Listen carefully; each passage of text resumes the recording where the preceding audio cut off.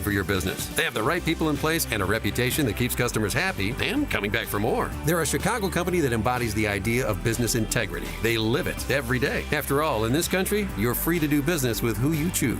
Respect that freedom. Choose the best. For speedy turnaround, excellent service, and the best pricing in Chicagoland, choose M13 Graphics for all your design and printing. Online at M13.com. Visit M13.com or call now, toll free, 877-M13-1913. That's 877-M13-1913.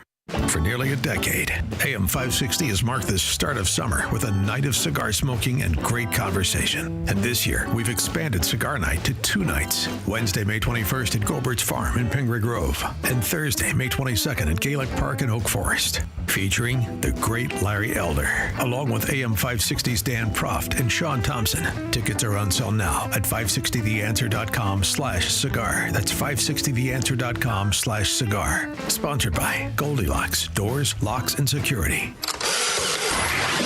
It's April 18th, and this is your Fox Daily Snapshot. Today is National Lineman Appreciation Day. Line workers help build and maintain power transmission or phone lines. Congress passed a bill after 2012's Hurricane Sandy, establishing today. Also on this day, wedding bells were ringing in 1956. The Prince of Monaco, Rainier III, married American film actress Grace Kelly.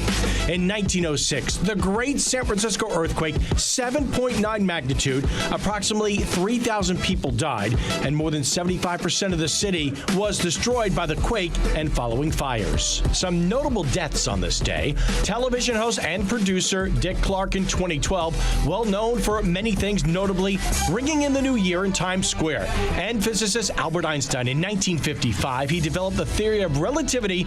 I'm CJ Papa. That's your Fox Daily Snapshot.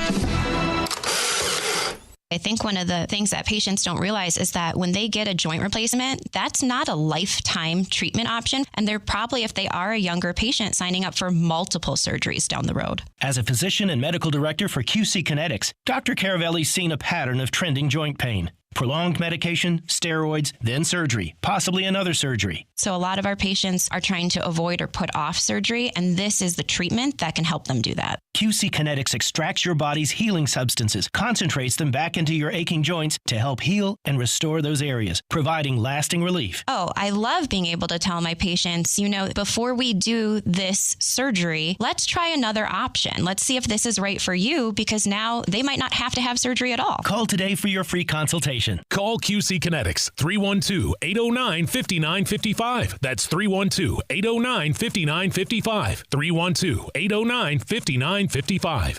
Are you looking for a peaceful and enduring resting place for yourself or a loved one? Discover Fairview Memorial Park in North Lake, Illinois, a tranquil haven where your family's legacy can be honored for generations. We're excited to announce the upcoming completion of our beautiful new garden mausoleum opening this spring, offering both above-ground burial and cremation options. This serene space is surrounded by meticulously maintained landscaping and beautiful trees. With limited space available in our mausoleum, now's the time to plan ahead. Reserve your family's place today with prices starting around $7,000. And for a limited time, take advantage of a $500 discount when you pre-purchase a crypt. To learn more or secure your spot, visit fairview-memorialpark.com. That's fairview-memorialpark.com. Or stop by Fairview Memorial Park at 900 North Wolf Road in North Lake. Fairview Memorial Park. Peacefully beautiful.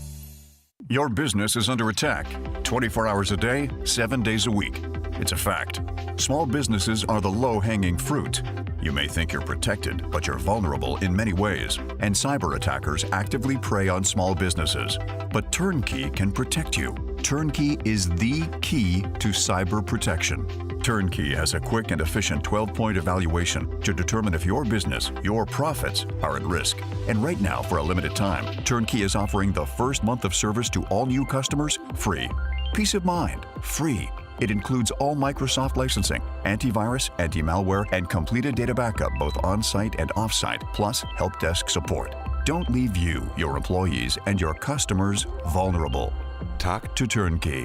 Visit turnkey.pro. 3 decades of experience. That's turnkey.pro. Turnkey, the champion of small business.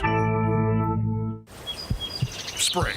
A time to get outside, be active, play with the grandkids, enjoy life. But if high blood pressure is holding you back, the sooner you get control of it, the sooner you'll stop being a walking time bomb. High blood pressure is a serious issue. Your blood vessels are constricted, your mortality risk is high. So what can you do besides take medications with side effects? Well, there's a delicious juice that can help bring your numbers back down. It's called 120 Life, and it has natural ingredients that have shown to lower blood pressure. Yes, a superfood juice is showing amazing results for high blood pressure without the side effects of big pharma medication. Try 120 Life risk-free now with a 2-week trial pack. Go to 120life.com and use coupon code 560 to save 15% and get free shipping. They're so sure it can lower your blood pressure in 2 weeks, they'll give your money back if you're not satisfied. Order now. That's 120life.com. Use coupon code 560 at checkout for 15% off. Can you afford not to have effective video surveillance? Is your outdoor inventory at risk? Theft and vandalism can hit your bottom line hard. Stop these events before they happen. Monitor your business 24/7 with alarm detection systems. We prevent crime with live operators watching video alerts, ensuring your assets and employees are secure. It's not worth the liability when you can effectively protect what matters most. Call ADS at 1-630-844-6322 or visit adsalarm.com for a free demo. Alarm license number 127000143. Spending too much on security guards to patrol your property? With rising crime rates, guards may not be enough. And the cost, it's adding up fast. At Alarm Detection Systems, we offer a more innovative solution. Live video monitoring. Cameras provide extra coverage in even the hardest-to-reach areas. Unlike guards, they never get intimidated. Our operators watch video alerts in real time, cut costs, increase coverage, and stay secure. Call ADS at 1-630-844-6322 or visit adsalarm.com for a free demo. Alarm license number 127000143. Signature Bank is Chicago's fastest-growing independently owned business bank. It's a bank where relationships still matter. I'm Dan Proft, and I know this because Signature Bank is my business bank. Hi, I'm Tony Dreyfus, founder and president of Metropolis Coffee Company and a proud new customer of Signature Bank. We're a 19-year-old specialty coffee roaster located in the heart of Chicago. Some of your favorite restaurants and cafes serve our coffee. As a small business manufacturer, we understand the importance of working with the right bank, and that's why we made the move to Signature Bank. We were tired of the impersonal service that our large bank had provided. A friend referred us to Signature Bank, and their team was on site to understand our operations firsthand. They provided us the working capital to continue our successful business operations and to fuel our ambitions for innovation and growth. We now have the flexibility to grow at our own pace. That personal touch, you can't find that at a large bank, but we found it at Signature, and we can't thank them enough. Signature Bank helps local businesses succeed. Let Signature Bank turn your business vision into reality. Visit signaturebank.bank. Member FDIC, equal housing lender. Mike Lindell and his employees want to personally thank you for your continued support of MyPillow. They have a big allotment of their bed sheets that were earmarked for the box stores this spring. Well, they did it again. The box stores didn't come through, so they're going to pass the savings on to you. Now there is no middleman, so you're going to get wholesale prices on their famous Giza Dreams and Percale bed sheets. Giza Dream queen size normally $139.98. Your wholesale price $69.99. King size only $79.99. Percale queen size normally $89.98. Your wholesale price $29.98. King size only $34.98. So go to mypillow.com and use promo code LIBERTY or call 800-489-0201. Free shipping options available. This allotment won't last long. When they're gone, they're gone. So remember, go to mypillow.com and use promo code LIBERTY or call 800-489-0201 to get these amazing wholesale offers. Wesley Financial Group is not a law firm. Do you find yourself stuck in a timeshare? Get the real facts about the timeshare industry and your options for cancellation. Chuck McDowell, founder of Wesley Financial Group, has put together a free information guide that reveals the secrets the timeshare industry doesn't want you to know, including the 5 ways to get rid of your timeshare. Call now and get this timeshare cancellation guide absolutely free. Call 800-893-2288. 800-893-2288. 800-893-2288. Don't get suckered into the same old free phone game by Big Wireless. There is a better way. Pure Talk, my sponsor, my wireless company, has a better offer. A brand new free Samsung Galaxy with qualifying plan for $35 a month. You get unlimited talk, unlimited text, 15 gigs of data, all on America's most dependable 5G network. Just dial pound 250, say the keyword Pure Talk for your free Samsung Galaxy with qualifying plan. Pure Talk, wireless by Americans for Americans. Now, your official weather forecast. Clouds in, some breaks of sun, a thunderstorm for late afternoon. We could see some hail and damaging wind. The high today 80. For tonight, clouds and breezy. Thunderstorms could bring hail and damaging wind, low 47. Clouds and sun, cooler day tomorrow, the high 57. I'm Steve Williams on AM 560, The Answer. Get the latest weather, traffic, and news updates online at 560theanswer.com. Now, from the Signature Bank Studios. Portions of the following show may be pre-recorded. This is Chicago's Morning Answer with Dan Proft and Amy Jacobson on AM 560. The Answer.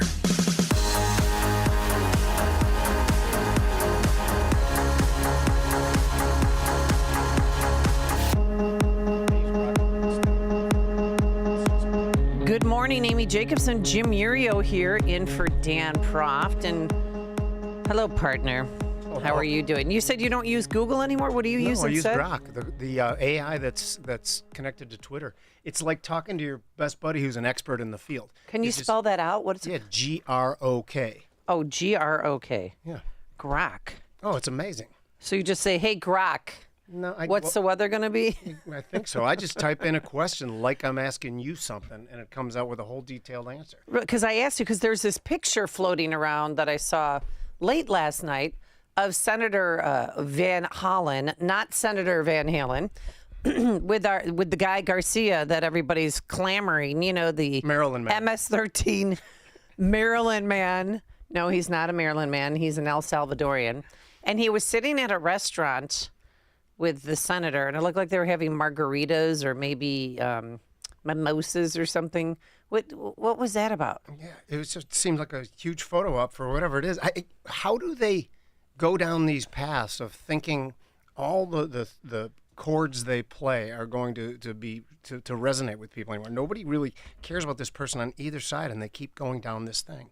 But anyway, according to Grok, it says he's gone back to the Confinamiento del Turismo. It sounds like a prison for tourists. Yeah, it sure does. Means, but that's the Grok's answer. So he's back in prison, I guess. So you get out for margaritas if a senator comes. It might be the rule, I guess. I don't know. Well, this is the hill the Democrats are going to die on. I can tell you that. And they're certainly going to die on it. Oh, they especially when Rachel Morin's mother, Patty, came forward and just tore your gut out.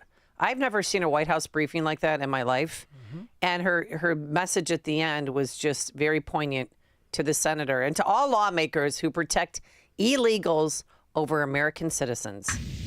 And to have a senator from Maryland who didn't even acknowledge or barely acknowledged my daughter and the brutal death that she endured, leaving her 5 children without a mother and now a grandbaby without a grandmother, so that he can use my taxpayer money to fly to El Salvador to bring back someone that's not even an American citizen.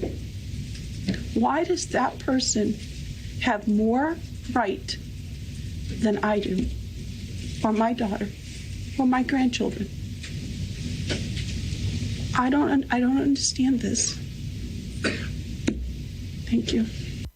312-642-5600, turnkey.pro answer line. You know, Jim, somebody texted in, those who cheered as J6 American prisoners were locked in solidarity for 18 months without a trial. Remember that? Yeah.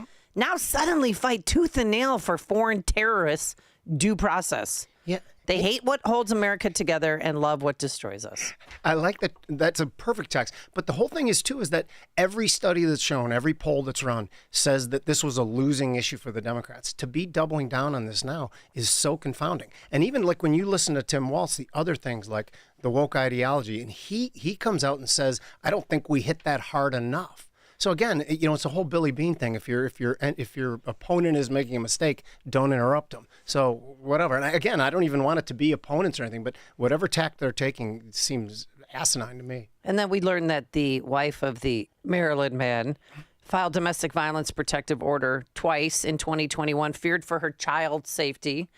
One of the order protections said he assaulted her, he punched her. Another time he scratched her violently that she bled. He ripped off her shirt and then took that shirt to beat her against the wall with it.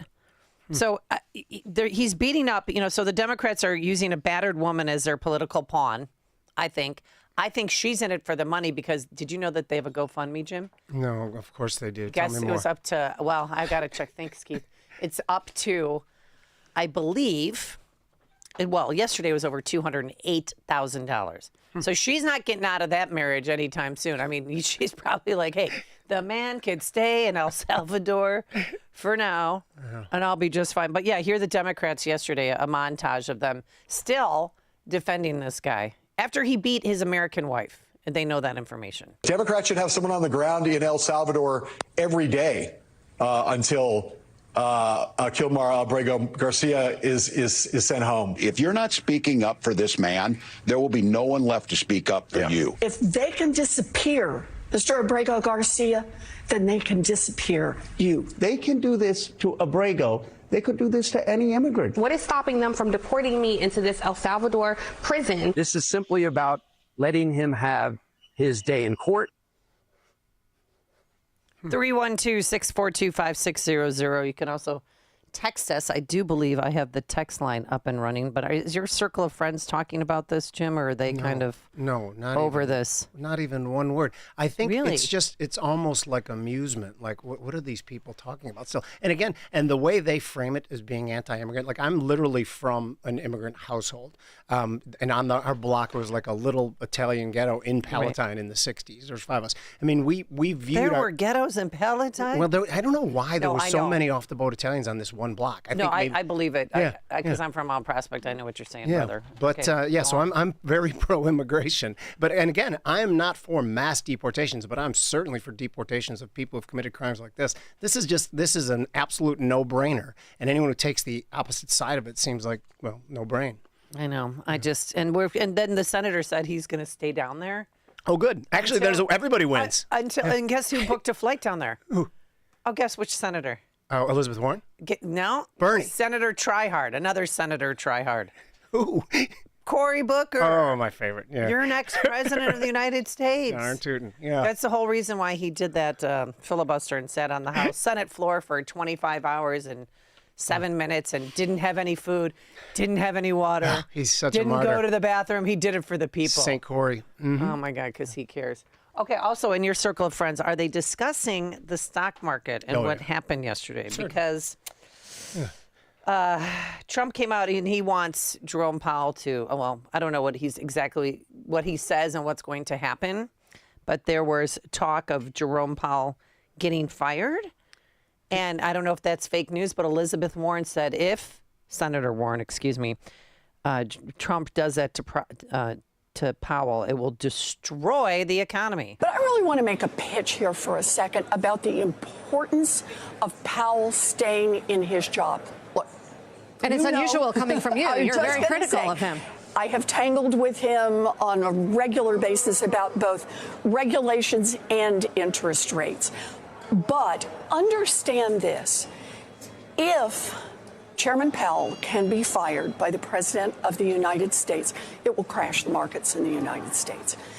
The infrastructure that keeps this stock market strong and therefore a big part of our economy strong and therefore a big part of the world economy strong is the idea that the big pieces move independent of the politics, that somebody is making her best decisions economically and independently. We understand that if the New York Stock Exchange, if interest rates in the United States are subject to a president who just wants to wave his magic wand, this doesn't distinguish us then from any other two-bit dictatorship around the world where everyone knows what your big investment risk is. Will that dictator wake up in the morning and have a tummy ache and decide to cause this problem or favor that friend? That's why we need to strengthen the infrastructure. But I know you are not the president, but you have also been very vocal in terms of wanting Fed Chair Powell to cut interest rates. Sure. Especially when he was raising it. And you and I have talked about, like, maybe you shouldn't inject your politics into the Fed. That's essentially all he's doing here. Oh, that's the question. When he talks about terminating Powell, come on. No, he said his termination cannot come soon enough. His term ends next year. You think he was saying term in? Look, I hope he was saying term in. I think what he's doing is testing the waters. Does he think he can get away with firing Powell and all of you won't raise any hell about that? He's checking that out. And I'm just saying, for the strength of our country, I hope all of you are pushing back at this point. Jim Miriam? Yeah, I've had too much coffee already. Okay. I think I should have just, instead of 2 cups of coffee, just listened to that to get your blood moving a little bit. So 8 short months ago, Elizabeth Warren demanded with Jerome Powell to lower interest rates. What was different about that time? Well, it was a couple months before an election where I think she thought that propping up asset prices would probably help her side win. Hearing her say this is such an example of hypocritical nature of these people. It's amazing to me. Now, also, Donald Trump, one thing we know about him is that he says things out loud that everybody else used to say in confidence. There have been presidents that have met with the Fed chair for years, for decades, and it was always the talk was they're pressuring him to do this, they're pressuring him to do that. And guess what? That's real. They really are. Donald Trump just says it to all of us. So nothing that's happened here is not business as usual. And to hear Elizabeth Warren talk about the politics of the Fed is just astounding. And by the way, there's plenty of people who think that Jerome Powell's actions have been somewhat politically motivated as well, because Donald Trump was calling for him to not be a Fed chair even before the election. But is Trump going to fire him? It's illegal for him to fire him. He can't fire him, right? It's illegal for him to fire him. So it's stupid to even talk about it. Him saying he wants to fire him is not saying he's going to fire him. Trump just spews out what pops in his mind. He doesn't have the filter. Is he trolling him because he likes to troll? He loves to troll. So yes is probably the answer to that. He's trolling him. He's probably trying to get him to see if he can manipulate him to doing what he wants, which, by the way, I'm not for any of that. Like, it's so funny how us in the financial industry will look at Trump and be critical of some of the things he does. But as soon as the other side starts talking and they lie about what he's actually doing, it throws us off our game. And then we have to direct towards them. Wow. 312-642-5600. Our lines are always open, don't you know? Joe in Hoffman Estates, you're on Chicago's Morning Answer. Hello. Good morning, guys. How you doing? Good. Friday. I had a question. If we should set up a GoFundMe page for Elizabeth Warren, and this is a serious question. Has anyone else noticed that she's worn the same sport jacket for the last 5 years? Seriously. She's one of the people. She doesn't have time to shop. She doesn't have the money to go shopping. She's down with the struggle, Joe. Come on. Yeah, she's down with the struggle. Bernie Sanders looks like he sleeps in his car. He's the only senator. Well, he does it. He's got, because I have family in Vermont, and we know where he lives, and everybody in Vermont laughed because I just happened to be there last summer and visiting family, and Bernie Sanders had, at the time, it was 2 years ago, Bernie Sanders had been doing a fight crime rally in Chicago with Brandon Johnson. And this little old lady at this Vermont store, which it was in the middle of nowhere, like a little trinket shop, she looks at me, she goes, "What does Bernie Sanders know about crime in Chicago? Look at all the crime we have around here." I mean, it was just classic. So it's amazing. The Dems never disappoint. All right, coming up on Chicago's Morning Answer, if Trump seeks a third term, folks, you know what that means. Somebody else is going to be back. We'll start there. But now let's go into the newsroom. We've got slow traffic building on the Stevenson Good morning, northbound. 63 degrees in Chicago and AM 560 The Answer. I'm John Cruz in for Nikki Whaley in the Rapid Radio's newsroom. Maryland Senator Chris Van Hollen meeting with Kilmar Abrego Garcia in El Salvador. He's the immigrant mistakenly deported last month. His case at the center of a growing legal battle with the Trump administration and the Supreme Court. Searching for a motive in yesterday's deadly shooting at Florida State. 2 people dead, at least 6 others hurt after 20-year-old Phoenix Eichner, a current student and the stepson of a sheriff's deputy, opened fire. Eichner's past revealing a custody battle and medications. He's detained but in the hospital recovering from wounds he took from authorities. A 28-year-old man shot and killed in a quiet Lincoln Park neighborhood Wednesday is prompting neighbors to share details. Neighbors heard the shots on West Lil Avenue and rushed to help Kevin Patel in what's shaping up to be a random attack. Patel had a gunshot wound to the chest and was later pronounced dead at the hospital. This report sponsored by Rapid Radios. Rapid Radios instant push-to-talk walkie-talkies offering national LTE coverage and no subscriptions ever. A great alternative to a mobile phone for your kids. For limited time, go to rapidradios.com now for 60% off and free UPS shipping. Add code radio and get an extra 5% off. A check of traffic coming up in 2 minutes on AM 560 The Answer.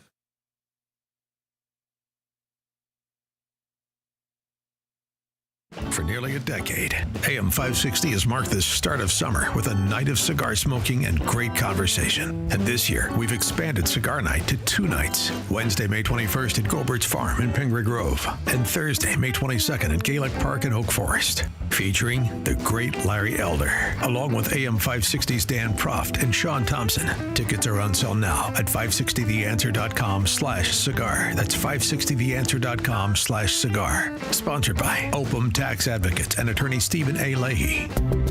It's Dr. David Kolbaba. Hey guys, it's not enough to manipulate your testosterone by getting those shots. Did you ever stop to ask, why is my testosterone level so low anyway? Well, if you're a Y guy like me, I've got something for you to think about. Hormone levels get skewed not with age. Hormones get skewed by poor lifestyle habits. Our male hormone test can help us find the why behind your male hormone challenges. So give us a call and get your male hormone test today. Pumping hormones into your bloodstream is not the answer, not without the many health risks associated. Stop tampering with your hormones, because if you don't, you'll probably live long enough to regret it. So from one Y guy to another Y guy, let's get her done the right way, the only way, taking more natural steps towards healthy hormone balance and performance today. It's our male hormone test. No blood, just spit.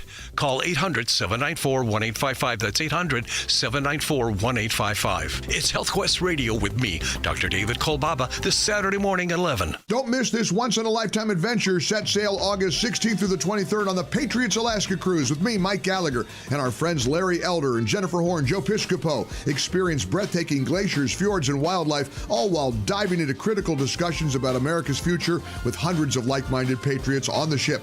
Cabins are going fast. Text TRAVEL to 94878 right now to secure your spot before it's too late. Just text the keyword TRAVEL to 94878 for the Patriots Alaska Cruise. Steel, walk behind, zero turn, and stand-on mowers are built to get the job done. Shop online or at your local Steel dealer. Steel, let's go mow.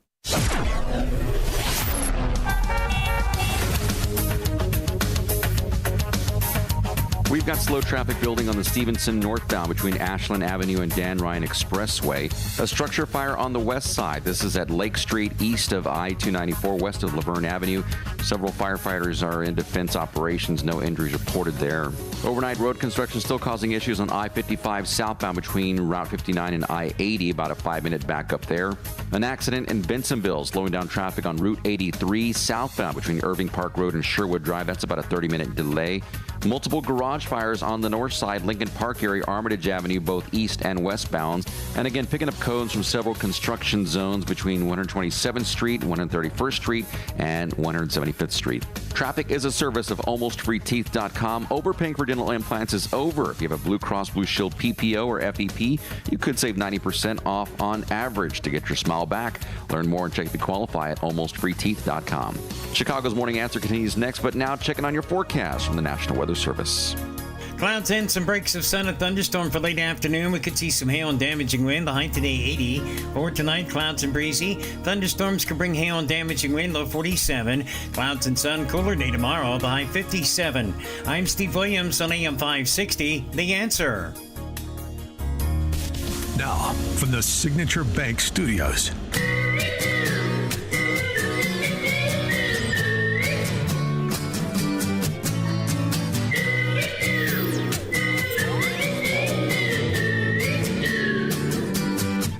All right, 312-642-5600. Before we move on, let's take some of your calls.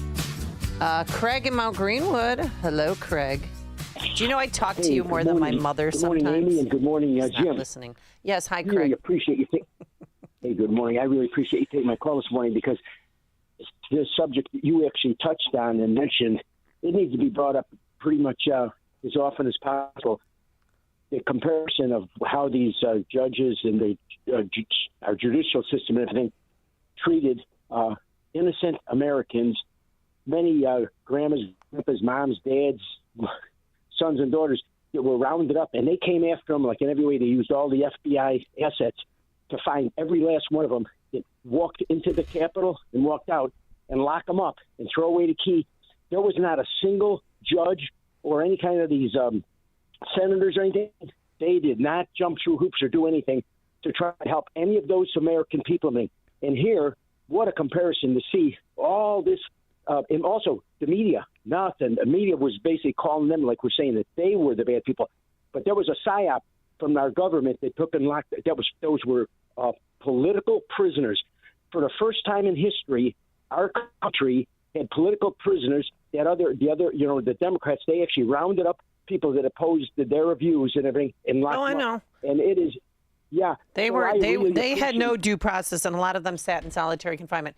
Excuse me, including Jim, a grandmother who was 72 years old. She spent 3 days in jail because she was walking in between the rope lines because they invited her in. She's like, I've never been here before. I love the decorate. Wow, this is very nice. The marble statues.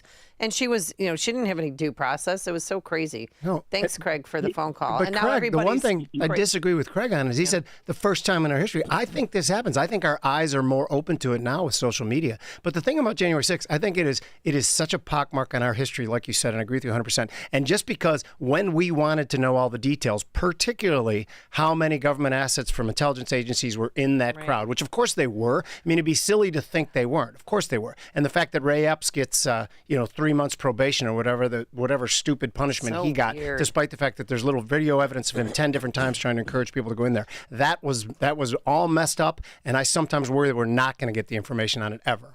312, excuse me. Well, I feel since Trump's in charge, I think Dan Bongino, who's now with the FBI, he might be on this. Okay. He might give us some more information because people want to know, hey, that guy he looked like an informant. He encouraged me to go in. Yeah. Now, I don't like everything that happened J6. I hated the D-bag who's sitting on Pelosi's desk with his feet up, going through her drawers. And I mean, come on. Oh, sure. And did some officers get roughed up? Oh, yeah, they sure did. Yeah. But it's, they have a right to due process because they're American citizens. Of course, but even the coverage of it with Officer Brian Sicknick, where they said he was beat to death with a fire extinguisher, the New York Times ran with that, then 20 other news outlets picked it up as if it was true, and we find out a week later, oh no, none of that's true at all, that he'd actually died a day and a half, 2 days later. So the whole thing was... From a brain aneurysm, right? Exactly. So what it was a lie. So everyone, the officers were killed, and I still hear people saying that. Well, officers were killed. Well, I'm not so sure that they were, but I want to know. But then 3 committed suicide afterwards, and they tied that to January 6th. And Sutnick, he was lying in state in the rotunda, the Capitol. Are you kidding me? And again, all we want are answers. It's all like the Michael Brown, hands up, don't shoot. Yeah. He wasn't facing the officers, hands up, don't shoot. That's just another lie. Yes. That they feed you. And then this whole George Floyd thing, I think eventually that's going to come out what really happened there. You saw the autopsy on that, yeah. Yes. But the point is that a year later, after presented with a stack of evidence telling these people, no, they lied about that, they still defended it as if it was true. That's the part that the psychology of our country, something has to change. People just want to believe something so badly that they're willing to just ignore mountains of evidence. So yesterday I was at Fuga getting my hair done. What's Fuga? It's my favorite hair place on Southport. I've been going there since its inception. And this lady next to me, she said, today they're trying to sandblast a swastika that was placed in an alley behind her house. I do believe she's Jewish. And I am really sorry you have to go through that. And we started talking about the Democratic Party. And she said it's hard because, we're Jewish, half my family. They're still they're still Democrats, but the progressives are really making it hard. And I said, you're the party of violence. I mean, look at the 17-year-old in Wisconsin who killed his mom and stepdad. He killed them because he wanted the money so he could go assassinate Trump. Then you got the crazy liberal who tried to kill Josh Shapiro with the sledgehammer after a Seder dinner, and he firebombed the exact place where they sat down together for that Jewish Passover. And then you have the 2 people that tried to assassinate Trump. One ripped a bullet through his ear. It was almost successful. And the list goes on. And then all the people that are bombing Tesla dealerships and charging stations and keen cars. But no one's coming out and denouncing it. No one's saying, hey, like Chuck Schumer, they were chasing him down the hallway and saying, hey, why don't you denounce all the violence against Teslas and dealerships? He didn't say a word. No. Because they want this fight, because they're encouraging this. Yeah, so if some thug comes and writes a swastika behind a Jewish lady's house in Chicago, that's to be expected because that was encouraged. Yeah. And no one's saying stop it. Yeah, but by the way, anytime I see a swastika written on a public building, I think my first inclination is that someone on the left trying to make it seem like there's, Nazis running wild. Again, I might be wrong on that. People with MAGA hats aren't running around dropping swastikas. Certainly are not. It was like Jussie Smollett back in the day. Right. Like that story was so idiotic from go. Yeah. And I would argue with people like, oh, you're victim blaming. Like, victim blaming? What I'm literally saying is there's no victim. If there's any victim, it's us by this being perpetrated on us to try to start some sort of, racial problem. The whole thing is ridiculous. And Ain't I think nobody it's all going out at 2 in the morning when it's minus 29 degrees to go to the subway or to rough up Jussie Smollett, who nobody even knew who he was. If his story... I had to tell this lesbian couple at church that this is... just so you know, he's going to be arrested for falsifying a police report. They're like, oh, victim blamer. Jim, they literally got up and walked away from me. Wow. Because they did not believe it. Yeah. They didn't want to hear it. No, that's not true. Yeah. And I said, what? I am a Republican. Am I walking around with a MAGA hat on even? No, and no, 2 black dudes with MAGA hats at 2 a.m. in Chicago is not happening. No. It's not going to happen. Right. Had his story been, and I said this the day after when I was arguing with these people, if his story had been that a spaceship had beamed him up and been probed and then put back down, I would have believed that more than the story he told. And it was right by Channel 5 where I used to park for 12 years, so I know exactly the area where it allegedly happened. And oh, my God. And those 2 brothers, I wonder, the Daria brothers, I wonder where they are now. They used to live right across the street from Lakeview High School. But they disappeared quietly. Where are they? Yeah. I got to find. I'll call. Call in if you're out there, brothers. I'll call their attorney and check in. What was her name? Rodriguez, I believe. Yeah. Corey in Woodlawn, you're on Chicago's Morning Answer. Hi, Corey. Hey, how you doing? Thanks for taking the call, guys. What we're saying is what the Democrats care about. Their judges line up behind them, and they get what they want. With the Jussie Smollett situation, Fox lined up behind him, and she got this guy out of jail. This guy didn't serve any time for trying to start a race riot in a city that has plenty of riots. Yep. It didn't make any sense. Republicans are always trying to protect property, protect the Constitution, and the Democrats are doing something totally different that to me is un-American. Thanks, guys. Thanks. Appreciate your phone call. Let's go to Marvin hold on one second, in Burlington, Wisconsin. Hi, Marvin. Good morning, all. I appreciate the conversation. I just think that these conspiracies have been going on for, forever. Kennedy assassination, we never seem to get the truth out of anything. But as far as today's modern Democratic Party, come back for different. But Marvin, when you say conspiracies, you're saying like JFK, we don't know the true story on that, right? And you lean toward it being the CIA more than it being the story we were told. Is that what you're saying? I'm saying that. Have we ever got the definitive fact? Heck no. On anything. Is it really the CIA with the mob? It's hard to say. But the people on the people who want to throw shade on it or any theories on it they want disruption. They want confusion. So that allows them to look at my left hand because you won't see what my right hand's doing. This kind of thing, but the modern Democratic Party, in my view, is totally anti-American. And their ultimate goal is to make so much chaos. It makes other good people throw up their hands and say, you know what, we've got to do something different. This Constitution thing and these restraints on government are not helping society. And we have to start over. And they want to tear down all the things that made our country great so they can rebuild it in a way that they think is more just. You have my vote. I'm Team Marvin. They're never going to stop. I don't know. No, he likes what you're saying. I'm a little skeptical, but thanks, Marvin, for the phone call. John in Portage Park here on Chicago's Morning Answer. Hi, John. Hey, good morning. I haven't heard nothing about Big Tish James on the news, on the View, on anything. And Letitia James? Yeah. Yeah, she did not get arrested. That is fake news. She was not arrested. What's going to happen with that, do you think? Well, she's going to, Department of Justice is investigating, so they let the world know that they started an investigation to a mortgage fraud because she claimed her second property in Virginia as her main property, and she put her father's name and address down instead of her husband, in place of her husband, because it says your husband's information, and she put that down. So that's called mortgage fraud. If she gets indicted for that, do you think anybody will say anything about it? Pardon? If she gets indicted for that, will the news say anything about that? Oh, or will it be yeah. just- No, they will? I think they will. What do you think, Jim? Well, first of all, I don't think I think these things, we all get excited that there's actually going to be justice done within these realms, and then it rarely is. So my money still is on the square that we forget about this story in a week and nothing happens to it. Really? Yeah, I'm sorry. Because she has to be a New York resident in order to be Attorney General, but she's course. got her main residence in New York. You can't claim another main residence. I'm not or saying she another didn't house. break Or the sorry. rules, break Okay. the law. I'm just saying that oftentimes these people who are more connected than you and I are get away with it. And we can say, well, Dan Bongino's here and President Trump's here, but it's still, they're fighting against this massive, collectivist organization of our government. There's still plenty of people in there that support her. And remember, they still support legacy media to a certain extent, so they can steer the story away from us and then we just forget about it.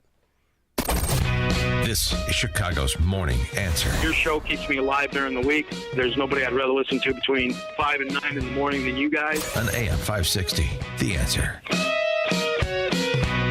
Sign up for the AM 560 Answer Advantage to get early alerts on event ticket sales, special discounts, and contest opportunities. Sign up today at 560theanswer.com/advantage. Help DEA keep our communities safe and healthy by participating in National Prescription Drug Take-Back Day, Saturday, April 26th. Take action right in your own home by cleaning out your medicine cabinet of unneeded medications. Keep them safe, clean them out, take them back. Find a collection site near you at DEATakeback.com. Do your part to lower overdose deaths and prevent prescription drug misuse before it starts. That's DEATakeback.com. Mike Huckabee here for Vinia. Vinia is the remarkable red grape circulation superfood shown in the clinical trial to increase the dilation of arteries for better blood flow. Better blood flow gives me the physical energy I want. Better blood flow means more oxygen can go to my brain to give me the mental alertness that I need to be at the top of my game. I've taken Vinia every day for over 3 years. It's been a life changer. Each Vinia capsule has the same amount of piceid resveratrol found in 1,000 grapes or a full bottle of wine, but without the sugar, calories, or alcohol. If you want all-day energy, better mental alertness, start your day with Vinia. Go online to get your first month free. Go to Vinia.com to learn how to get your first month free. Enter discount code HUCKFREE at checkout. Visit VINIA.com. Use discount code HUCKFREE to save. Plus, we'll include free shipping and a 90-day risk-free guarantee. Go to Vinia.com right now. Don't miss this once-in-a-lifetime adventure set sail August 16th through the 23rd on the Patriots Alaska Cruise with me, Mike Gallagher, and our friends Larry Elder and Jennifer Horn, Joe Piscopo. Experience breathtaking glaciers, fjords, and wildlife, all while diving into critical discussions about America's future with hundreds of like-minded patriots on the ship. Cabins are going fast. Text TRAVEL to 94878 right now to secure your spot before it's too late. Just text the keyword TRAVEL to 94878 for the Patriots Alaska Cruise. Enjoy uninterrupted programming from Dan Proft and Amy Jacobson around the clock, all day, every day, including daily replays of Chicago's Morning Answer on Dan and Amy 24/7. Listen now at danandamy247.com. AM 560, The Answer. Talk about all sorts of things. All right, so you and I were talking during the break about a possible third term for Trump. And at first I thought, oh, this guy, he's the master troll. He's just messing with the media. Here is Trump, President Trump, about a third term on Air Force One. Does that mean you're not planning to be lawless on January 20th? I'm not looking at that, but I'll tell you, I have had more people ask me to have a third term, which is in a way it's a fourth term because the other election, 2020 election was totally rigged. Okay, George. So it's actually sort of I just don't want the credit for the second. Because Mike was so bad, he did such a bad job. So basically, do you want me to translate? Because when you're on an airplane, it sounds funny. He was just basically saying he's had more people ask him to have a third term.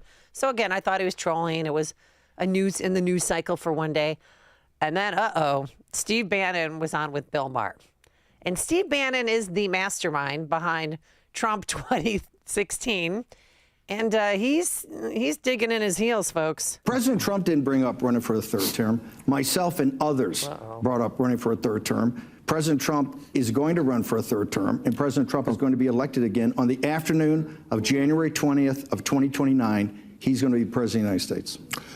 Okay, but the thing I just read in there, Talking about the Constitution. it seemed like there was no wiggle room there. It seemed like it was just, 8 or 10 words it said only 2 times. We have a team of people that are working. A team. How can a team do something about that? What? I don't care if the team is 12 trillion people. The words are still the words. Bill, every day in federal courts, right now in federal courts, there's 120 lawsuits on what President Trump's doing for his Article 2 rights on the unified executive theory. But he's chief executive, he's commander-in-chief, and he's chief magistrate and chief law enforcement officer. There's 100, and they're running to court every day to sue President Trump, all because the interpretation of this. The interpretation of this is open for interpretation. How could it be open? Could I have it back? I'm sorry to be... No person. You would agree he's a person. Okay, shall be elected. He was elected to the office. That's the office of the president more than twice. Twice is once and then another time. I don't see what the team is finding. Okay, I will disagree. Listen, Bill, in 2014, you talk about long odds. In 2014, when I backed President Trump when I was running Breitbart, they said I'd turn Breitbart into Trump Pravda. Okay, the odds there, he polled at 0. Then later in 2021, after he got back to Mar-a-Lago, when Fox abandoned him and the Murdochs abandoned him, the Republican Party abandoned him, the odds were longer then. So our group, the MAGA movement and the tip of the spear of the MAGA movement, we've had long odds before. You know what? And we've come out winning twice. And we're going to come out, we've got long odds on this.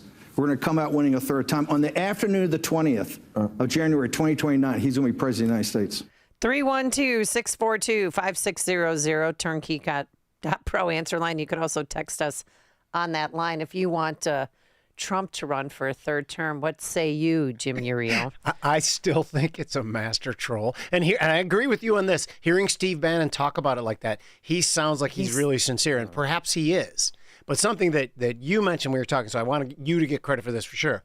But if they challenge this and open up for a third term, you can say it if you want, but I will, because it opens the door to Barack Obama third term as well. So I think this is idiotic. And I think, by the way, like the huge part of the Trump support was the libertarian vote. Libertarians, I mean, they like the rule of law a little bit more than it seems like either of these other two parties do. And I think he will lose a lot of that in the middle. There will be people like me saying, wait a second, come on. Let's be serious here. And because I don't like it. I mean, I think that I like the way we're moving now. I like Vivek or JD for the next time around. But this would be a bad thing for the country if he really tried to make a legal challenge for that. You? I think we should follow the Constitution and not make amendments to the Constitution. Bingo. Give somebody else a chance. Because I am telling you, Barack Obama will be back. He's not doing anything right now. I don't know if Michelle's going to join him because Michelle's doing things on her own term. I don't know if you heard her in her podcast. She said she spent her whole life catering to her husband's schedule and to her children's schedule. And now she's taking care of her schedule. But that was just a rumor. Why she wasn't at Jimmy Carter's funeral or at Trump's inauguration, because she's girlfriend's on her own time. Yes, but it was just a rumor because I had read somewhere last week there's speculation that they might be separate. They're not. And I'm not one to spread rumors. Just kidding. Jim I like a good rumor. Right? Shock jock. Okay, that was a rumor that I'm spreading, pretending not to spread. But we don't want this guy back, do we? Now, everybody's so pinched that business is bad for everybody. And I think when you spread the wealth around, it's good for everybody. I had to do a short sale on my house. Make claim to guns or religion or antipathy towards people who aren't like them. If you were successful, somebody along the line gave you some help. Somebody invested in roads and bridges. If you got a business, that you didn't build that. Right. Somebody else made that happen. I need you to go out and talk to your friends and talk to your neighbors. I want you to talk to them whether they're independent or whether they are Republican. I want you to argue with them and get in their face. We got to have middle-class families up in front. We can't We don't mind the Republicans joining us. They can come for the ride, but they got to sit in back. Remember that? Yeah, I do. I like Republicans, but you got to sit in the back of the bus. Yeah, you it's want nice. that? You want Trump, Obama?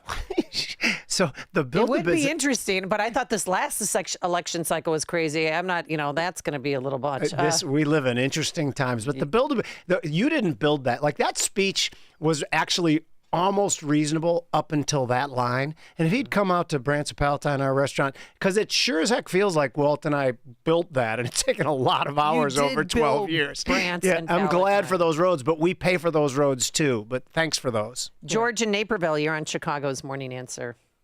Yes, good morning, Amy. If Barack runs for a third term, will he have the same first lady? Well, we were just talking about that. I mean, I don't think they're going to get divorced, but she's on her own schedule, George. He's spreading She's her rumors, own George. woman. Yeah, George. Don't be that way, George. Thanks for the phone call. Phil in Maryville, you're on Chicago's Morning Answer. Morning. Morning. I think Trump could get a third term if he passes that no tax on overtime, tips, and Social Security, because I'll tell you, I drive a garbage truck in the city here, and if that went through, I'm talking about at least $1,200 extra in my pocket a month. Wow. And beautiful. I'd take him again any day of the week. So Yeah, he needs to get on that. And Jim Urio, noted economist, when is that going to happen?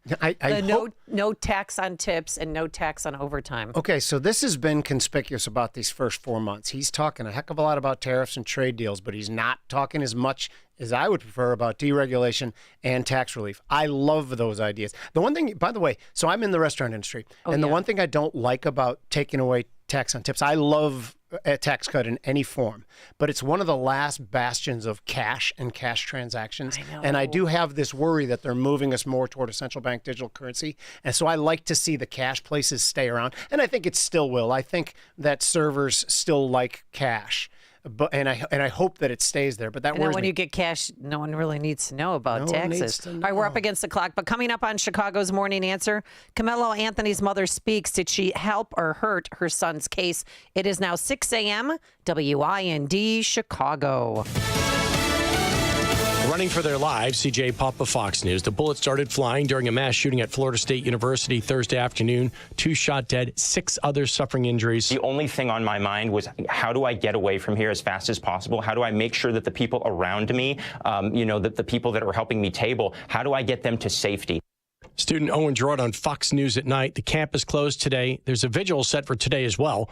Fox's Jeff Paul. Police say he had access to his mother's firearm, which was once her service weapon, and it was that very handgun that was found at what witnesses have described as a very chaotic shooting scene. Authorities say 20-year-old Phoenix Eichner, who's believed to be attending Florida State, opened fire near the student union around lunchtime. 2 non-students were killed and at least 6 others were hurt. Leon County Sheriff Walter McNeil says the suspect was a long-standing member of their Youth Advisory Council and has been steeped in the sheriff's office family for some time, engaging in a number of their training programs. That is Fox's Jeff Paul reporting. Maryland Senator Chris Van Hollen, meanwhile, Kilmar Abrego Garcia, the illegal immigrant deported to El Salvador. Fox's Madeline Rivera reporting from Washington, D.C. Van Hollen posting on X saying, "I've called his wife Jennifer to pass along his message of love. I look forward to providing a full update upon my return." It's unclear where he met Abrego Garcia. El Salvador's President Nayib Bukele is mocking the meeting, saying Kilmar Abrego Garcia miraculously risen from the death camps and torture, now sipping margaritas with Senator Van Hollen in the tropical paradise of El Salvador. Democrats argue Abrego Garcia's case is about due process, accusing the Trump administration of infringing on it. Republicans, in the meantime, and the White House accuse Democrats of backing an illegal alien. The El Salvadoran president has made it clear he will not return Abrego Garcia to the U.S. America's listening to Fox News.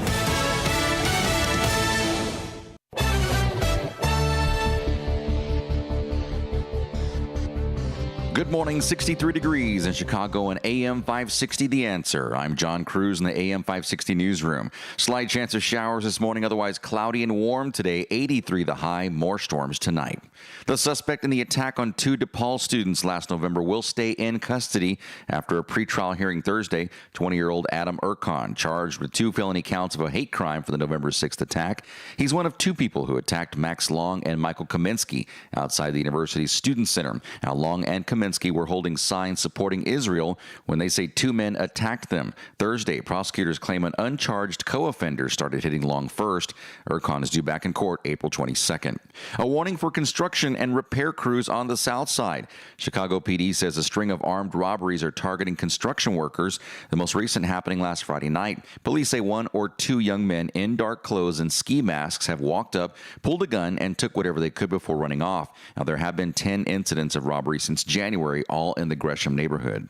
Police continue looking for the suspect or suspects in Wednesday night's shooting of a 28-year-old man in Lincoln Park. Now, some neighbors are saying they saw a man and woman running away from that scene after Kevin Patel was shot in the chest, later dying at the hospital. Patel lived in that neighborhood. That's when neighbors tried to help after hearing the shots. No arrests have been made. Illinois lawmakers one step closer to passing a law to make it easier to remove squatters from your home.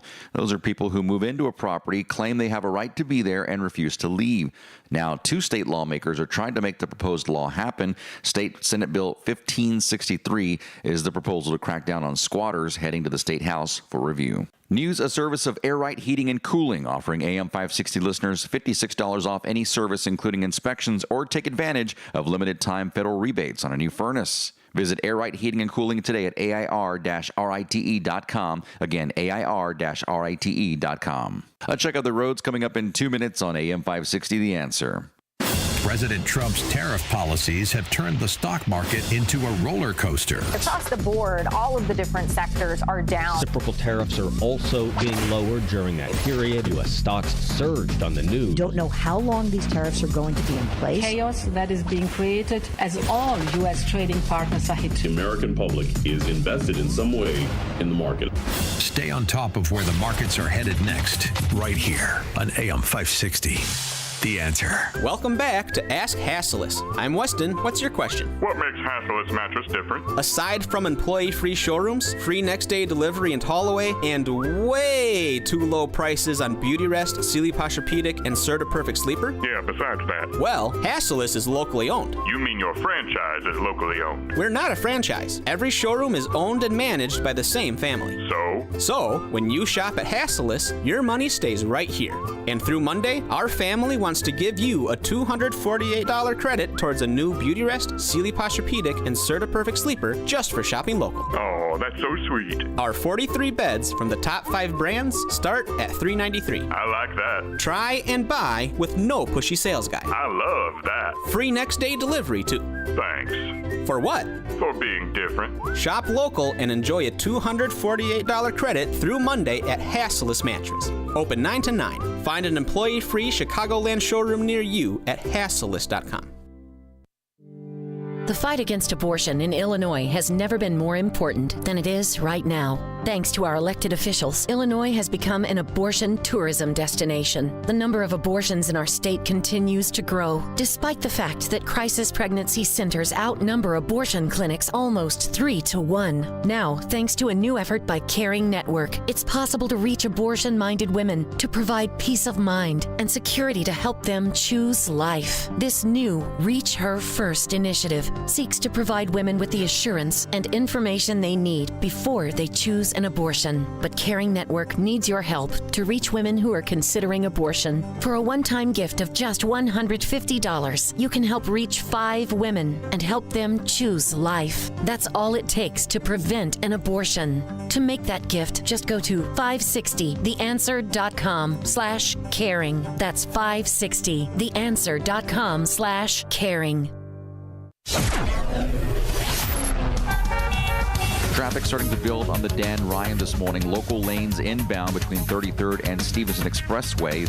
Construction work still wrapping up on I-57 southbound, the off-ramp to eastbound Vollmer Road. Picking up the cones on I-80 westbound now, the off-ramp to southbound I-57. The CTA Brown line reporting delays between Kimball and Fullerton. This after an earlier medical emergency on the tracks at Belmont. Shuttle buses are also on scene. About a 5-minute backup this morning on the Kennedy inbound between Nagle and Central. Traffic slowly stacking on the Stevenson inbound between Ashland and Dan Ryan. And slow traffic on the ramp on Tri-State 94. That's the tollway between Reagan Memorial and Eisenhower Expressway.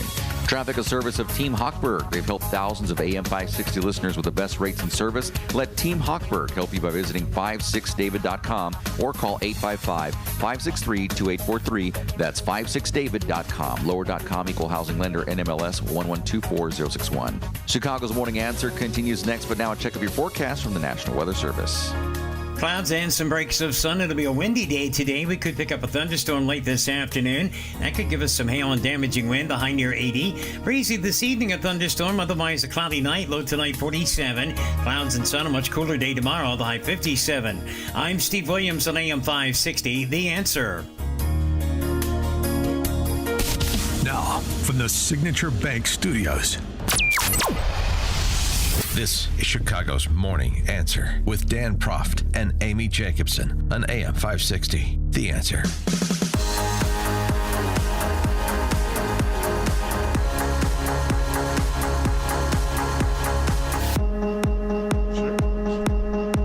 Can I go with? Good morning, Amy Jacobson here. Jim Urio is here for Dan Proft, and Dan Proft will be back. So all of you who are like, where's Dan? He's coming back. He's just taking some time off, getting ready for his birthday. And we should mention that Jim Urio is host of the Future Edge podcast and special contributor to wirepoints.org. And we're going to get into all things financial and talk about the markets and all of that when our good friend Stephen Moore joins us at the 7 o'clock hour. Yep, love seeing I want you two to go at it and just chat. Yeah, we just like had a good two old ladies with a conversation. glass of tea. Just Right. start talking. It's going to be fun because he disagrees with some of the things Trump is doing, and we agree. It's going to be a fun conversation. Okay, I'll just let you two cook, as the kids say. Just Awesome. cook. All right, so yesterday, I don't know if you saw this, and I was cringing when it was happening. The mother of Camilo Anthony spoke, and Camilo Anthony has been charged with first-degree murder for allegedly stabbing another track player in the heart during a track meet, and that person is Metcalf, and he has a twin brother, and he died in his twin brother's arms, and it was just a horrific story because he had so much life to live. He was a linebacker. He was being recruited by D2 and D3 schools, even Nebraska, and that's Division I, and it was just so pointless. They got into a fight over a seat, allegedly, because he was sitting underneath the wrong tent. So the mother spoke yesterday, but at the press conference, the victim's father was there. And he got kicked out. They called the police on him. Okay. And it was open to the press. It was open to the public. Yeah. It was open. They just want to clear their name. To me, they acted like they wanted to be the victim. Well, but just hear it for yourself, and we'll take your reaction. 312-642-5600. Here is Camilo's mom. In wake of this tragic incident, our family has been under attack. Whatever you think what happened between Carmelo and the Metcalf boys, my 3 younger children, my husband, and I didn't do anything to deserve to be threatened, harassed, and lied about. The lies and false accusations that have been said about us, especially over the past week, has been overwhelming. The lies and their amplification put my family in danger, as well as everyone in our community, everyone involved in the investigation, from the police, the attorneys, and the court staff. Our address and my husband's previous employer's address has been put on all social media platforms. My husband had to take a leave of absence because he's afraid what may happen to our family. His mental health is deteriorating day by day. We have endured death threats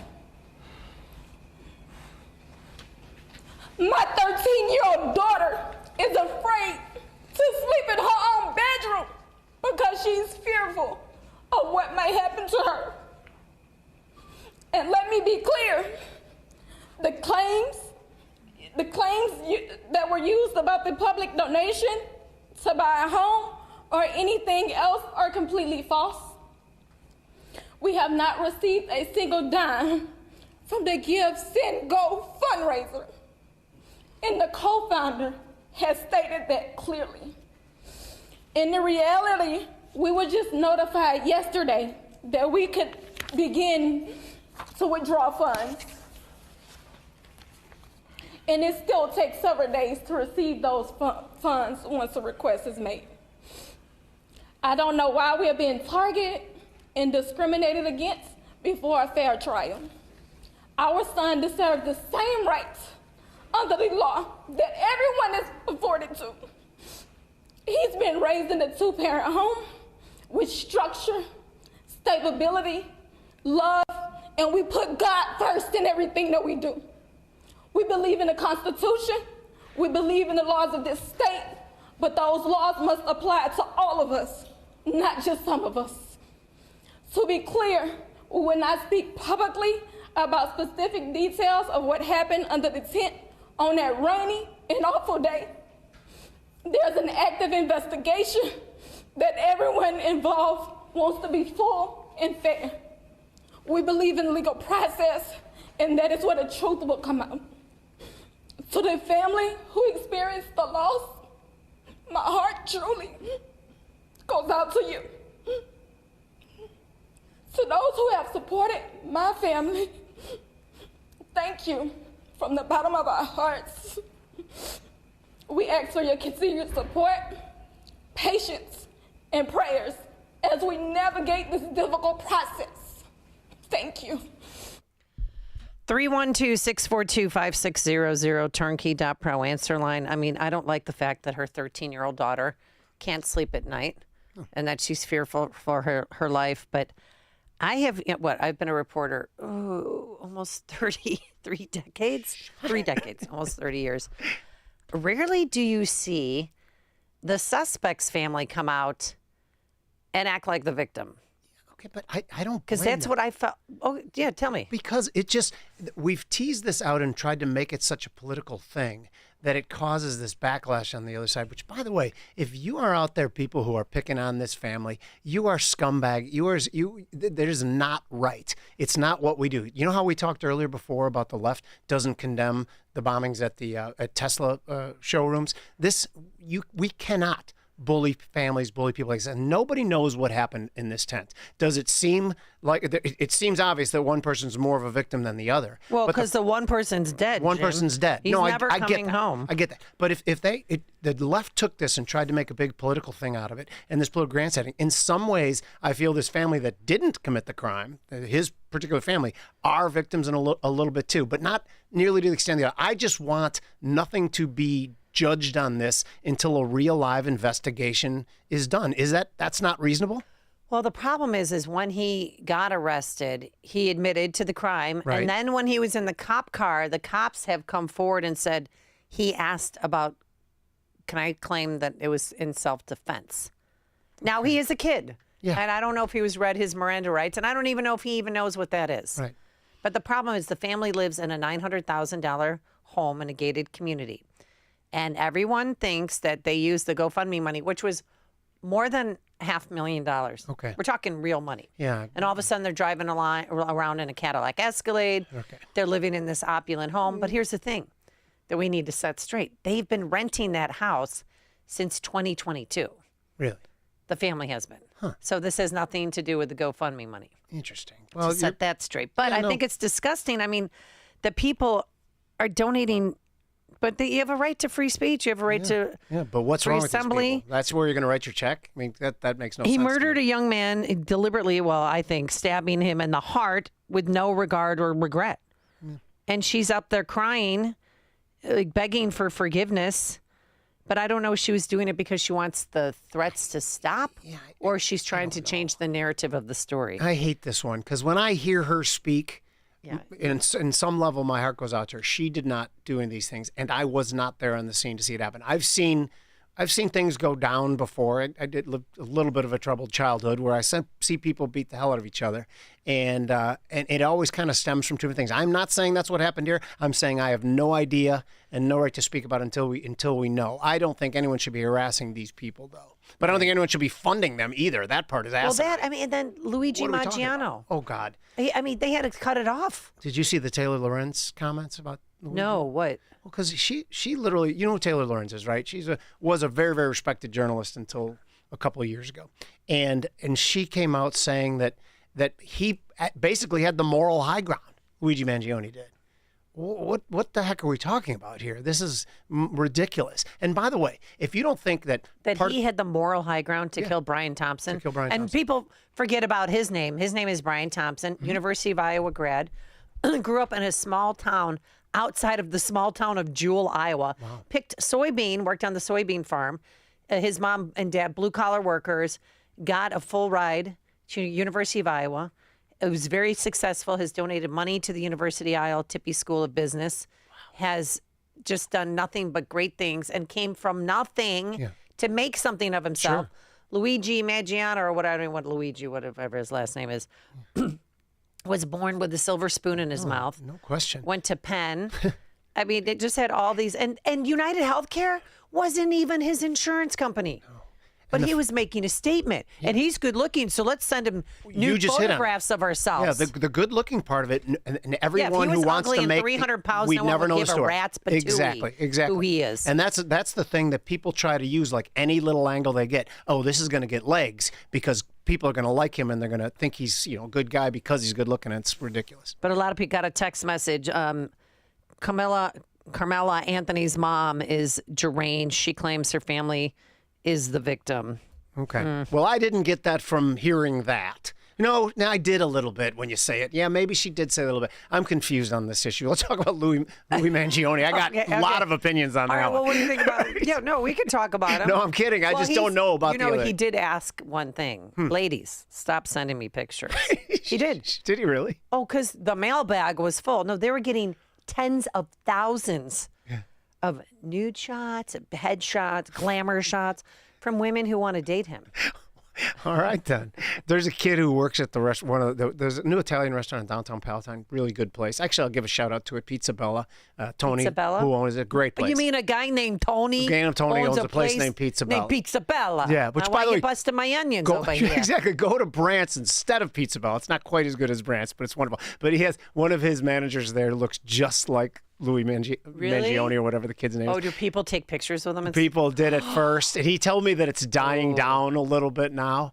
But he was like, at first I was like really weirded out by it. But then I realized that it was kind of a compliment because they're saying that he's good looking and I'm good looking, I guess. So what the heck? Yeah. Does he have a unibrow? He does. He's so Italian looking. He looks like he could be one of my cousins. You could wax that off. But we don't want to. Yeah, 312-642-5600. Ed on the north side. You're on Chicago's morning. I just want to say, this kid, Carmelo Anthony, he brings a knife to school, okay? Yeah. It's a great point. To do everything as a society to keep weapons out of school. Doesn't that tell you he's up to no good to begin with? He's looking for trouble. Yeah. We just had a school shooting yesterday. 5 people killed or something, or 2 killed, 5 injured? No, 2 killed, 5 injured. Trying to keep weapons out of school, and this kid brings one to a school track meet. The kid was up to no good to begin with. That's a great point. I mean, you don't bring a knife to a fist fight, right? Yeah. And that's what he did. And then he sat in the wrong tent. So at track meets, they have these tents set up in the bleachers, and I guess it was drizzling out. So he sat under the wrong school's tent, and Metcalf asked him to move. And he's like, make me move, and, stupid high school stuff. And then he just gets out a knife, and one shot. It's crazy. One stab right to the heart. Yeah. Unbelievable. Right. And then he dies in his brother's arm. It's so sick. It's a terrible story. What about his family? And his family has gotten less money than the suspect's family. That's a commentary on the craziness of our world right now. Welcome to the clown world. And again, we saw it before with the George Floyd thing. When you break it down to the specifics of the case, the whole thing was ridiculous, and yet it tore up cities for a whole summer. Just remember, he had 3 funerals where we couldn't have one. Yeah. Yep. 3 funerals. One in Minnesota, one in Houston, one somewhere else. Mm-hmm. And people weren't, they're all not standing 6 feet apart. Jordan in Antioch, you're on Chicago's Morning Answer. Good morning, Amy. Good morning, Jim. Hey, was it this show? I can't remember it. Last week I was off, but I was working around the house, and I heard a guy call into a show that knew teachers into school down in Texas that were claiming that. Yes. Was it? Yeah, okay. That was us. And I'm not putting anything behind that, but, he's claiming that maybe these kids weren't the nicest kids, this guy, and then they're making all these other claims about how they're elitist and they were allowed to leave school for their sports, which if anybody knows any kids that are in sports trying to get into college, you're allowed to go to camps, you're allowed to go to visit.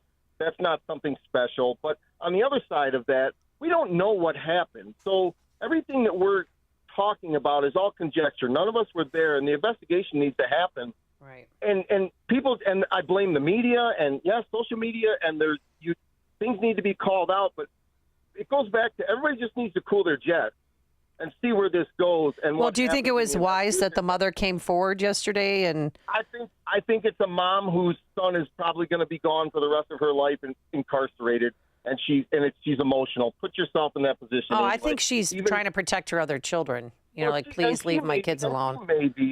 She may be, but it's a mom and she's emotional, so you got to extend a little grace to a mom who's in this position where she probably had nothing to do with it. Now she's going to lose her son. But on the other side of that, on the point about the money, I understand that people are upset that there may be a GoFund, but this is America, and we're allowed to put our money where we want to put our money. Yep, and that's the true. Thing we need to look at is if they have this huge GoFundMe and it's not been used, these parents of this boy that have been stabbed, that can be brought up in a civil, so they may end up with that money. So I think we all just need to sit back, let things play out. Yes, we can have our opinions. Yes, we can do that. But I think the conjecture about who was right, who was wrong, what's right, what's wrong, until we know the answers, I think we're all just kind of pushing it a little too far, and we're propagating, we're making a lot of this happen. So enjoy Easter.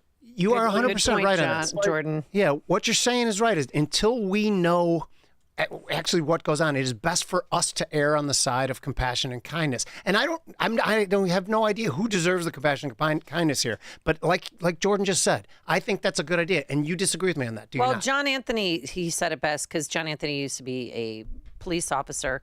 And he's like, because he said black Twitter is completely different on this than white people Twitter. Really? Regular Twitter. And he said, I need to look into this. Okay. Because there might be something there. I mean, they did reduce his bond from $1 million to $250,000. So he is out. He's on home confinement. And if he leaves at all, he has to be supervised by an adult or a selected guardian. Yeah. But again, he had a knife. I agreed. Okay. I know people who ride the blue line, ride the red line, who are carrying weapons at the time too. Because, and again, high school track meet is not something that he should feel threatened at, and I guarantee he did not. But who knows, where is he? I just saying there's other parts of this story. So that we need to wait. We need to wait. That's why. The investigation breathe. Rich. Oh, hi, Rich in Indian Head Park. Good morning. Morning, Amy. Good morning, Jim. How you guys doing this morning? Good. Excellent. The one thing I have to say is that these people that commit these crimes, they have to be held responsible for these crimes. And as far as the mother's going, I know her mother is sticking up for her son, and she says that he comes from a home with a father and a mother and a good family. Well, obviously, this kid didn't really take the advice of his family growing up, because anyone who brings a knife to high school is up to no good. And to say that he was threatened is beyond me. Because I know when I went to high school, if somebody would touch you or push you, you'd have a fist fight, and the next minute you're best friends. So I don't buy any of this stuff. I think this kid did this on purpose, and I know you're saying we have to wait for the outcome of everything, but I think this kid is wrong. Okay, thanks. You guys have a good weekend and happy holidays. Thank you. Thanks for the phone call. Before you see it on TV, share it on Facebook, or read about it in the paper, hear it here first. This is Chicago's Morning Answer on AM 560. The Answer. Mike Huckabee here for Vinia. Vinia is the remarkable red grape circulation superfood shown in the clinical trial to increase the dilation of arteries for better blood flow. Better blood flow gives me the physical energy I want. Better blood flow means more oxygen can go to my brain to give me the mental alertness that I need to be at the top of my game. I've taken Vinia every day for over 3 years. It's been a life changer. Each Vinia capsule has the same amount of piceid resveratrol found in 1,000 grapes or a full bottle of wine, but without the sugar, calories, or alcohol. If you want all-day energy, better mental alertness, start your day with Vinia. Go online to get your first month free. Go to Vinia.com to learn how to get your first month free. Enter discount code HUCKFREE at checkout. Visit VINIA.com. Use discount code HUCKFREE to save. Plus, we'll include free shipping and a 90-day risk-free guarantee. Go to Vinia.com right now. Healthcare is complicated. It doesn't have to be. If you don't love how your health insurance works, maybe it's time to leave traditional health insurance behind. Take charge of your healthcare with Christian Healthcare Ministries. CHM offers you flexibility. Enroll anytime, choose your own provider, and select the program that fits your needs and budget. CHM is the original faith-based way of taking care of your medical bill costs. Learn more at chministries.org/wellness. You heard me talk about Relief Factor and how so many people enjoy a better, more pain-free life because of it. If you're dealing with everyday pain, it makes sense you'd want to try it first. Well, Relief Factor makes that pretty pain-free too with their 3-week quick start kit for only $19.95, less than $1 a day. Relief Factor is a daily supplement that fights pain naturally. Relief Factor doesn't just mask pain temporarily, it helps reduce or eliminate pain. Visit ReliefFactor.com or call 1-800-4RELIEF, 800-4RELIEF for Relief Factor. It's Dr. David Kolbaba. Hey guys, it's not enough to manipulate your testosterone by getting those shots. Did you ever stop to ask, why is my testosterone level so low anyway? Well, if you're a Y guy like me, I've got something for you to think about. Hormone levels get skewed not with age. Hormones get skewed by poor lifestyle habits. Our male hormone test can help us find the why behind your male hormone challenges. So give us a call and get your male hormone test today. Pumping hormones into your bloodstream is not the answer, not without the many health risks associated. Stop tampering with your hormones, because if you don't, you'll probably live long enough to regret it. So from one Y guy to another Y guy, let's get her done the right way, the only way, taking more natural steps towards healthy hormone balance and performance today. It's our male hormone test. No blood, just spit. Call 800-794-1855. That's 800-794-1855. It's Health Quest Radio with me, Dr. David Kolbaba, this Saturday morning at 11. AM 560, The Answer.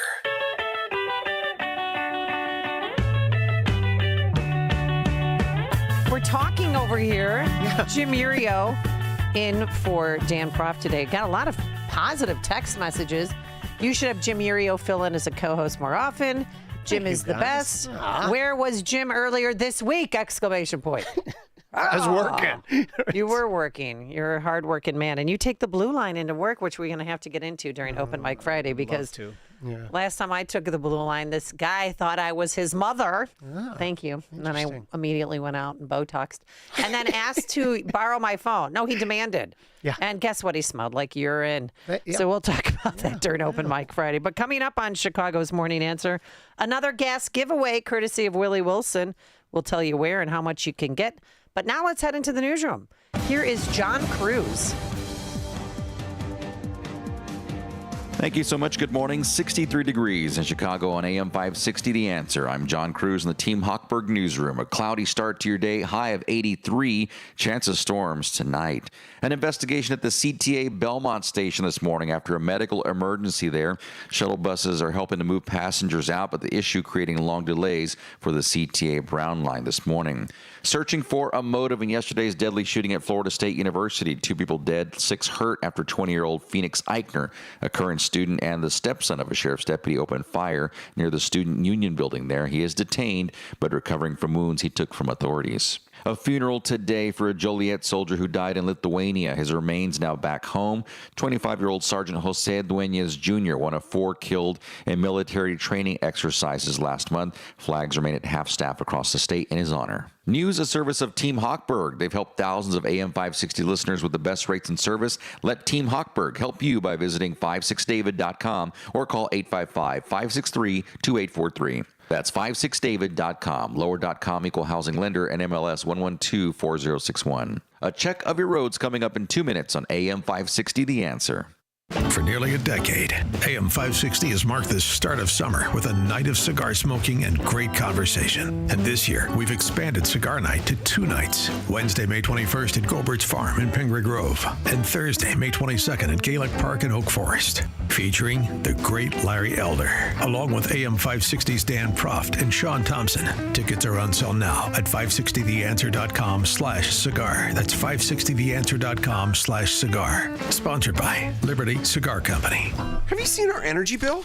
You'd think Elon used our furnace to power his rocket ships. Very funny, babe. That furnace is 20 years old and probably hasn't been cleaned in 10. I'll have Air Right Heating and Cooling check it out. They've seen it all. Plus, there's still time to take advantage of federal rebates. They even give AM 560 listeners $56 off any service. Visit Air Right Heating and Cooling today at air-rite.com. That's AIR-RITE.com.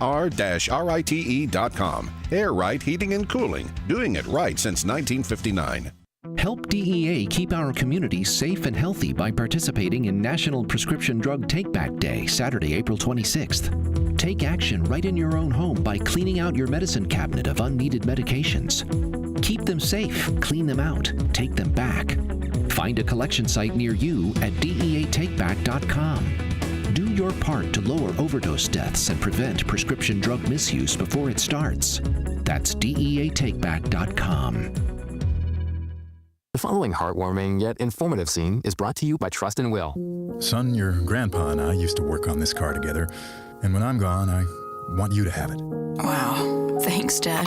Doesn't count. What you need is a will. Luckily, Trust and Will makes it easy. Designed by attorneys, but customized by you, you can easily create a state-specific, legally valid document that actually counts. Now, let's let the engine do the talking, am I right? Start your will at trustandwill.com. Use offer code COUNT for 20% off and make it count. Trust and Will is an online estate planning service. For details, see trustandwill.com. Don't get suckered into the same old free phone game by Big Wireless. There is a better way. Pure Talk, my sponsor, my wireless company, has a better offer. The brand new free Samsung Galaxy with qualifying plan for $35 a month. You get unlimited talk, unlimited text, 15 gigs of data, all on America's most dependable 5G network. Just dial pound 250, say the keyword Pure Talk for your free Samsung Galaxy with qualifying plan. Pure Talk, wireless by Americans for Americans. Steel, walk behind, zero turn, and stand on mowers are built to get the job done. Shop online or at your local Steel dealer. Steel, let's go mow.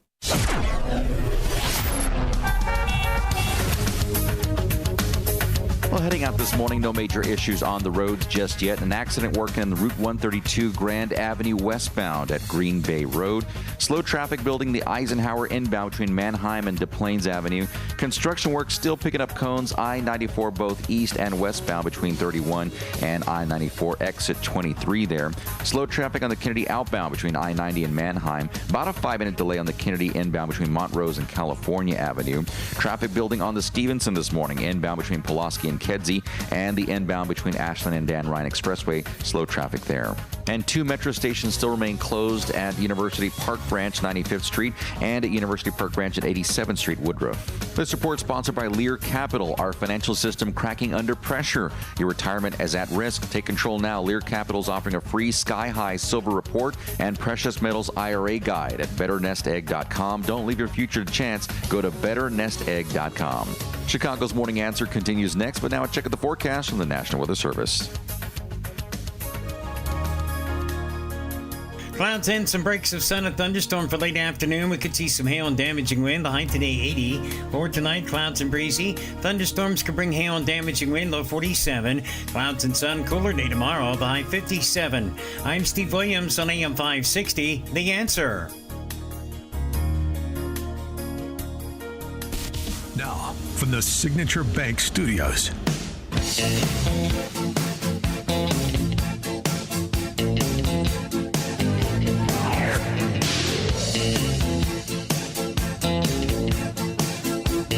Good morning. You know what? This is weird because it's Good Friday, and this is the first Good Friday I have worked in 10 plus years. But I'm honored to be with Jim Urio here from the Futures Ed podcast. And where can we watch or see your podcast? So it's on all the different platforms, YouTube, Apple, Twitter. We release it. Comes out once a week. It's really amazing the support we've gotten on it. It gets like 80,000 views an episode, and we just launched it about a year ago. So we're really happy about the path it's going. Which, something funny about it, it started out being a strictly financial, 60-70% economics, trading, finance. And now you're doing Who Wears It Better? But now we've gone into health quite a bit. We've had like 5 of the top cancer doctors, the guy who wrote the book, The Lies I Taught in Medical School, who's a professor at UCLA in the medical school. He came on and did a great show about standard American diet, because I believe it's a huge economic problem, the metabolic dysfunction thing that's happening in our country. Mm-hmm. So that's what opened the door for me to have that on. But it's morphed into like probably 30% of the shows are about health. And it's some amazing episodes. Not because of us. We ask a question. Well, I think it sounds like you're. It's okay to toot your own horn. I like to pretend I'm not tooting my own horn when I really am.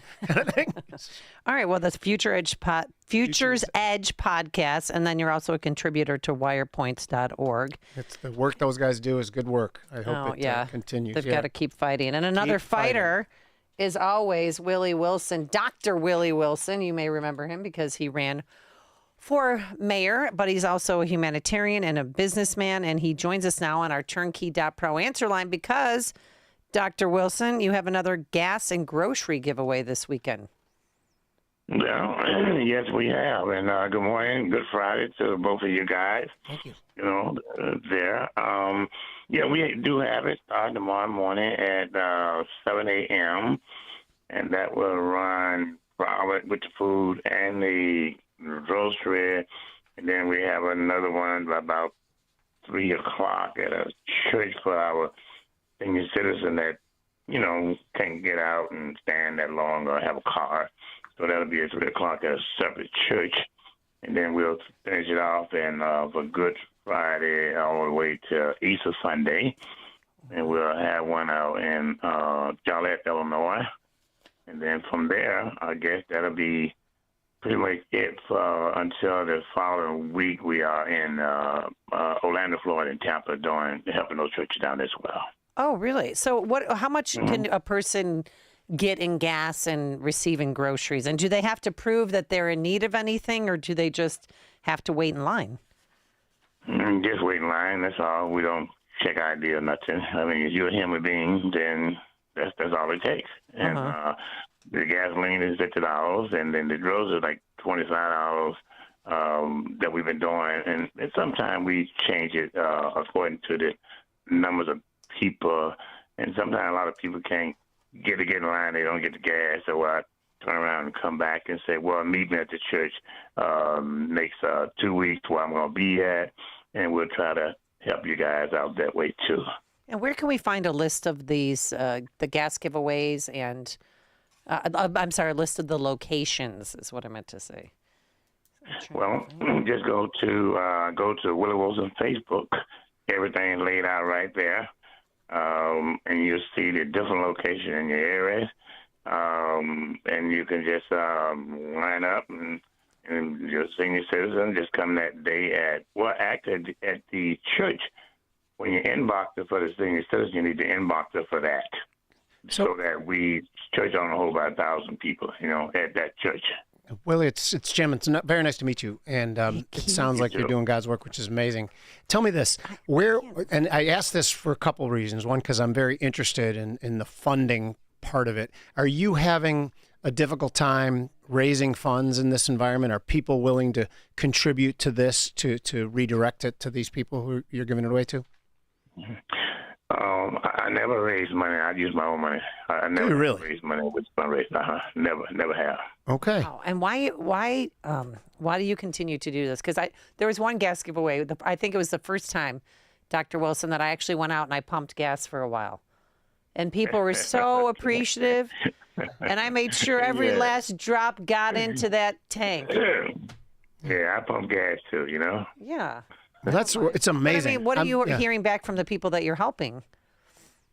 Well, they thank for and great for some people. run out of gas right when they get there because they've been sitting all night waiting, and so we just take the cars and all of us and we push them up to the gas tank, you know, and then take them do that. There's a way. I've always been given. Most people always say that, hey, I've been doing this just because I was running for mayor, but I've been to do this and did it all around the United States, and I've been doing this for over the last 20 some years, you know. So I've been quiet there, but everything is documented. We kind of be on our Facebook and show it, and we just never had anything ourselves, so we just whatever we make, we give away now 100%. Whatever we make in our personal life, we give it away. I want to apologize, too, because I did think that, because the only news story I ever heard about your operation was when you were running for mayor, and I did think that at the time, and I apologize for that. Hearing you talk about what you're doing now, I feel stupid having thought that, so well done. No, because, I mean, the media, I personally think we should shine more light on this, and I actually think if you wanted to expand it, to have somewhere you were raising funds other places, too, I think that would be a completely good thing to do for too. But I know, I'm not trying to tell you how to run your operation, but I appreciate what you do. Well, I think that as you look at my kind of situation like this here, you look at today is Good Friday, and of course Sunday is Easter, and we look at it this way: look, Jesus died for us, didn't charge us anything, you know, and then so what we have, we don't own it; it's His, and so we must be good, I say, stewards of Him and who obedient to Him and give back like He asked us to help the needy. And so God bless us from only making, I worked 13 years down south without a paycheck in a shell trapper.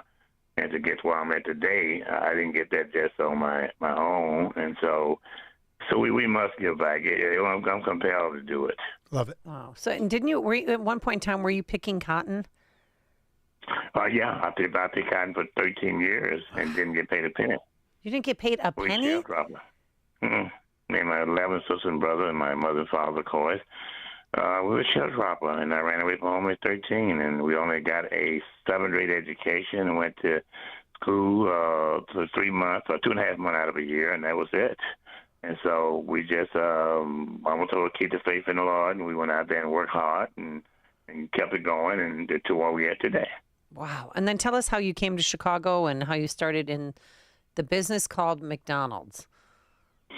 Well, I got Chicago from running away from home to Delray Beach, Florida, from there to Mexico, Florida, and then Miami. Used to work on Miami Beach and washing dishes, and down in Mexico and Delray Beach picking butter beans. And then we came through, hit tough time there, and got to Chicago and worked hard in a job, and finally got a job at McDonald's. And got a job at McDonald's and worked 10 years. 5 of those years didn't take a day off. Wow. And then I messed around after the 10 years. I asked the founder of McDonald's, Ray Kroc, for an opportunity. And he gave me an opportunity the first year, and first 2.5 years, not having the money, you know. I just asked him, and he nice enough to give it to me, and I told him I'll pay him back.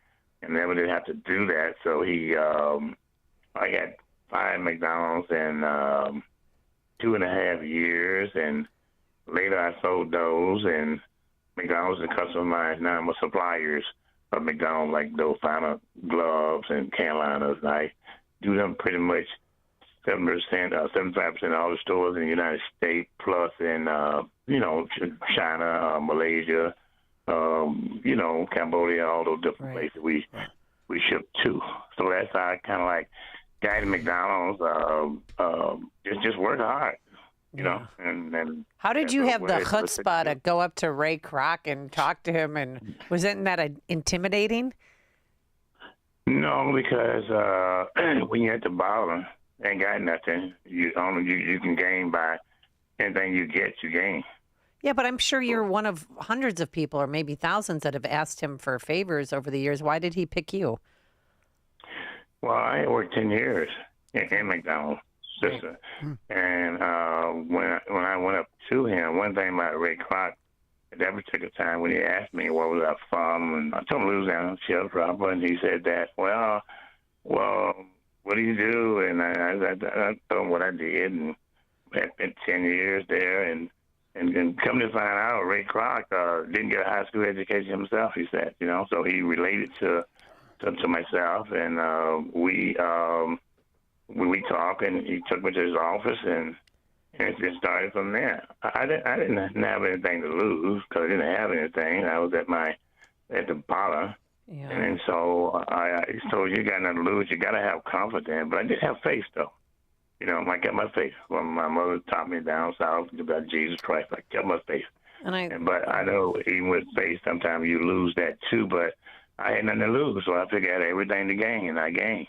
Wow. That's awesome. No, I know. And you've got such a wonderful big heart, and we can't thank you enough. Because again, if you want to see God's work in action, you go to these locations where they're handing out groceries or gas, and people are so appreciative because we're still not back to where we used to be with the buying power. At least I'm not.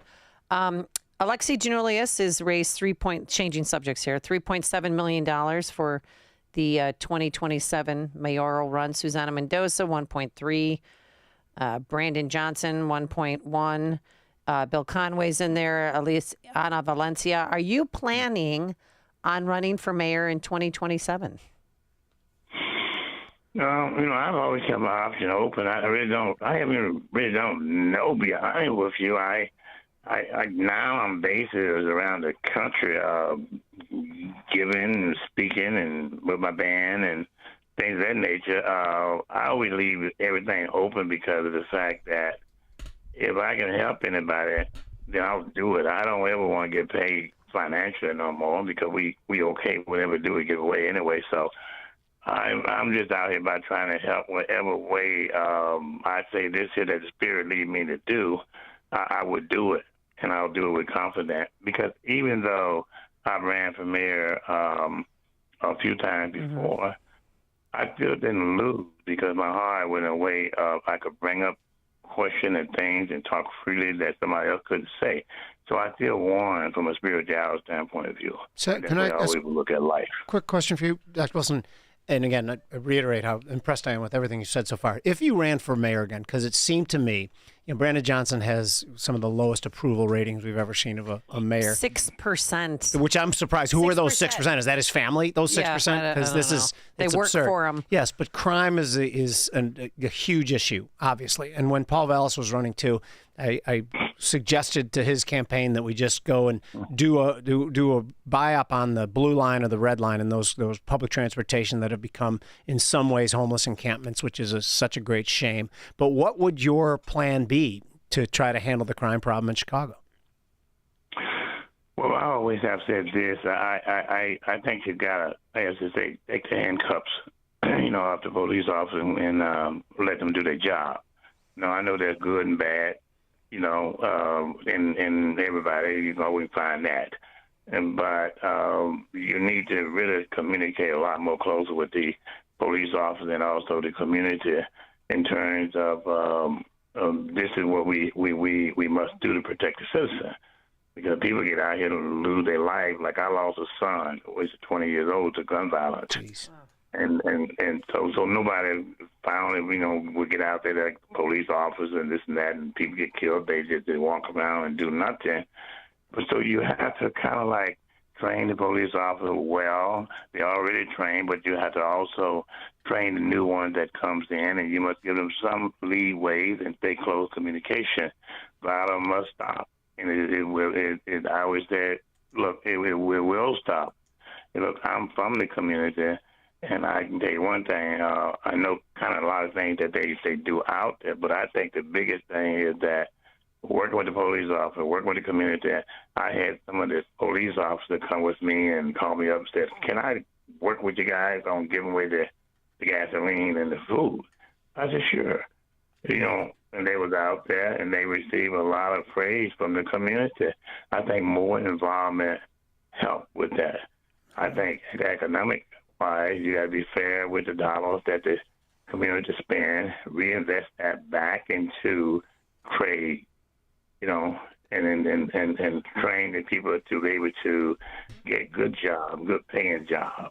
Focus in that particular situation there, because business will never survive with high crime, because people won't come. It's just the crime is high. Yeah. But if you don't have a good trade and don't get paid good dollar, that leads to crime and jail. So we got to focus on the economic. And I still think this day you still got to give tax to the business in order to be able to be competitive with the international business that comes in, like the China and other places like that give bricks and things of that nature. You must do the same thing here and support your businesses, and that create jobs to keep the business from going overseas and elsewhere. It helps. You got to do business with people internationally, because we only 5% of the world, United States is, and we can't be on an island by ourselves. But it's just how you do what you do and what you know how to do, but keep the relationship, and you can make it get there, and it gives you a win-win situation. Everybody has to win. The community and the politician and everyone in church has to take and win. All right, Dr. Willie Wilson, we're going to have to leave it there. Gas and grocery giveaway this weekend, this Saturday, which is tomorrow, correct? And if you want to know the location and times, just go to Willie Wilson's Facebook page. All the information is there for you. So thank you so much, Dr. Wilson, as always, for joining us, and God bless. God bless you guys. Thanks much, and happy Easter, and Jesus has risen. Yes, he has on Sunday. God bless. And he joined us on our turnkey.pro answer line. Connect with Dan and Amy on the AM 560 The Answer mobile app. Just text the word app to 64636 to download the app today. It's Dr. David Kolbaba. Hey guys, it's not enough to manipulate your testosterone by getting those shots. Did you ever stop to ask, why is my testosterone level so low anyway? Well, if you're a Y guy like me, I've got something for you to think about. Hormone levels get skewed not with age. Hormones get skewed by poor lifestyle habits. Our male hormone test can help us find the why behind your male hormone challenges. So give us a call and get your male hormone test today. Pumping hormones into your bloodstream is not the answer, not without the many health risks associated. Stop tampering with your hormones, because if you don't, you'll probably live long enough to regret it. So from one Y guy to another Y guy, let's get her done the right way, the only way, taking more natural steps towards healthy hormone balance and performance today. It's our male hormone test. No blood, just spit. Call 800-794-1855. That's 800-794-1855. It's HealthQuest Radio with me, Dr. David Kolbaba, this Saturday morning at 11. This year, Holy Week is the same week for Christians and Jews. Passover commemorates the great exodus of the Jews from Egypt. For Christians, Holy Week begins on Palm Sunday, April 13th, when Jesus rode a donkey into Jerusalem and crowds waved palm branches and cheered Hosanna, loosely, a praise of save now. Just 4 days later, on Holy Thursday, Jesus and his disciples took part in their last Passover together. This Last Supper is when Jesus was betrayed and falsely convicted. The next day, Good Friday, Jesus was hung on the cross and died. John 1:29, behold, the Lamb of God who takes away the sin of the world. But wait, the story doesn't end here. Jesus was buried in a tomb, and on the third day, he rose from the dead. That's what Easter and the Christian faith is all about. Read Isaiah 53 and John's full account of his good news, a read that will change your life forever. Fox Valley Coins will be closed on April 18th in remembrance of Good Friday. Happy Easter from Fox Valley Coins. Business owners, now's the time for your business to make the move to a locally owned business bank.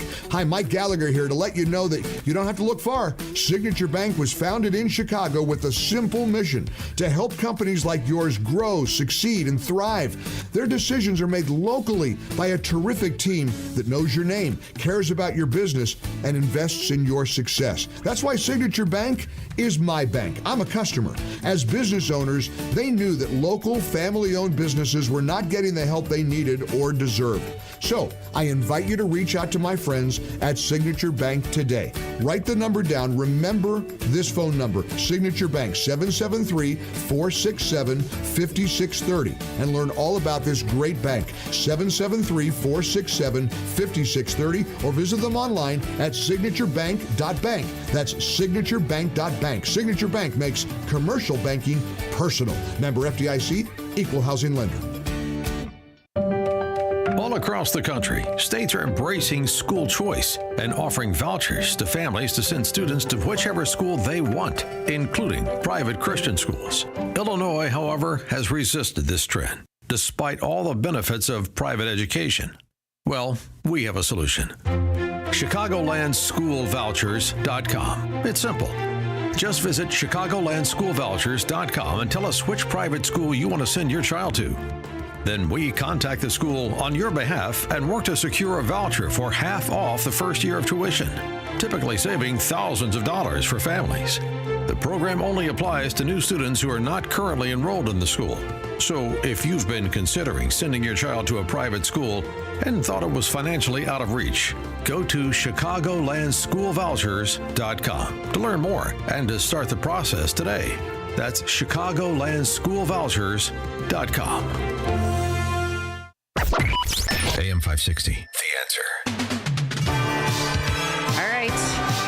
Do you hear what California is doing now? No, tell me. Is your mic on? I think it is, yeah. Is your mic on? That's Jim Urio, by the way, from the Future's Edge podcast and wirepoints.org. But before you tell me what California's doing, I wanted Yes. to go on record that I will not be surprised by if it's just the most crazy thing in the world, because that's what California does. So let's hear it. Okay, well, there is a progressive Democrat in California. I know that's hard to believe. Hard to believe. Let that Shocking. wash over you. They're seeking a simple but crazy remedy of last resorts to help California's college students.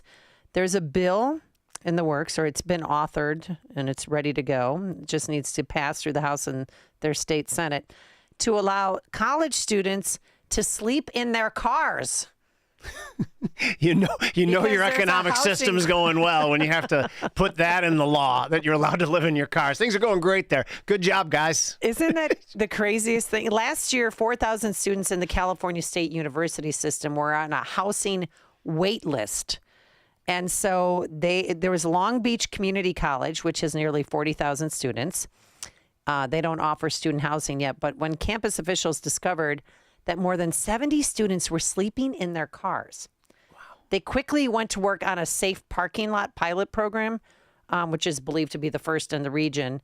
And they allowed kids to sleep in their cars, and they had a security guard watching over them, because there obviously is a safety issue. Sure. If you're on the side of the road sleeping in your car. I mean, look what happened to Michael Jordan's father, who fell asleep in the car.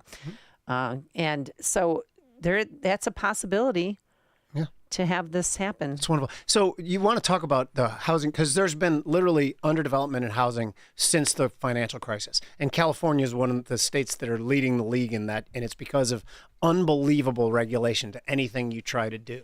So, you know, the statue, what's the big building that King Kong hung off of in Empire State. The Empire State Building was built in 410 days. Now, to put that in perspective, the bridge that collapsed in Baltimore, they haven't even taken away the old one yet, and it's been a year and a half.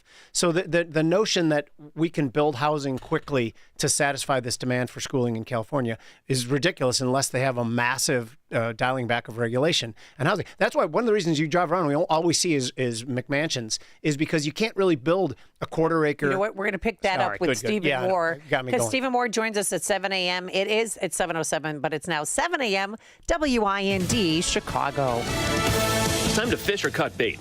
I'm Chris Foster, Fox News. President Trump will move on from Russia-Ukraine peace talks soon if there's no progress made, says Secretary of State Marco Rubio. We need to determine very quickly now, and I'm talking about in a matter of days, whether or not this is doable over the next few weeks. If it is, we're in. If it's not, then we have other priorities to focus on as well. Secretary Rubio leaving Paris today after meetings with leaders from France, the UK, Germany, and Ukraine, saying the U.S. is ready to help if Russia or Ukraine are serious about peace. Ukraine has rejected Russian demands to give up occupied territory. It's not known yet why a 20-year-old student may have shot and killed 2 people, wounding 6 on campus in Tallahassee, Florida. The son of a sheriff's deputy is behind bars accused of a deadly mass shooting at Florida State University. The 20-year-old suspected gunman opened fire outside the student union on the Tallahassee campus, killing 2 people and injuring 6 others. Officers who arrived at the scene quickly shot and injured the gunman. Investigators say he used one of his mother's weapons. She served with the Leon County Sheriff's Office for 18 years. Fox's Chanley Painter. A man deported from Maryland has been allowed to meet at a hotel with a senator who went to see him in El Salvador and was earlier turned away at the prison where the man's being held. Maryland Senator Chris Van Hollen posting on X that he has met with Kilmar Abrego Garcia. You may recall Garcia was deported and brought to a prison in El Salvador despite a court order preventing his deportation. The U.S. Supreme Court ruling last week that the Trump administration should affect his return to this country if at all possible. Fox's Kevin Cork. A resentencing hearing for Eric and Lyle Menendez in Los Angeles is on hold till May 9th, while the parole board's risk assessment reports are reviewed by their attorneys, prosecutors, and the judge. The brothers are serving life sentences for their parents' murder in 1989. America's listening to Fox News.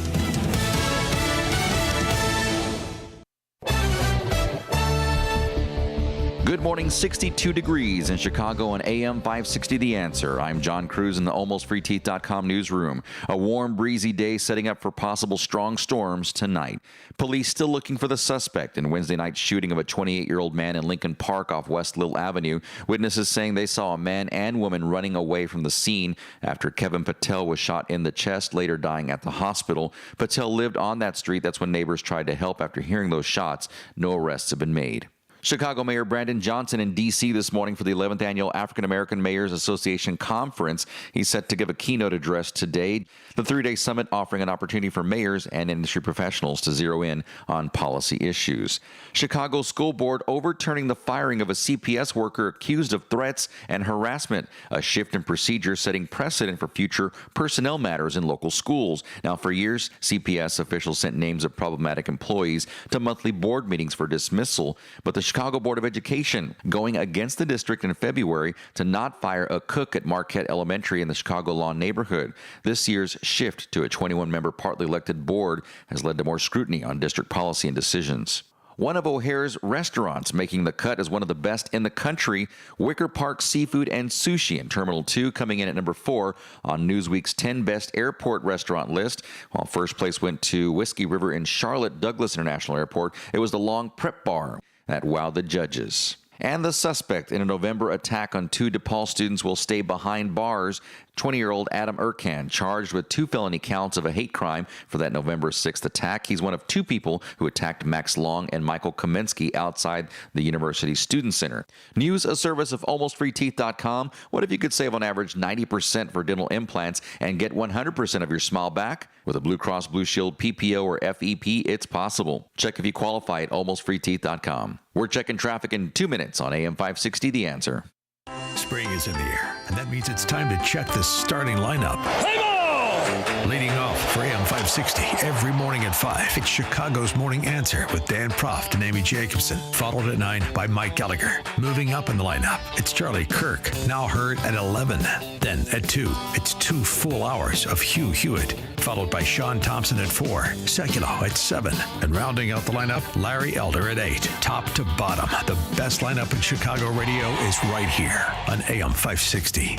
The Answer. Wesley Financial Group is not a law firm. Do you find yourself stuck in a timeshare? Get the real facts about the timeshare industry and your options for cancellation. Chuck McDowell, founder of Wesley Financial Group, has put together a free information guide that reveals the secrets the timeshare industry doesn't want you to know, including the 5 ways to get rid of your timeshare. Call now and get this timeshare cancellation guide absolutely free. Call 800-893-2288. 800-893-2288. 800-893-2288.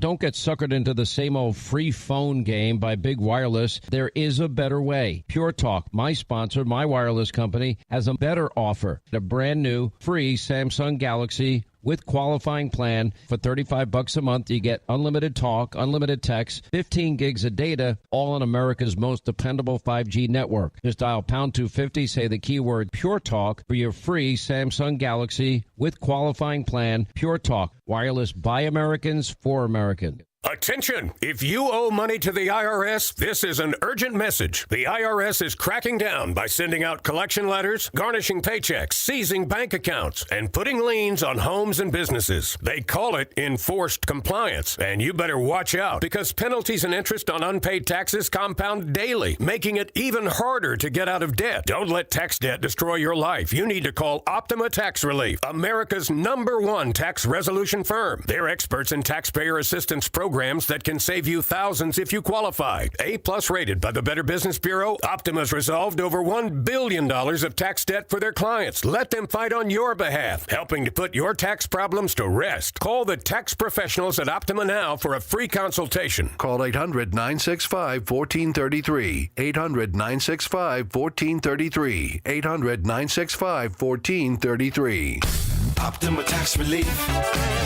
Some restrictions apply. For complete details, please visit OptimaTaxRelief.com.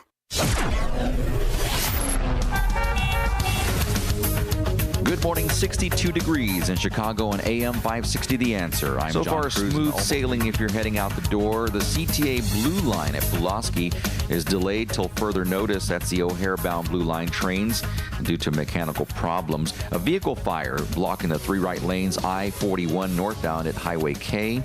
It is stop and go DuSable Lakeshore Drive northbound between Bryn Mawr and Hollywood.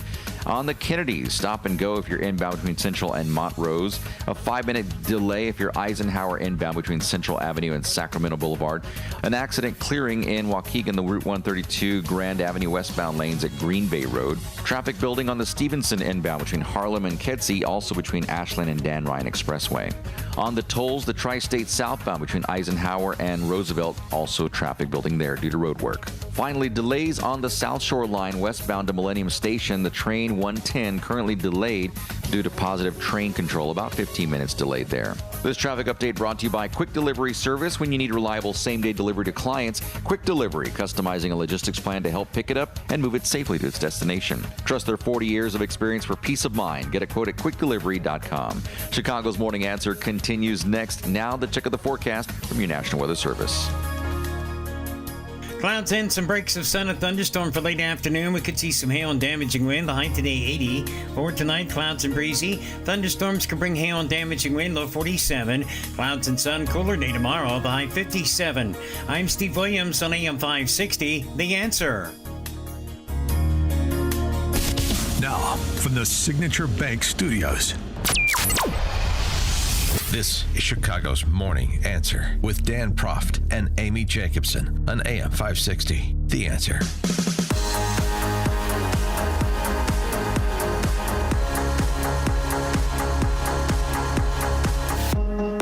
Good morning, Amy Jacobson here. Jim Urio in for Dan Proft, who will be back on Monday. So thanks for filling in, partner. We've had a very busy morning. Yeah. And our good friend, I'm going to throw him under a bus. I got to tell you. Stephen Moore, who normally joins us on Wednesdays, like, oh, no, I can't make it. Oh, Jim Urio's filling in? I'd love to call in on Friday. At 7 o'clock, I'll be there. Or 7:05. Well, it's now 7:09, and there is no Stephen Moore. I texted him twice. It says delivered but not read. All right, well, read the text message, please. Good morning. It's me interviewing Chicago radio. Where are you? I'm looking forward to it, by the way. That's what I said. And you too, I mean, because the markets did not do well yesterday, and I'm trying to be patient. Yeah. Patience is wearing thin, but this seems to be a who's going to budge first situation between President Xi and President Trump, and who's going to get to the table first, or what needs to have. So there was movement on it that is kind of being underreported over the week, because when representatives from China said they want respect and they want a point person appointed on the U.S. side of the negotiation. So to me, I read that as kind of a big deal, like them trying to say, can we talk about this like grown-ups, which I think is interesting to me that they'd say anything at all.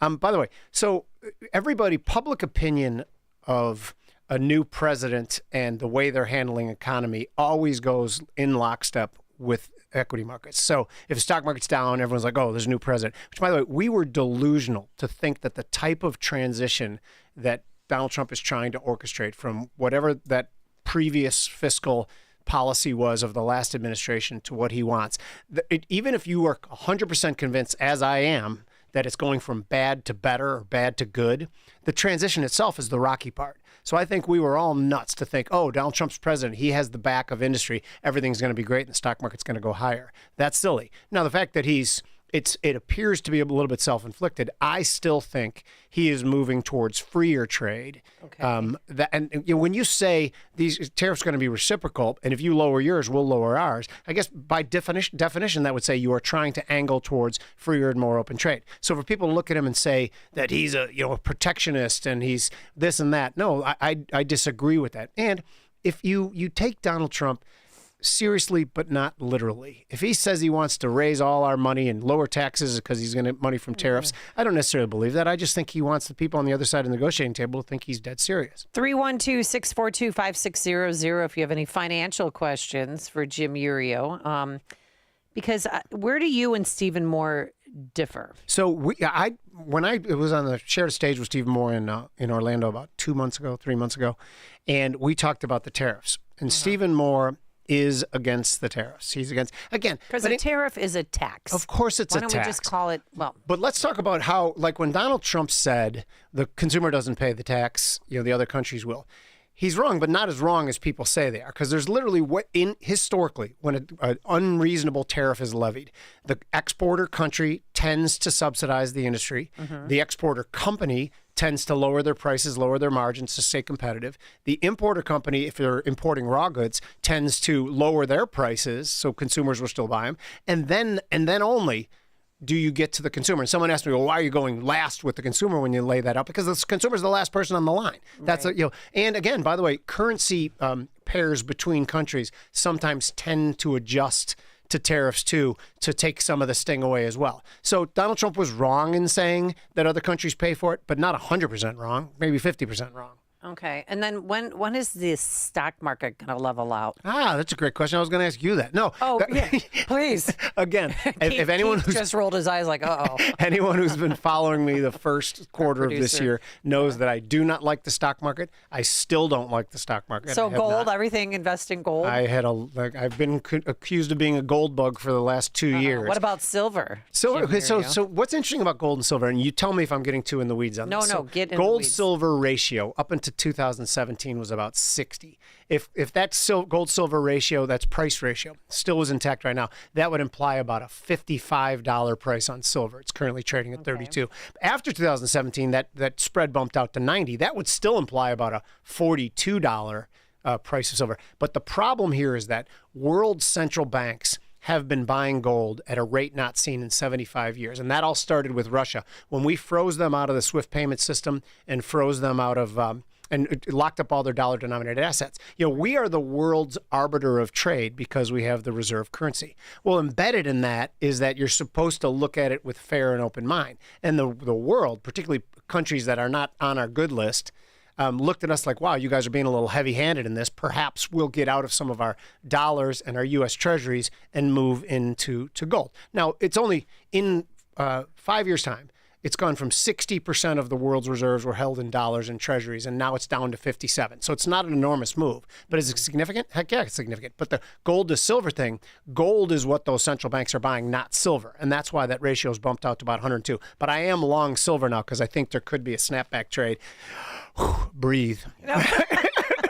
Gotta get all my words in. Lights up when you talk about exactly. this. It's so funny. I know. It's like, wow, I don't need coffee. Let's just roll, baby. Well, what about, oil prices? Because the price of a barrel of oil has dropped significantly in the past, I'd say, few weeks. Mm-hmm. Why aren't we seeing that at the pump? Because prices are still near $4. Because it's not the way it works. Because I'm laughing because when oil prices go up $10, those gas stations raise prices the next day. When they go down, they don't. Now, there's an actual real reason for it. And the same thing when eggs go down, why we don't see that in the grocery store right away. Because a lot of those people have bought inventory at a certain price and they need a certain price. But that's the non-nefarious part of it. To think that there's not an actual nefarious part of it, you'd be wrong. They are very slow to lower prices, and they do look at all the other gas stations saying, is that what they, is that a thing? Of course they do. Of course they do. Again, if you and I were running the business, wouldn't we? Like, oh, that Amoco finally lowered their prices. Maybe we have to now as well. But if nobody else does, I wouldn't. And if people are still coming in and we're competitive, so prices are sticky downward. That is a basic economic concept that's gone on forever. What about pain at the grocery store? The other day, I didn't buy liquor, didn't buy cat food or dog food. I just bought some salmon, some broccoli and cauliflower. some other things, and it was $68. Sure. And that wasn't even. And I bought eggs. I bought 30 eggs actually. Well, look at you, high roller. Yeah. Well, it was on sale. It's like the No, more I you know, buy, right? and then it lasts until May. But I think the big mistake you made is not buying alcohol, because that's the only thing that can help you probably Oh, with. please, no. No. But the problem is that prices don't come down. I mean, that like when we're talking about that lowering inflation, lowering the rate of inflation is lowering the rate that they're going higher. They don't go down, nor do we. This is going to sound crazy, people. We don't really want them to go down that much, because we never want to be caught in a deflationary spiral where it pulls, where consumption pulls back because they're thinking prices are going down. Right. So we've gotten to this awful spot where prices have gone up. They say the prices have gone up 25%. I own the Brant's Palatin, the restaurant. Our expenses have gone up about 45% in the last 3.5 years. Have you passed that on to your customers? Half of it. And the other half we've taken ourselves. We're probably in a little, better spot than most of the mom and pops are. But I believe that maybe half the mom and pops that exists in our areas, particularly in Illinois, because of how punitive the government is toward small business. I think half of them are probably teetering now. A third of them will be out of business in 3 years. So you have paper menus, right? We have plastic menus. Oh, okay. Yeah. But you put the paper behind? Yeah. No, I'm just saying, because then you could change the prices easier. Oh, no. If you have. The only one who's making money in the restaurant business is the people who print the menus. Yeah, because they have to change quite a bit. But we've raised about 25. I think our customers really appreciate that too. And I tell them straight out, we're in for the long game. I want to be taking your money for 5 years and 10 years, not just right now and then go out of business because you stop coming. So Right. It's a business decision by us. It's not any sort of kindness, but we have not raised our prices nearly as much as other restaurants But have. you have great food at Brant's, I can tell you that. And Thank you so much. After eating last night at a so-so. Yeah, I heard. Yeah. I'm not saying names. You know the but they- Torontos? That Mario Toronto, one of the, because we buy bread from them, so does everybody else. But he just did a thing on his Instagram, and he has hundreds of thousands of followers about how great Brant's is, and I'd like to thank him publicly. Oh, that's nice. Yeah. So it's Good. cool. And how long has Brant's been open? So Brant's has been open there in that spot since 1931. Oh, my. Yeah. What? I bought it in 1933. So, no, I'm just kidding. That's right. We bought it 12 years ago. We opened 12 years ago last week, and we bought it from the Brant's family, who had owned it pretty much. It was a big gangster place. It was a Capone, Toohey. Roger Toohey was the gangster who originally put it there to be a speakeasy during Prohibition. Really? But then the Capone gang and the Toohey gang fought over Brant's and other places like that, and the beer industry out in the suburbs. Did they have a fight inside the bar? Oh, yeah, at there was a Brant's? gunfight inside the bar. Really? Yeah, when they finally came in 1934, and now Capone's already incarcerated by then, but they finally took over. And the way they took it over was they had Roger Toohey put in jail for a crime he did not commit at all. I read the court transcripts. It was fraud? ridiculous. No, it was kidnapping a guy by the name of Luke Factor, who was the brother of Max Factor, who was in with the Capone gang. By the way, this stuff reads like there's no mobster novel that you've ever read that has as many twists and keep going turns. on. I want to hear about It goes on for like an hour. Okay, so Toohey goes out to the northwest suburbs because Capone made crap beer in Chicago because they had crap water. So Toohey is a low-level Capone gang guy. So he moves out. He starts looking for better water because he hires two chemists for University of Chicago as to how it can make better beer. Okay, so he comes out to the northwest suburbs, finds a well in what's now Inverness. At the time, I think it was Roselle. And my restaurant is the farmhouse that was on that property. Now, they picked it up and moved it because they came out there in like 1927 to brew beer. In 1928, when it was busted by the feds. Because remember, all the local cops were in on the game. But every once in a while, feds would come in. And there was a situation where feds got killed. Well, actually, two different times. Because once Babyface Nelson was technically a Brant's employee. Because like Roger Toohey asked real gangsters to come out during the Capone-Toohey wars. And Babyface Nelson was killed in Barrington, but he took two feds down with him as well. Every year, Barrington has like a commemoration of, and they do a reenactment of when they killed Babyface Nelson. And I don't think anyone realizes like why he was there and the mobster stuff. So they were there to get water for better beer. Bingo. Yeah. And that was the whole And that was the whole reason why thing. So they were selling it during Prohibition. And everyone knew Prohibition was going to be over, but the local cops didn't want Capone to take over out there because Toohey was like a gentleman gangster, whereas Capone, there was hookers and dead people that followed him everywhere he went. So they didn't want Syphilis, that. right? Yeah, which by the way, STDs. One last thing I'll say about it is that during the Capone-Toohey wars that went on for 3 years, hundreds died. The Capone gang literally took out the Chicago mayor, Anton Cermak, because he flipped allegiance from Capone to Toohey. So they hit him at Bayside Park down in Florida when he was at an FDR campaign event. And I went to the spot just to kind of as part of my research. But it's a fascinating Dear story. Lord, why don't they make a movie called Brant's? Yeah, well, I'm writing. Won't worry, it's coming. It's in the works. Really? I've wrote so a couple they had chapters. an actual fight inside that bar. Yeah, 'Cause when your they took bar it over. Seems that you Yeah. haven't changed any of the decor at all, or No, it seems- looks like it's from the 1930s. I know, yeah. because it is from the 1930s. But Jim right? Schwantz, Jim Schwantz, who's the mayor of Palatine. You know, Oh yeah, right? Schwani. Schwani, you know, remember him. He used to play for the Did I go Bears. to prom with him? Schwani, did he go to Fremd or? He went to Fremd, yeah. Okay. Did you really go to prom with him? No, You're joking. I went to Fremd's prom, but not with Schwani. Because he's I was he's with one of his friends. He's your age, not mine. It's funny, but he's the mayor of Palatine. His grandfather was in Brant's in 1934 as a 9-year-old and told the story of how gangsters came in. There was gunfire. They took the slot machines that were off the wall. They smashed them as kind of a sign that there was a new sheriff in town, and then they threw them in the lake in Deer Grove. Supposedly, if you go down there, there's still old slot machines down there, but I'm not putting on my diving suit to swim in that lake. Yeah. Wow, that is fascinating. Yeah. So if you want a bit of history and a great burger, Oh, and you guys, if you Go to come to Brant's, Brant's and but you also want you the have great real story, tacos. we do the fish tacos. We put them up against anybody. okay, Yeah. but what were you saying? I didn't mean to No, interrupt if you. someone wants to come to Brant's too, and we have a conversation about this. Obviously, I hope it's one of my favorite things to talk about. But we'll drink a beer. I'll tell you the whole story because I left out about 60% of it, 70%. Oh my God! Yeah. All right, thanks. Yeah. Hear about the big stories of the day, then talk about them right here on Chicago's Morning Answer on AM 560. The Answer. Do you remember when you were a kid and you fantasized that your bicycle was a motorcycle? Maybe you even put baseball cards in the spokes to make it sound like a motorcycle, but it really wasn't a motorcycle. Sometimes things just aren't what you want them to be. Like, let's take your retirement, for instance. Sometimes it looks like the numbers are getting to a pretty high amount. Might be $500,000, maybe $1 million, maybe more. But did you factor in all of the things like inflation, taxes, unpredictable market activities, things that make the numbers not appear what they are, security in your retirement? Does it make you worry sometimes when you see market activity or you hear contradictory evidence of inflation numbers or what taxes will be on retirement? If these things make you worry, get nervous, even wonder if you have enough, well, then it's time to call Tom Fortino and the people of Alpha Wealth Group for a complimentary discovery meeting. And you can do that today. Simply call 630-864-6711. That's 630-864-6711 or online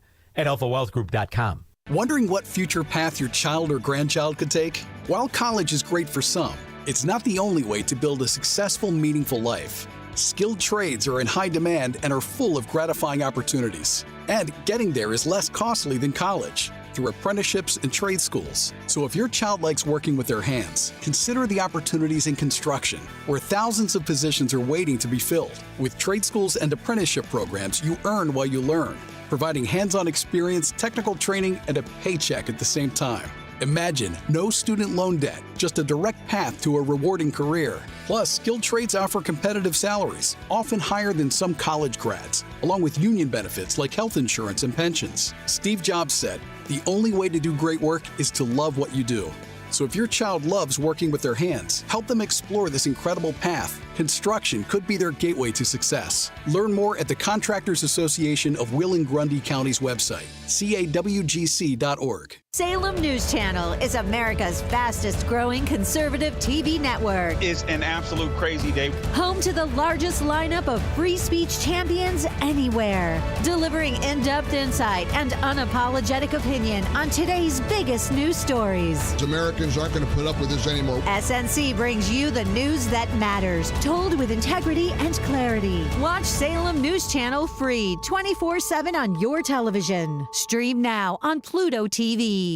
Are you looking for a peaceful and enduring resting place for yourself or a loved one?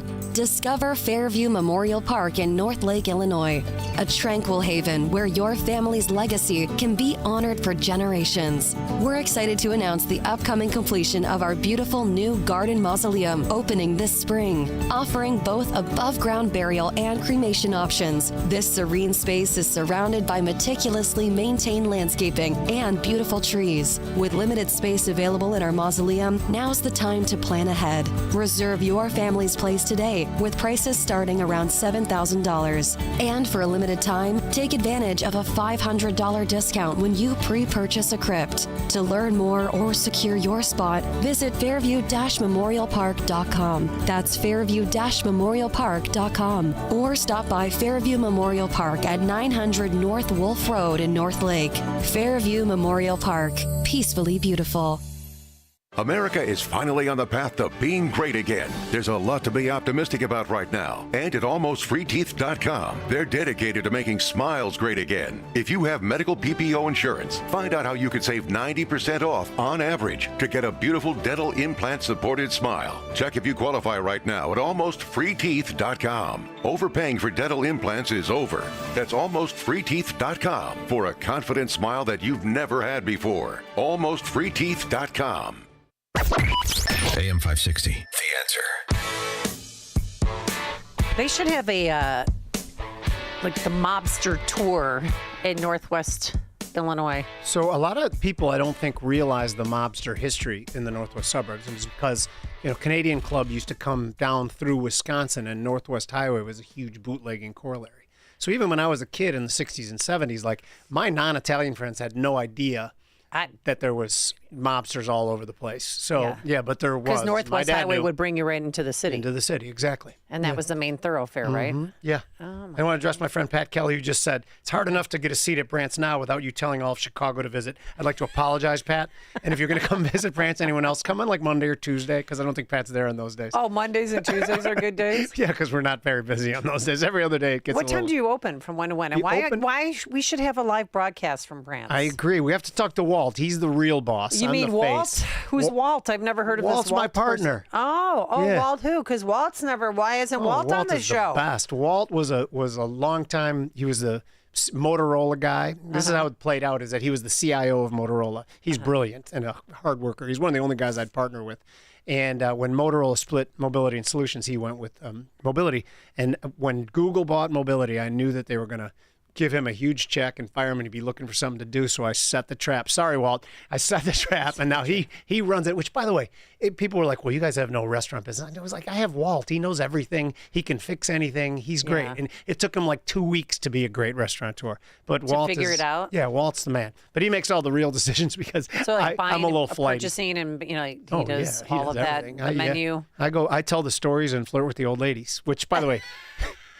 We get a lot of old people, but they're different. They're funny old people. They're like old people with the rough around the edges old people. Yeah. Well, you get your regulars, right? Oh yeah, we love our regulars. They're and your so staff. great. Do you have a high turnover rate? We with your do staff? not. We don't. The only high turnover part of it is when we hire the high school and college kids, and that's by design. We do Right. that as community outreach. But our real employees, our long-term employees, we almost never get turnover. Wow. Do they get vacation time? Oh, Sure. look at me now. Now I'm going into the weeds. Yeah, sure. What no. about a 401k? I do You know, we not don't believe do it. Again, you have to ask Walt. Do you believe in 401ks? Of course. Do you have? Yeah. Yeah, of course. Yeah. Anytime you can keep money away from the government, that's my sweet spot. I know, but my 401k took a hit. Well, yeah, of course. Yeah, I know. Yeah. It's so when is it going to bounce back?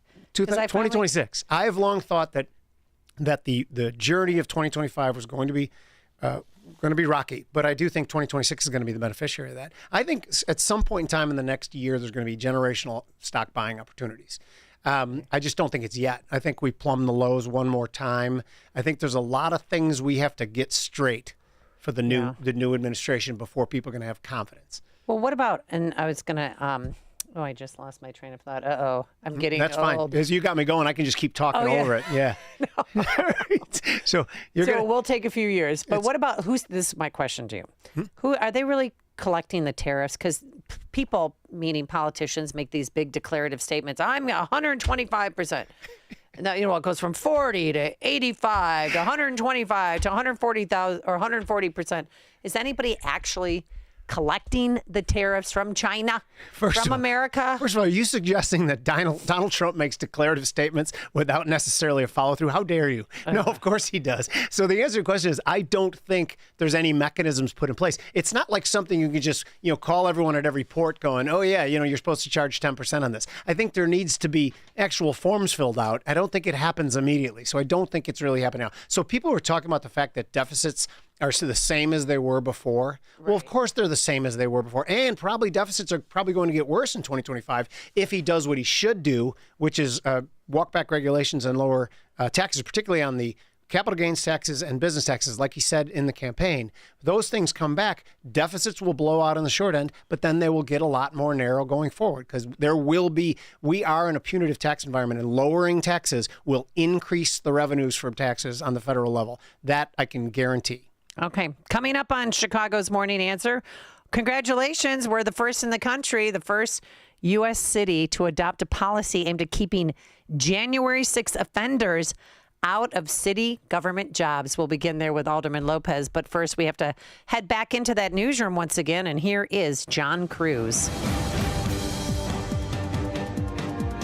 Thank you so much. Good morning. It's 62 degrees in Chicago on AM 560 The Answer. I'm John Cruz in the AlmostFreeTeeth.com newsroom. It is Good Friday. Services across the city happening today. The Little Village neighborhood doing their 2-mile procession for the Stations of the Cross this morning. Most schools and government buildings closed today. Stock markets have the day off, but a majority of private businesses and organizations remain open with regular hours. Maryland Senator Chris Van Hollen meeting with Kilmar Abrego Garcia in El Salvador.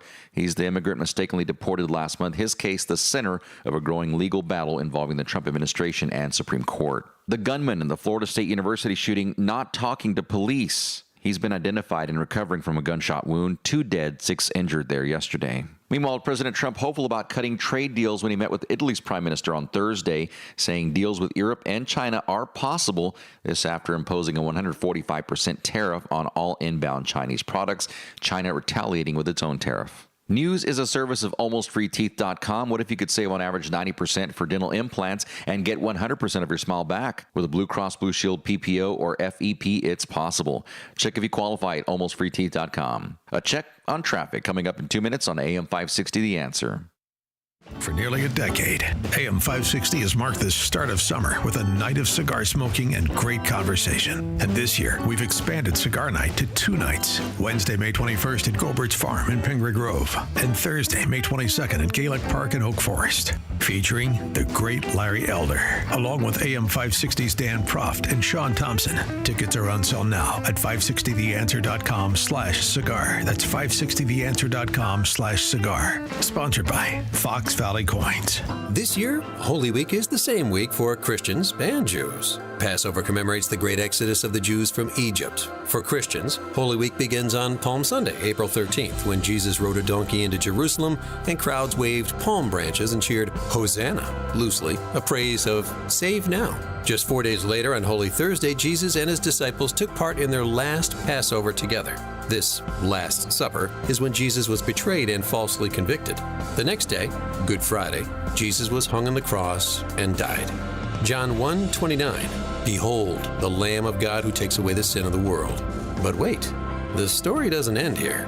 Jesus was buried in a tomb, and on the 3rd day, he rose from the dead. That's what Easter and the Christian faith is all about.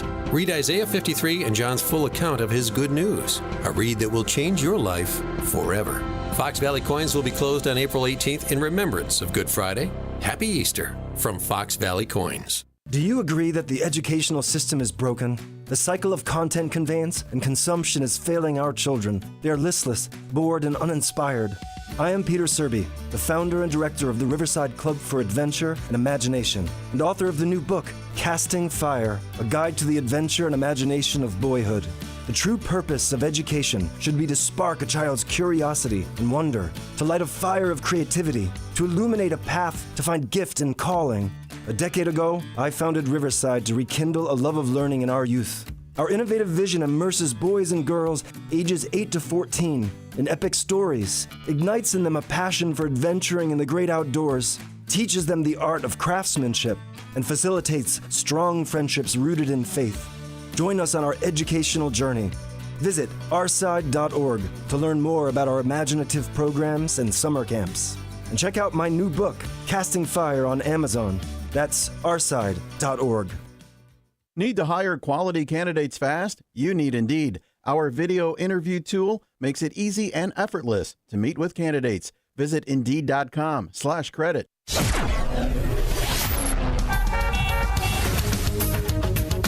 So far, so good for a Friday morning commute. DeSable Lakeshore is stop and go this morning northbound between Bryn Mawr and Hollywood.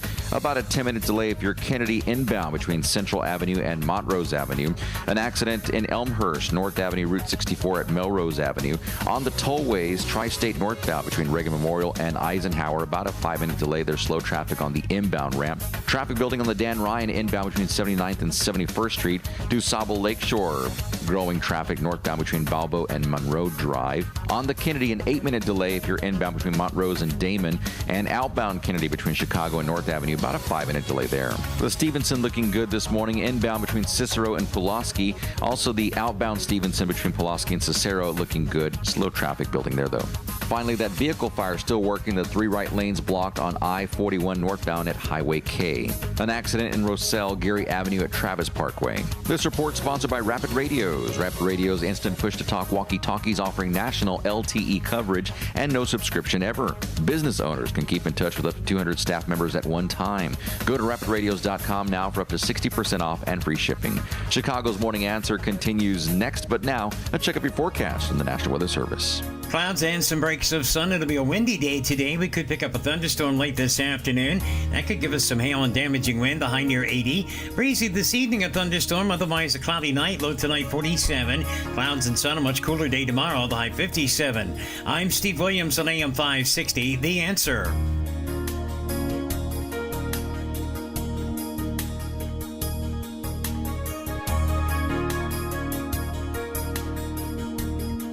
Heard you're getting ready to move. We just listed our house on the market. Just make sure you have the right attorney. Doesn't the real estate agent take care of all that? They stay involved, but you want to make sure you have a great lawyer that's negotiating the terms, helping resolve inspection items, clearing up title issues, preparing the deed and other documents, and attending the closing. The attorneys at Nauman & Associates in Elk Grove Village have decades of experience handling real estate transactions every day all over Chicagoland. NALawGroup.com. The fight against abortion in Illinois has never been more important than it is right now. Thanks to our elected officials, Illinois has become an abortion tourism destination. The number of abortions in our state continues to grow, despite the fact that crisis pregnancy centers outnumber abortion clinics almost 3 to 1. Now, thanks to a new effort by Caring Network, it's possible to reach abortion-minded women to provide peace of mind and security to help them choose life. This new Reach Her First initiative seeks to provide women with the assurance and information they need before they choose an abortion.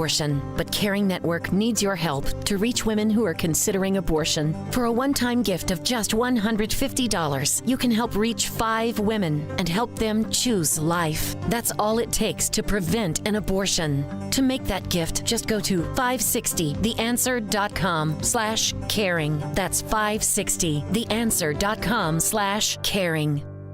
Wesley Financial Group is not a law firm. Hi, I'm Chuck McDowell, the timeshare cancellation guy and founder of Wesley Financial Group. And I want to set the record straight. I am not an attorney. I've never wanted to be an attorney. And the truth is, I really don't even like attorneys. If I sound like an attorney, I'll apologize. But what I've learned in my 15 years in the timeshare cancellation business is you don't need to be an attorney to get folks out of their timeshare. At Wesley, we've helped over 40,000 families cancel their timeshare, and I want to share with you how we do it. Just give my office a call. I guarantee if we take you as a client, we'll get you out of your timeshare, or you'll pay nothing. Attorneys, this was meant to be funny, so please don't sue me, especially my friend Kenneth from Black River Falls, Wisconsin. Call now for your free timeshare exit info kit. 800-919-1441. 800-919-1441. 800-919-1441. Now, from the Signature Bank Studios.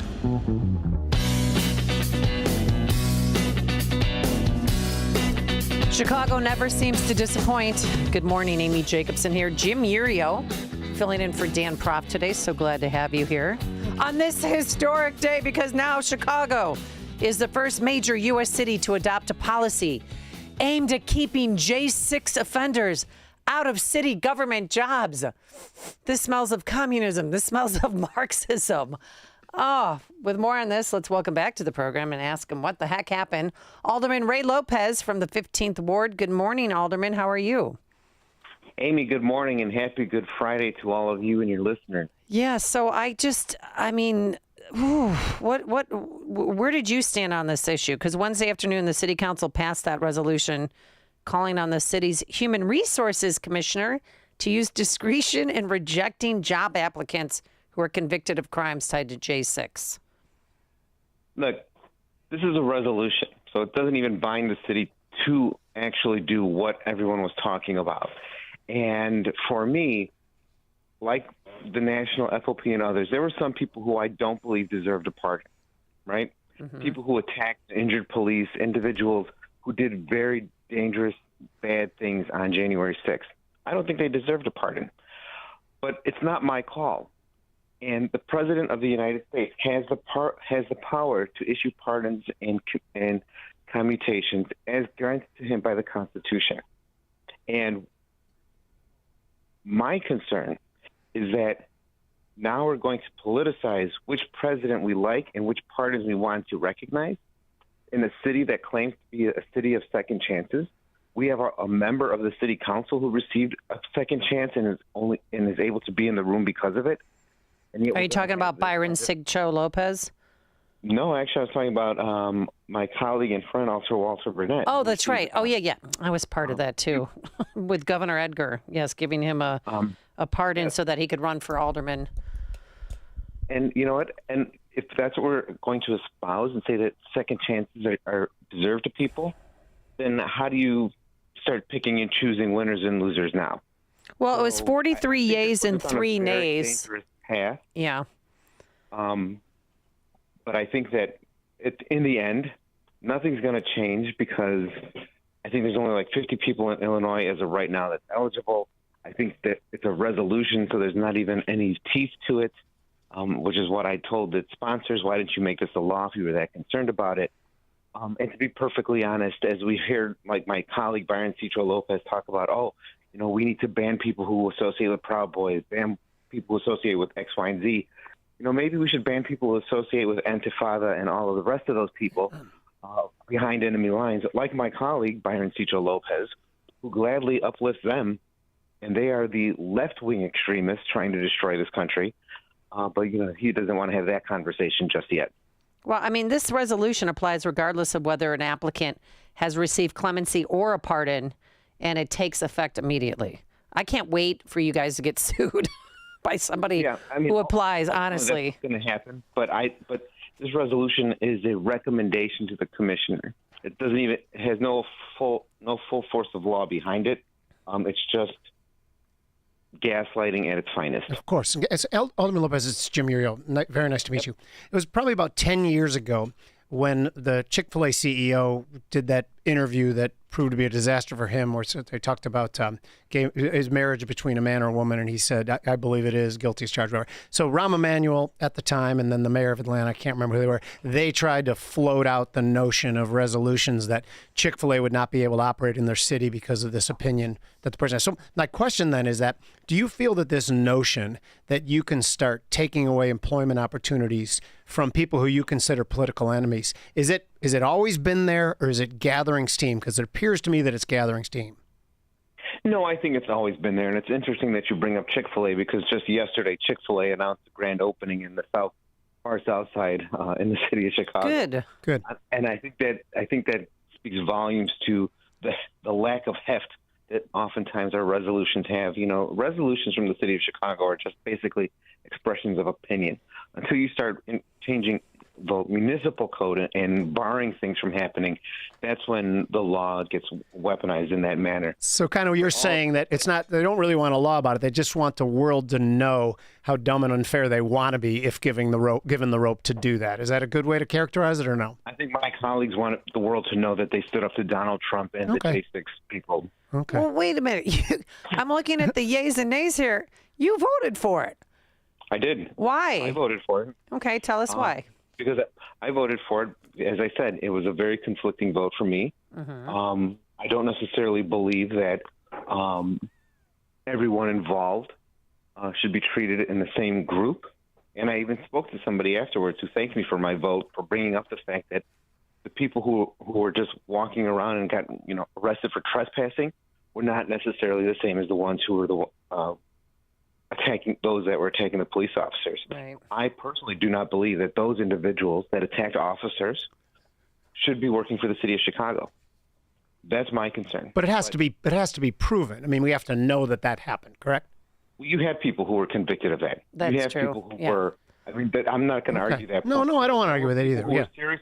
That were seriously convicted of injuring law enforcement. That actually makes sense. Those people have no place. But again, I'm in a position where, because Donald Trump gave everyone a pardon, good and bad, in my opinion, well, I have to make a decision. And sometimes the good does get lumped in with the bad.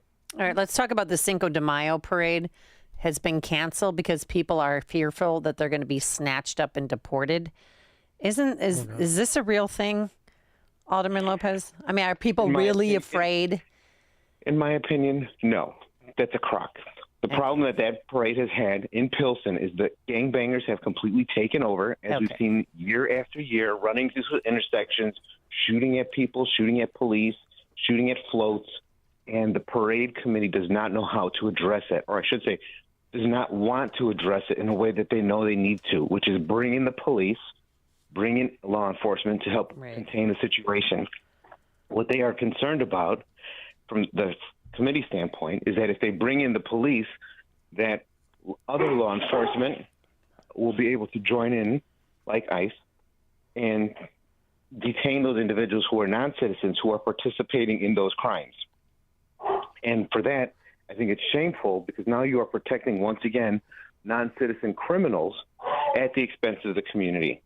Mm-hmm. Real quick before we let you go here, does Byron Sig Joe Lopez live in his ward? Because I don't know if you saw the article, ChicagoCityWire.com wrote a story that even Byron doesn't want to live in his neighborhood and that he lives somewhere else than he's supposed to. No, that's a very good question, and I hope the. Do you live in your ward, Alderman Lopez? Absolutely. I'm speaking to you live from Brighton Park on the southwest side in the 15th ward. Absolutely, live there for. But when all of your parking tickets are from downtown, and your wife's downtown, and your kids are downtown outside of your ward, it's like that song, "Things That Make You Go, Hmm." Yeah. That's what we got going on. Maybe we need a resolution for that. Yeah, that you should live in the ward where you represent the people. So, all right, Alderman Lopez, we're going to have to leave it there for today. Thank you so much for joining us. Nice meeting you, sir. Much appreciated. Okay. And he joined us on our Turnkey, you too, turnkey.pro answer line. Morning Answer with Dan Proft and Amy Jacobson on AM 560. The Answer. At almostfreeteeth.com, they're dedicated to making smiles great again. If you have medical PPO insurance, find out how you could save 90% off on average to get a beautiful dental implant supported smile. Check if you qualify right now at almostfreeteeth.com. Hey, heard you're getting ready to move. We just listed our house on the market. Just make sure you have the right attorney. Doesn't the real estate agent take care of all that? They stay involved, but you want to make sure you have a great lawyer that's negotiating the terms, helping resolve inspection items, clearing up title issues, preparing the deed and other documents, and attending the closing. The attorneys at Nauman & Associates in Elk Grove Village have decades of experience handling real estate transactions every day all over Chicagoland. NALawGroup.com. Attention American homeowners, you're under attack. Your home and equity could be vulnerable to cyber thieves. There's only one company that completely stops them, and that company is Equity Protect. Equity Protect prevents any attempts to steal your home, equity, and ownership 24/7. Get your free risk report today by texting the word HOME to 94878. That's right, text the word HOME to 94878 to get your free risk report. Keep your equity and legacy safe with Equity Protect. Catch Toddcast with Todd Starnes on the Salem Podcast Network. We have become addicted to all of this cheap crap coming from China. So now Donald Trump is finally saying, we've got to do something about it. We're not kicking the can down the road anymore.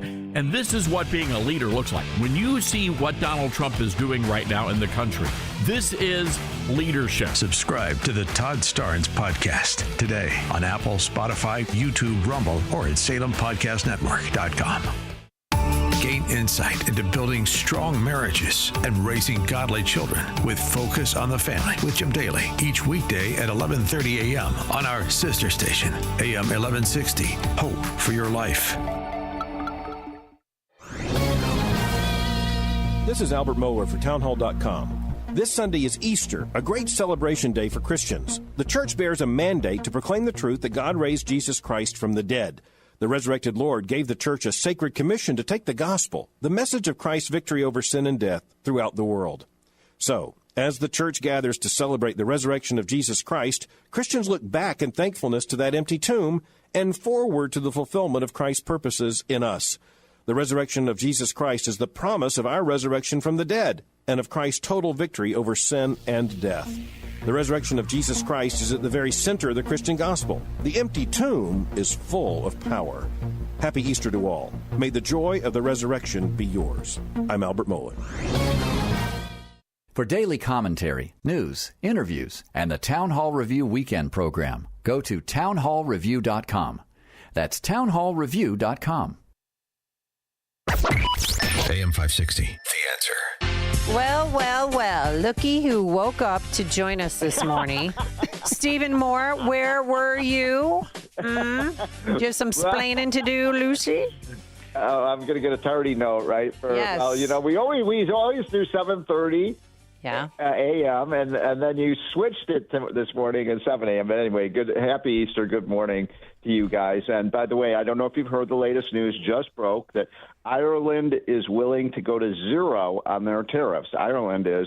If we take back Rosie O'Donnell? If we take back Rosie. I say no deal. No deal. That is too high a price to pay. What do we import from Ireland besides potatoes? I don't even know if we Ireland. Butter? Oh, that's Irish butter. Yeah, butter, and Irish whiskey. Oh. Two of my favorite things. Anyway. I love a good shot of butter and Buttery some whiskey. So that's good. So that's zeros. So that's a victory. From where, Stephen? Zero down. What did they use to tariff us? Well, look, the tariff war is still, very much going on, and every day we get new news about some. Look, my White House friends tell me that the phone really is ringing off the hook, where these countries are, calling up Trump, getting on the phone and saying, let's make a deal. And, whether you like tariffs or not, and as you guys know, I'm not a big tariff guy. I'm a free trade guy, and I don't like taxes. But if Trump can pull this off, and I think he can, where you get all these other countries to reduce their tariffs, then we're all better off. We have freer and fairer trade. The markets haven't liked this a lot. It's been a big sell-off over the last 3 weeks. But I think once you get two things that happen, one is you got to get the tax cut bill done. Amen. And the second thing you got to do is resolve these tariff disputes. And I think that's going to happen in the next 3 to 6 months. And when that happens, I think the market's going to roar back to life, because everything else. Look, the other thing I wanted to say to you guys is I am so infuriated by this Fed chairman, Jerome Powell, and I know Trump is too. But the speech that he gave, what was it, on Wednesday? In Chicago. Was truly, in Chicago. I forgot about that. Was outrageous. I mean, that was the most partisan speech against a newly elected president, I've seen in my 40 years. And he's talking about, oh my God, Trump's tariffs are going to cause inflation, and that may well be true. Although he didn't talk about all the other things Trump is doing that are lowering tariffs, like producing more energy, like the Doge savings that will reduce prices for everything, all that stuff. And here's the thing I wanted to ask you guys, but maybe I missed something. Do you ever recall Jerome Powell going to the microphones and talking about, oh, my God, Joe Biden's policies are going to cause widespread inflation? I mean, he's spending $6 trillion. He never did that. No, he never did. Not only did he never do that, he cut rates, six months before an election. Exactly. Yeah, I mean, so to suggest that Powell is political is reasonable, in my opinion. Oh, there's no doubt about that. And, talk about putting your thumb on the scale. Yeah, 3 weeks before the election. Oh, we're going to do a big, rate cut. So there's one thing I wanted to for Biden. Yeah. So he also said, someone asked him about the Fed put, and for people who are listening to, there's been the notion for years that if stock markets start to collapse too much, the Fed could come in and lower interest rates. So he was asked about it, and he basically said, nope, no, under no circumstances there's a Fed put. It almost seems like he's trying to talk weakness into the stock market, which goes, by the way, from an economic standpoint, and I want to ask, this is the actual question, if the equity markets start to cascade lower and accelerate, there is a wealth effect component of that has a macroeconomic ripple. And so it really is somewhat reasonable to lower rates in the face of a 40% stock correction. Am I crazy or no? Well, look, I think that the Federal Reserve Board should have one job and one job only. It should not have a dual mandate. The Fed you can't create jobs by printing money. Boy, it'd be a wonderful world if we could. If we could just, put more zeros on our bills, and all of a sudden we're going to be a wealthy country. Obviously, that's not the case. And so, what the Fed did. Well, let's go back to what you just mentioned when the Fed cut rates back before the election. Do you recall what happened to the long-term rates? They went lower, yeah. The curve went inversion. Yeah.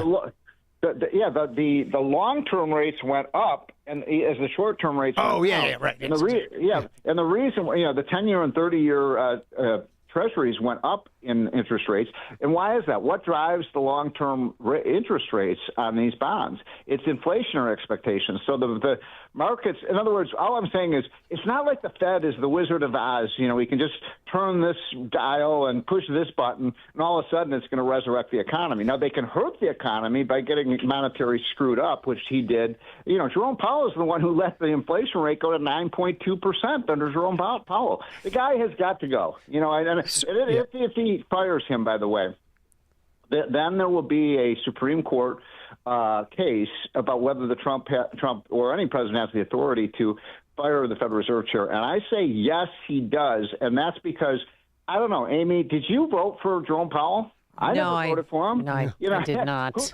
But Elizabeth Warren came out yesterday and said if Trump fires him, it's going to destroy the economy. Destroy it. But Trump can't fire him, right? Yeah. Not going to happen. We don't know. We don't know. So you're saying he could? Because Jim Irio is saying he can't fire him. Well, I thought the Constitution said he could. We don't know. I think, let me put it differently, guys. I think he should be able to fire the Federal Reserve Chairman, because if he can't, Jim, who can? Exactly. He serves at the... Who's he accountable to? No doubt about it. Okay, here's another question. But I do one thing that you just said about Jerome Powell.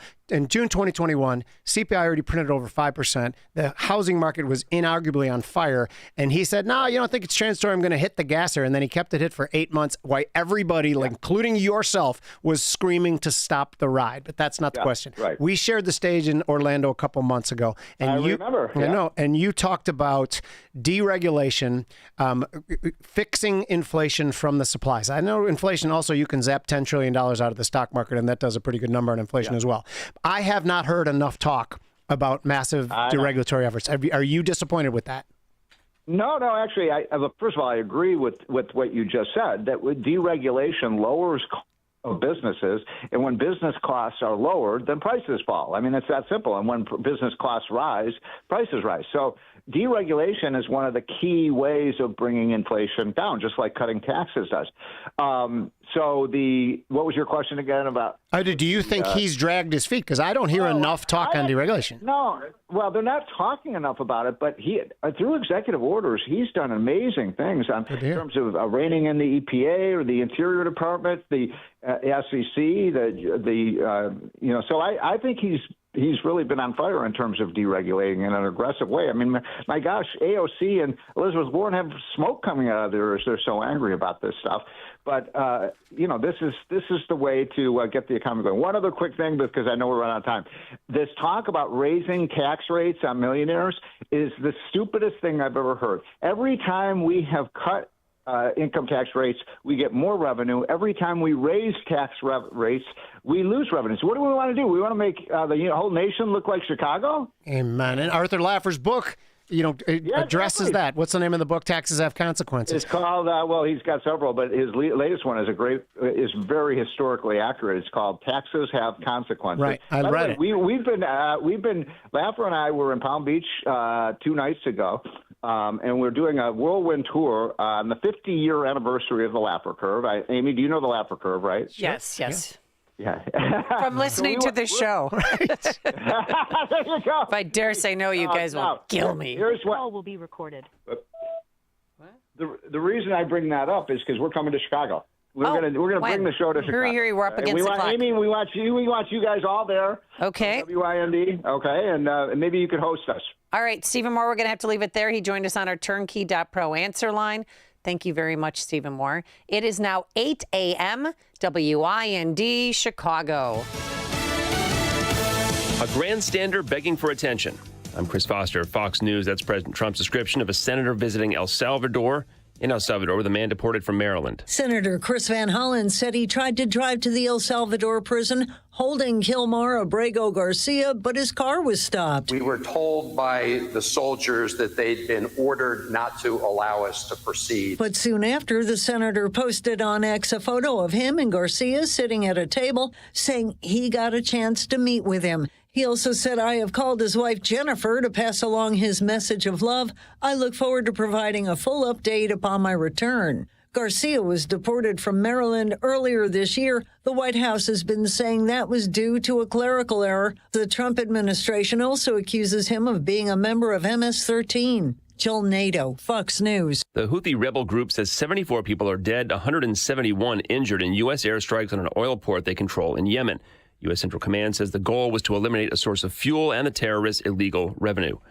Secretary of State Rubio says Ukraine-Russia peace talks have to show progress soon. If it's not possible, if we're so far apart that this is not going to happen, then I think the president's probably at a point where he's going to say, well, we're done. Secretary Rubio in Paris.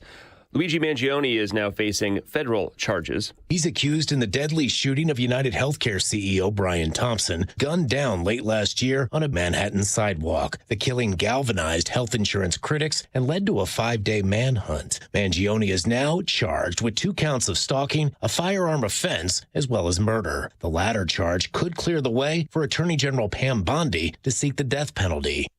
Tom Graham there. Classes are canceled at Florida State University. There's a vigil tonight for 2 people killed in the mass shooting on campus. 6 are wounded. So is the suspect shot by police. A 20-year-old student, son of a sheriff's deputy. No word on a motive. America's listening to Fox News.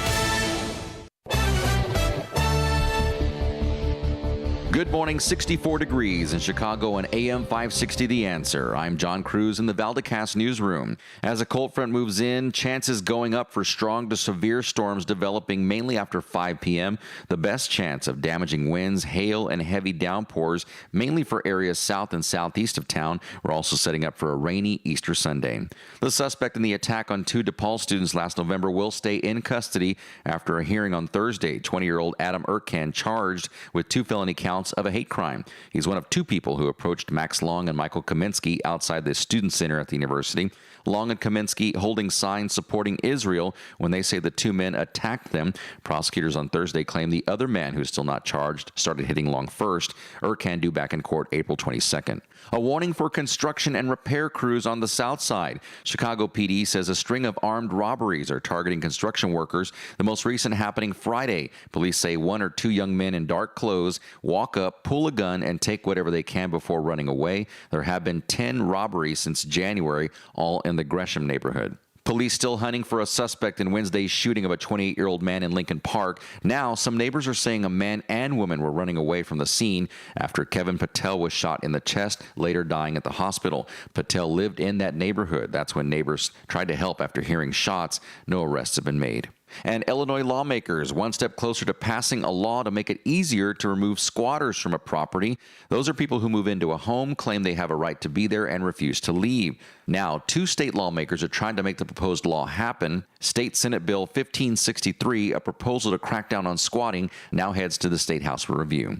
News, a service of Valdecast Windows for the discerning homeowner looking for high-quality and professional-level window replacement service. Contact Valdecast Windows, your award-winning Platinum Elite Pella-certified contractor. Visit Valdecast.com. A check on traffic coming in 2 minutes, but now time for the AM 560 Business Beat, brought to you by Signature Bank. I'm Charles Payne, and this is the Fox Business Report. Stock markets are closed today in the U.S. and Europe for Good Friday. The Dow dropped 527 yesterday. The Nasdaq was down 21, but the S&P gained 7.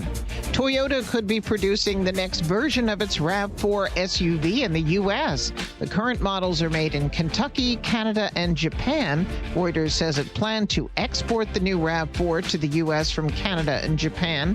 However, adding supply from the U.S. would lessen the impact of 25% tariffs and would boost supply for a popular model. Apple is delivering fewer smartphones to China. Research firm IDC says deliveries to China were down 9% in the first quarter. From a year ago, it was the only manufacturer to see a decline. That's your Fox Business Report. I'm Jenny Coselda, invested in you. President Trump's tariff policies have turned the stock market into a roller coaster. Across the board, all of the different sectors are down. Reciprocal tariffs are also being lowered during that period. U.S. stocks surged on the news. Don't know how long these tariffs are going to be in place. Chaos that is being created as all U.S. trading partners are hit. The American public is invested in some way in the market. Stay on top of where the markets are headed next, right here on AM 560. The Answer. This is Albert Mohler for townhall.com. This Sunday is Easter, a great celebration day for Christians. The church bears a mandate to proclaim the truth that God raised Jesus Christ from the dead. The resurrected Lord gave the church a sacred commission to take the gospel, the message of Christ's victory over sin and death, throughout the world. So, as the church gathers to celebrate the resurrection of Jesus Christ, Christians look back in thankfulness to that empty tomb and forward to the fulfillment of Christ's purposes in us. The resurrection of Jesus Christ is the promise of our resurrection from the dead and of Christ's total victory over sin and death. The resurrection of Jesus Christ is at the very center of the Christian gospel. The empty tomb is full of power. Happy Easter to all. May the joy of the resurrection be yours. I'm Albert Mohler. For daily commentary, news, interviews, and the Town Hall Review Weekend program, go to townhallreview.com. That's townhallreview.com. Wesley Financial Group is not a law firm. Do you find yourself stuck in a timeshare? Get the real facts about the timeshare industry and your options for cancellation. Chuck McDowell, founder of Wesley Financial Group, has put together a free information guide that reveals the secrets the timeshare industry doesn't want you to know, including the 5 ways to get rid of your timeshare. Call now and get this timeshare cancellation guide absolutely free. Call 800-893-2288. 800-893-2288. 800-893-2288. Don't get suckered into the same old free phone game by Big Wireless. There is a better way. Pure Talk, my sponsor, my wireless company, has a better offer. A brand new free Samsung Galaxy with qualifying plan for $35 a month. You get unlimited talk, unlimited text, 15 gigs of data, all on America's most dependable 5G network. Just dial pound 250, say the keyword Pure Talk for your free Samsung Galaxy with qualifying plan. Pure Talk, wireless by Americans for Americans. Heading out the door, got some issues creeping up the CTA Blue Line, O'Hare-bound Blue Line trains running with delays due to mechanical problems on the train. That's the CTA Blue Line at Pulaski. That's the CTA Blue Line at Pulaski. Expect delays there. DuSable Lakeshore Drive, solid traffic going northbound between Bryn Mawr and Hollywood. Traffic building on the Eisenhower inbound between North Avenue and the Tri-State Tollway. It's about a 5-minute delay there. An earlier vehicle fire on the left shoulder blocking traffic I-41 northbound at Highway K. On the Kennedy inbound, it is stop and go between Lawrence and Montrose. A 13-minute delay for Kennedy inbound between Montrose and Damon Avenue. On the westbound South Shore line, delays up to 15 minutes on train 114 due to passenger train interference at Millennium Station. Slow traffic on the Dan Ryan inbound between Stevenson and Roosevelt Road. Working a 5-minute delay on Eisenhower inbound between Austin Boulevard and Western Avenue. On the Kennedy, slow traffic outbound between Chicago Avenue and North Avenue. A 10-minute delay for your Kennedy outbound as well between Damon and Belmont Avenue. On the Stevenson inbound between Central and Kedzie, about a 5-minute delay there. And slow traffic building on the Tri-State Tollway northbound between Reagan Memorial and Eisenhower Expressway. Chicago's Morning Answer continues next, but now a check of your weather forecast from the National Weather Service. Clouds and some breaks of sun, a thunderstorm for late afternoon. We could see some hail and damaging wind. The high today 80. For tonight, clouds and breezy. Thunderstorms could bring hail and damaging wind, low 47. Clouds and sun, cooler day tomorrow, the high 57. I'm Steve Williams on AM 560, The Answer. Now, from the Signature Bank Studios. This is Chicago's Morning Answer with Dan Proft and Amy Jacobson on AM 560. The Answer.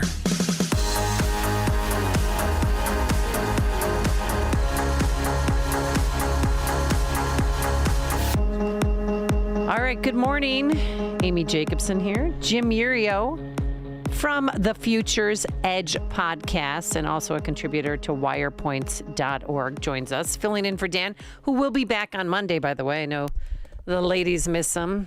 Men adore him. We know how that goes. But there's been a rare victory in Illinois, Jim, when it comes to House Bill 2827. That is the homeschooling bill, which would allow the government to essentially come into your home to check the curriculum, to make sure everything is running smoothly. Oh, and also to check immunization records. Yeah, that's not overreach of big government. But the person who sponsored the bill, this lovely lady, she is named Tara Costa Howard. Of course, she has a hyphenated name. Here's why she authored the bill to begin with. The intention of everyone involved in this bill was to create new protections for children and families. It truly is a simple form that can protect families from those nosy neighbors. They can demonstrate best practices in homeschooling, things that they're already doing, keeping records of a child's progress, and the many different things that they can learn. But most important, it provides a tool to make sure children do not go dark and missing. We want to know they are okay. There is nothing in this bill that requires a curriculum. There is nothing in this bill that requires a mandates of vaccination. The truancy laws that are included in this bill are the exact same truancy laws that we have here in Illinois right now. And so does Virginia, and so does the state of Wisconsin. We know we still have work to do on this bill. And based on the comments in committee, I look forward to the specific language that was recommended by my colleagues on the other side of the aisle and was said in their press conference. Protecting our children is a moral imperative. But finally, on a personal level, I am deeply sorry and disappointed that some people would use this as an opportunity to sow seeds of anger and fear by actively spreading misinformation to make people afraid rather than work together on the real issues. And that is to make sure children receive an education and that they don't disappear until tragedy strikes. Well, the state rep who voted against this, Blaine Wilhauer, state rep for District 110. And good morning, Mr. Wilhauer. How are you? Hey, I'm doing great, Jim and Amy. How you guys doing? We're fine. So Tara Costa Howard there claimed that there are victims of homeschooling. And so who are they and what happened to them? That's a really, really great question. They basically made this bill based on a ProPublica article about two cases, and then they're trying to punish the whole homeschooling community for it. But at the end of the day, it's a bunch of nonsense. A piece of paper at the Regional Office of Education sitting in a file is going to do zero to protect vulnerable kids. It's the same thing with the gun issue. The people that are most likely to not comply and not fill out these that are most likely to not fill out these forms are the people that are most likely to do the abusing. Not to mention the fact that most of the abuse that's happening in the government schools are from your higher end people. It's from your educators. You know, Tara Costa Howard's got two perverts in DuPage County in just the recent news that are molesting kids right under their nose. They're not doing anything about that. This is about power and control. It always has been. The bill literally starts with homeschooling as the fastest growing form of education in the country. Well, guys, why is it the fastest growing? It's because the government schools have failed. Yeah. Period. And there's a bunch of predators in there, it's so a lot of people, not a lot of people. How many people signed petitions against this? Yeah, overall, there's been, I think, over 130,000 people do it. But they try to, on the initial bill, I think there was somewhere around 50, and then they tried to slip in an amendment at the last minute, and overnight there was another 50, and then when they came back to committee, there was another 30 or 40 within 12 hours. So this goes to show you that, the opposition can punch above its weight in this state, but we've got to get some nerve. All right. The Republican Party needs to learn to fight. We need to learn how to build new coalitions to do it. And I think that this homeschooling pushback is a great example of that. We had the combination of, inner city of Chicago and, rural Illinois coming together. And I think that's a powerful coalition. And I think the Republican Party needs to wake up to that. That's our path going forward. Thanks. This is Jim. Thanks so much for fighting the good fight. It's amazing. So when I see something like this come about, I want to know, is it am I just being a crazy tinfoil hat wearing conspiracy theorist when I think there's got to be a straight line between teachers' unions who know full well that they are losing this game, and they have been for several years, that are trying to influence politicians to push these things to gain greater control of it? Or am I being too crazy? Oh, no, not at all. The teachers' unions are running this state. They're running it in the Democrat Party, and there's too much influence in the Republican Party. I ran against those guys in 2018 when I came in, defeated them. They spent about $500,000 in my little district here in South Central Illinois just in the last year trying to defeat me on this. These people are desperate, and the Republican Party needs to learn that, hey, we don't have to kowtow to these people, because every single issue that we push that's going to change the state of Illinois, these guys oppose. They don't don't support us, and again, this is all about power. See, these homeschoolers and these private schools that choose not to be recognized, they do it for a reason, because they don't want anything to do with the government schools. They don't want to be tied to the school code. Okay, that's what this is all about. At the end of the day, they want to tie these people to the school code. They want to get their nonsense in there in the curriculum and everything else. Just 2 years ago, they were trying to put SB 818, which is this ridiculous, disgusting sex ed that was teaching kindergartners about masturbation and stuff like that. Gross. They wanted to put that in the school code. And issues like this are tying these private schools and homeschools to the school code, and the school code is at the will and the whim of one of the most far left legislatures in the state of Illinois. Fix your own problem, government schools. Leave the homeschoolers alone. Deliver a better product, and you won't have to worry about this stuff. Now, my eyes were opened. I think a lot of people don't know this. This is 15 years ago. My daughter's was 16 years old at the time, and she had taken a job at Peggy Canan's in Arlington Heights. Or a nice restaurant. I just saw it last night. So I'm told. Didn't go there, but I saw the restaurant. I'm told that at 16, she can't get a job at a place that serves alcohol unless she gets permission from the high school. I'm like, what? The high school? I swear to God, you guys don't know. But Blaine, is this what about permission from the parents? Exactly. And I literally had to call the high school, and this woman goes,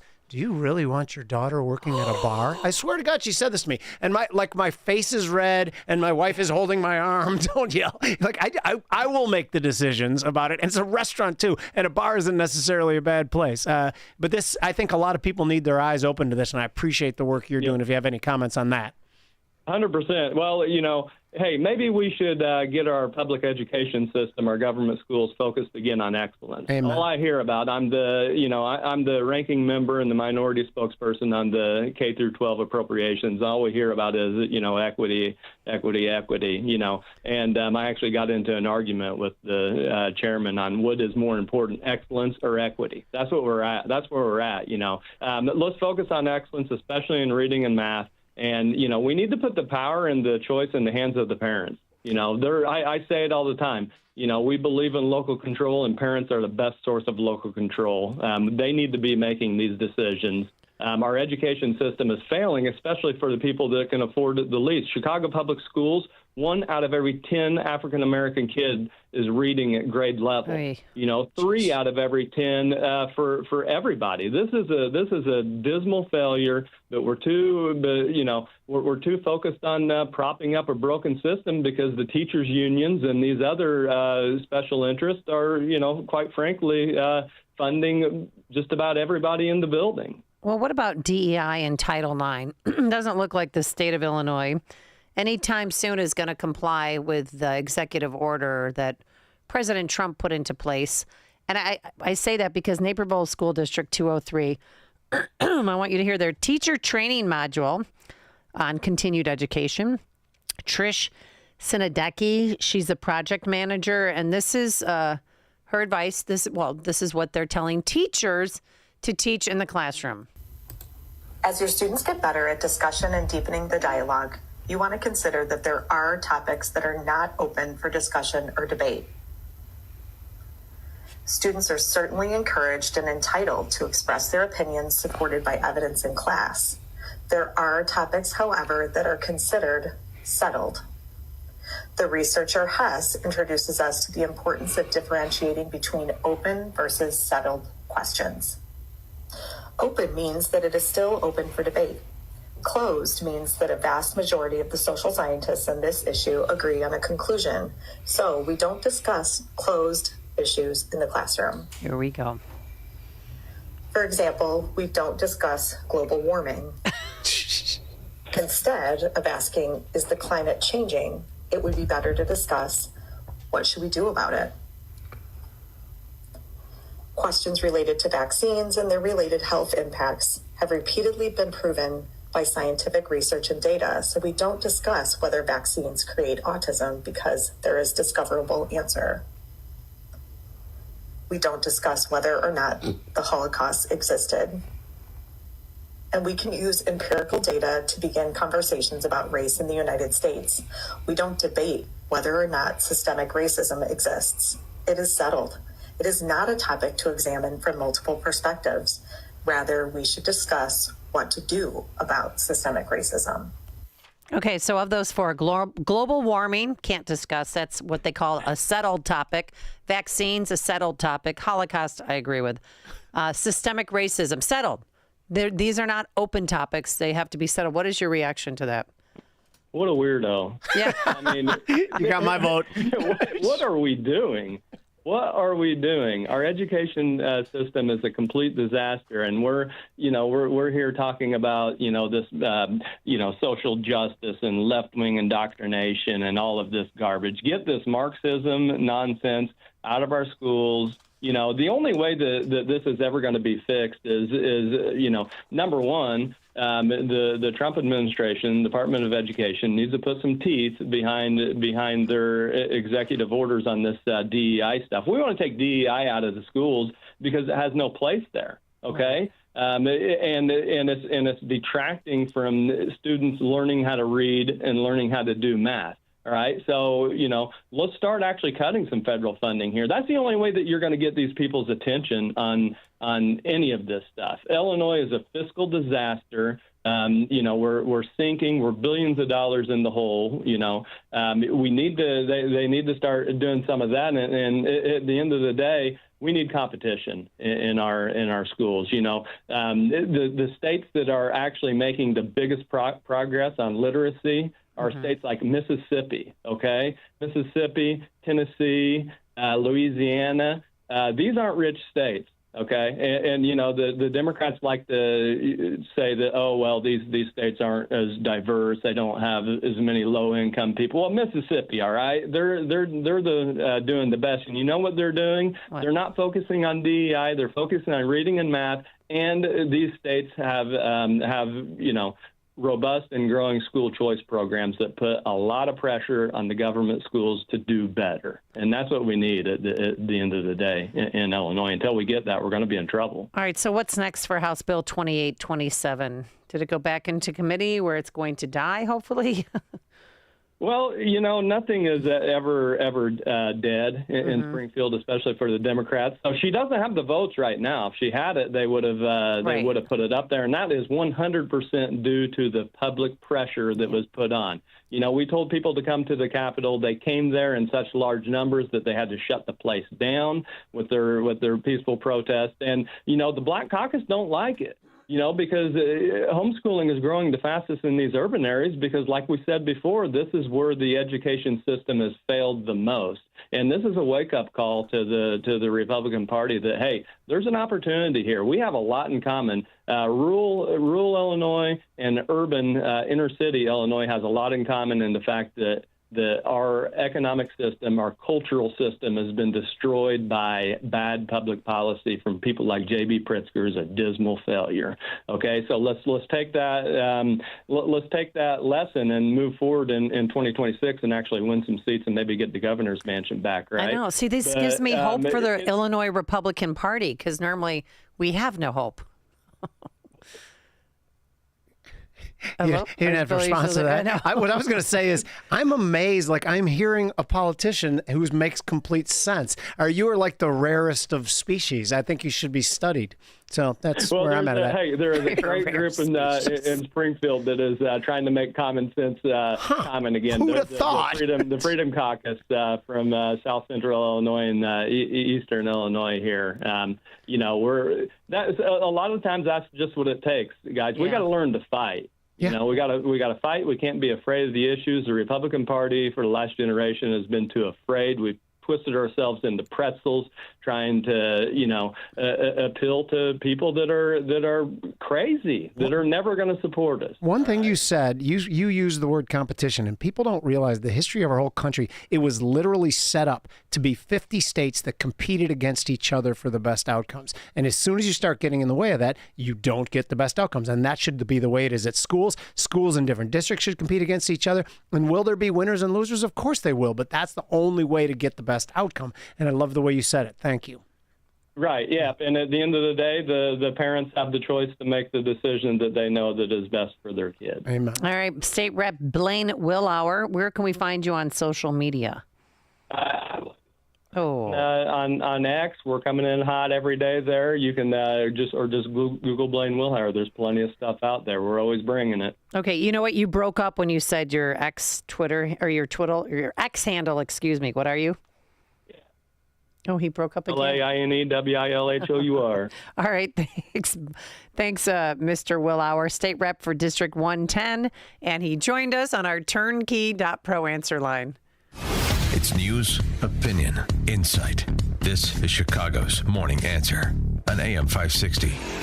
The Answer. You've probably been hearing a lot of buzz about tariffs. I haven't. Really? What's a tariff? It's a tax on imported goods. It makes these imported goods more expensive. Oh, that explains why I've never heard of tariffs. Why? Because 92.3% of the furniture at Penny Mustard is made in the USA. True. In fact, most of it is built by local craftsmen and women right here in the Midwest. And locally sourced furniture will never have a tariff on it. So when you invest in new furniture at Penny Mustard, you won't be paying extra taxes and shipping costs. Besides, tariffs or no tariffs, our American-made Penny Mustard Strong furniture will last generations longer than IFE-made furniture shipped in from overseas. You get so much more for your money when you buy American. Tell me more about these tariffs. Can we talk about this later? I'm so tired of hearing about them. Oh, so I guess you can say that all this talk about tariffs is taxing.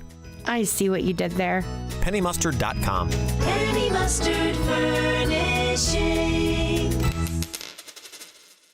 Mike Lindell and his employees want to personally thank you for your continued support of MyPillow. They have a big allotment of their bed sheets that were earmarked for the box stores this spring. Well, they did it again. The box stores didn't come through, so they're going to pass the savings on to you. Now there is no middleman, so you're going to get wholesale prices on their famous Giza Dreams and Percale bed sheets. Giza Dream queen size normally $139.98. Your wholesale price $69.99. King size only $79.99. Percale queen size normally $89.98. Your wholesale price $29.98. King size only $34.98. So go to mypillow.com and use promo code LIBERTY or call 800-489-0201. Free shipping options available. This allotment won't last long. When they're gone, they're gone. So remember, go to mypillow.com and use promo code LIBERTY or call 800-489-0201 to get these amazing wholesale offers.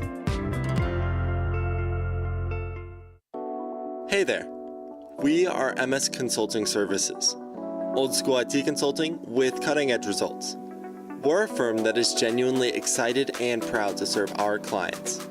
We entered the business world nearly 30 years ago and have since shared our expertise with clients nationwide.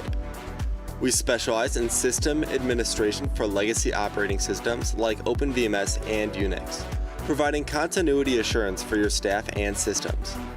Our focus on personal connections helps establish lasting relationships, offering a deeper sense of fulfillment, all while maintaining a stable IT infrastructure. Seem like a nice change of pace? Check us out. You'll know what we're all about after just one call. Give us a ring at 1-800-MIT-0404 or visit mscsinc.com. Again, that's 1-800-MIT-0404 or visit mscsinc.com. AM 560. The Answer. Open mic! Open mic Friday! Call in now! Open mic Friday! 312-642-5600. Turnkey.pro answer line. The time has come for Open Mic Friday. And this is a time when you and I can get things off our chest. So we can talk. And there's so much. I'm an angry little man. Well, I want to start with Illinois construction. Oh, God. Because like many of you, I have been driving by. I'm a Kennedy girl. I'm on the outbound Kennedy. And it's down to 3 lanes for a long time.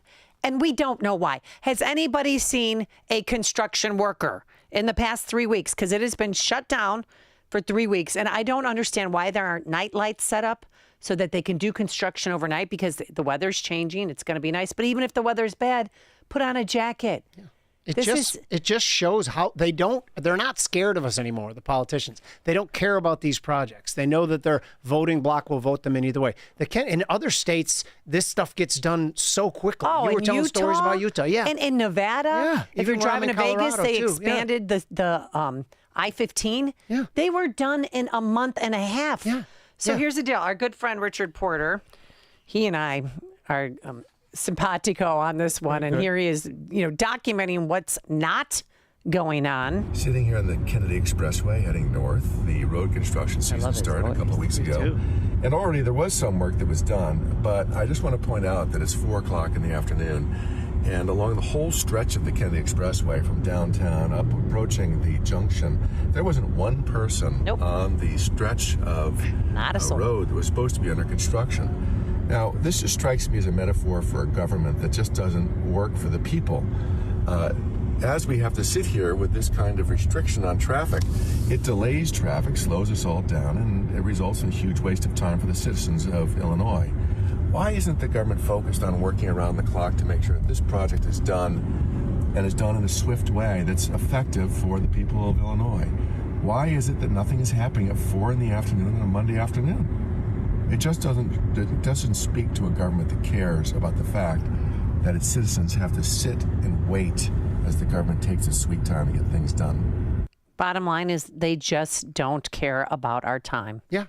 By the way, that's our fault as much as it is their fault. We have to, you get the government that you deserve. Ultimately, people have to get crazy about this. And I'm not talking about any leftists. They preach violence. I'm talking about just voting people out at the ballot. They all have to lose their jobs. And it's not just the construction. It's things like Brandon Johnson. He literally ran on what I called the pro-crime platform, and us knuckleheads voted him in. Of course, you and I didn't, but somebody did. This stuff, these people don't care because they know we won't hold them accountable and vote them out. And people texted in, or because we put this out on Twitter, to be fair, the typical day for construction workers ends at 3:30.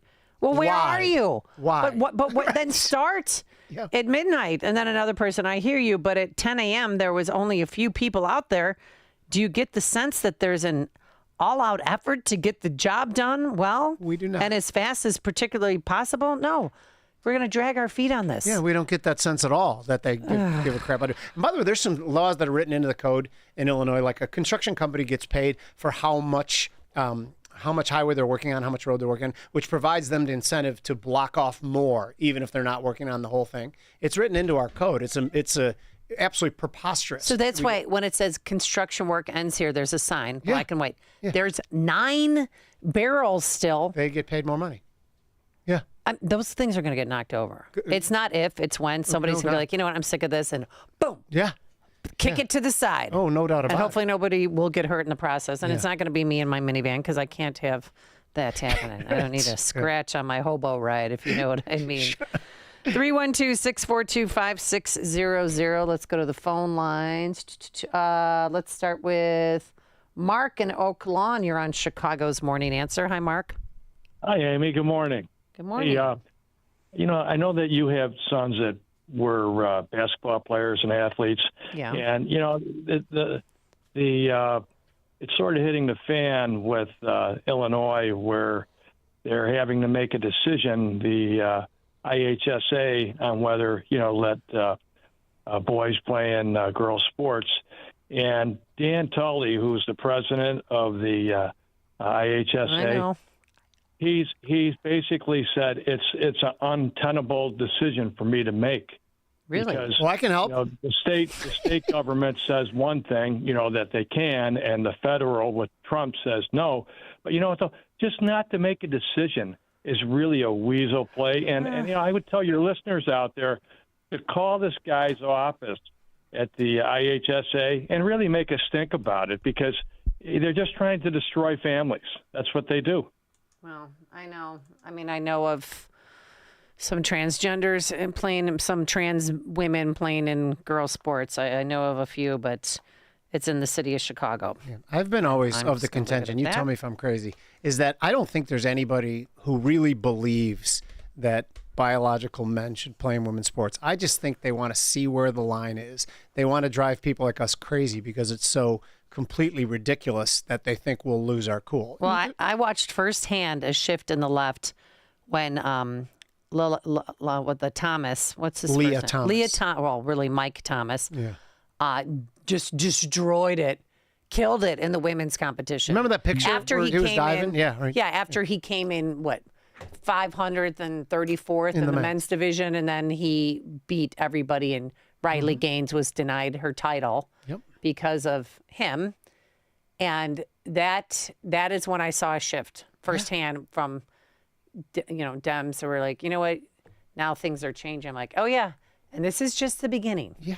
And you put a 6'5" Navy SEAL, former Navy SEAL, in a European Women's League, skulls are going to get knocked around. There's no question about it. I mean, it's a just safety issue. Remember when John McEnroe said the thing about Serena Williams about not being able to beat the 500th ranked men?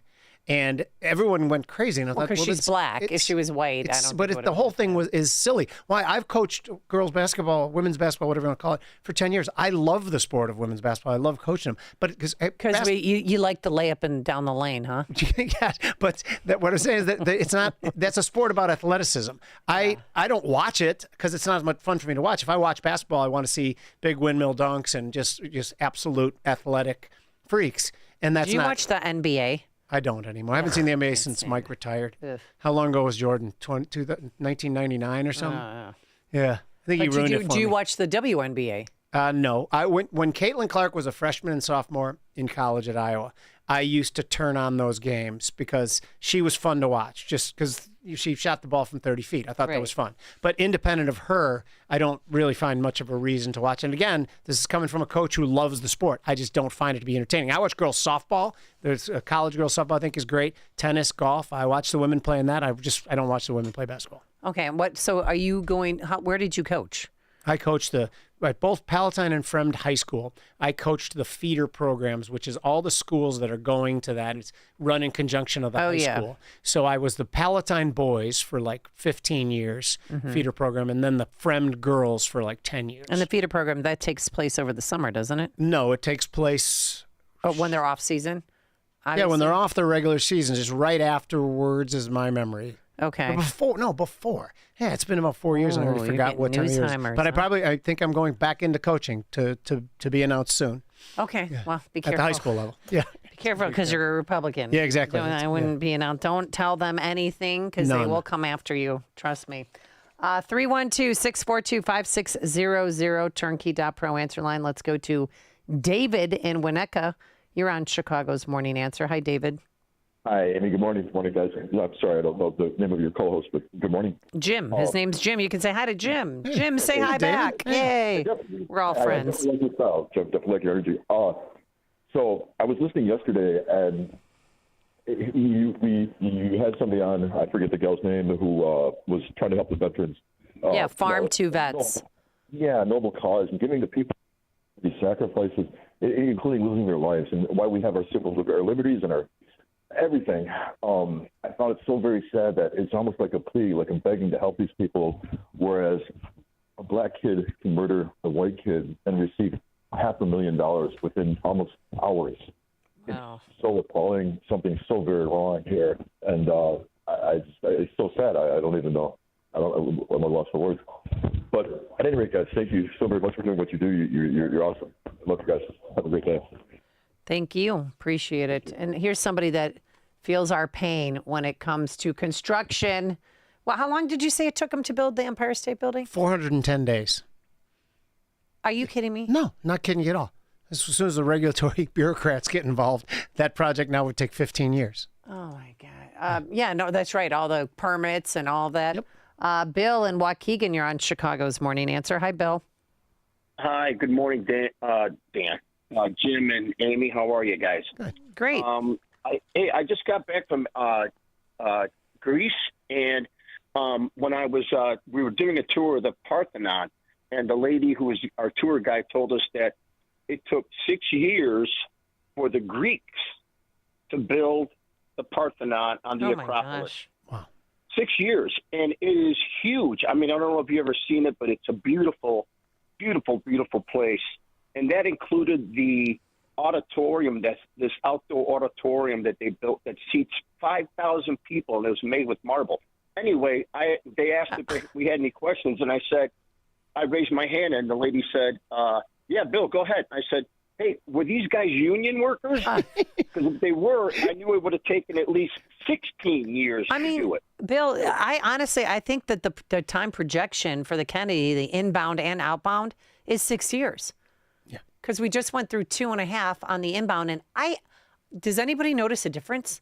The pavement looks the same to me. Yeah. They changed a few overhead signage, but it all looks like crap. Yeah. I mean, it still looks like a mediocre city when we're supposed to be the third biggest, best city in the country. It's a joke. I think they're just testing out those traffic barrels to make sure they work. Yeah. They can direct traffic. Yeah. All right, a few house cleaning items. George Clooney says Democrats were lying about Biden. Oh, really? They were? And it was his civic duty, Jim Urio, to come forward. Because remember, he's the one who cracked the lid of getting Biden off the presidential ticket. Well, I don't know if it was brave. It was Hero. a civic duty. Because I found that people on my side of the street, I'm a Democrat. I was a Democrat in Kentucky, so I get it.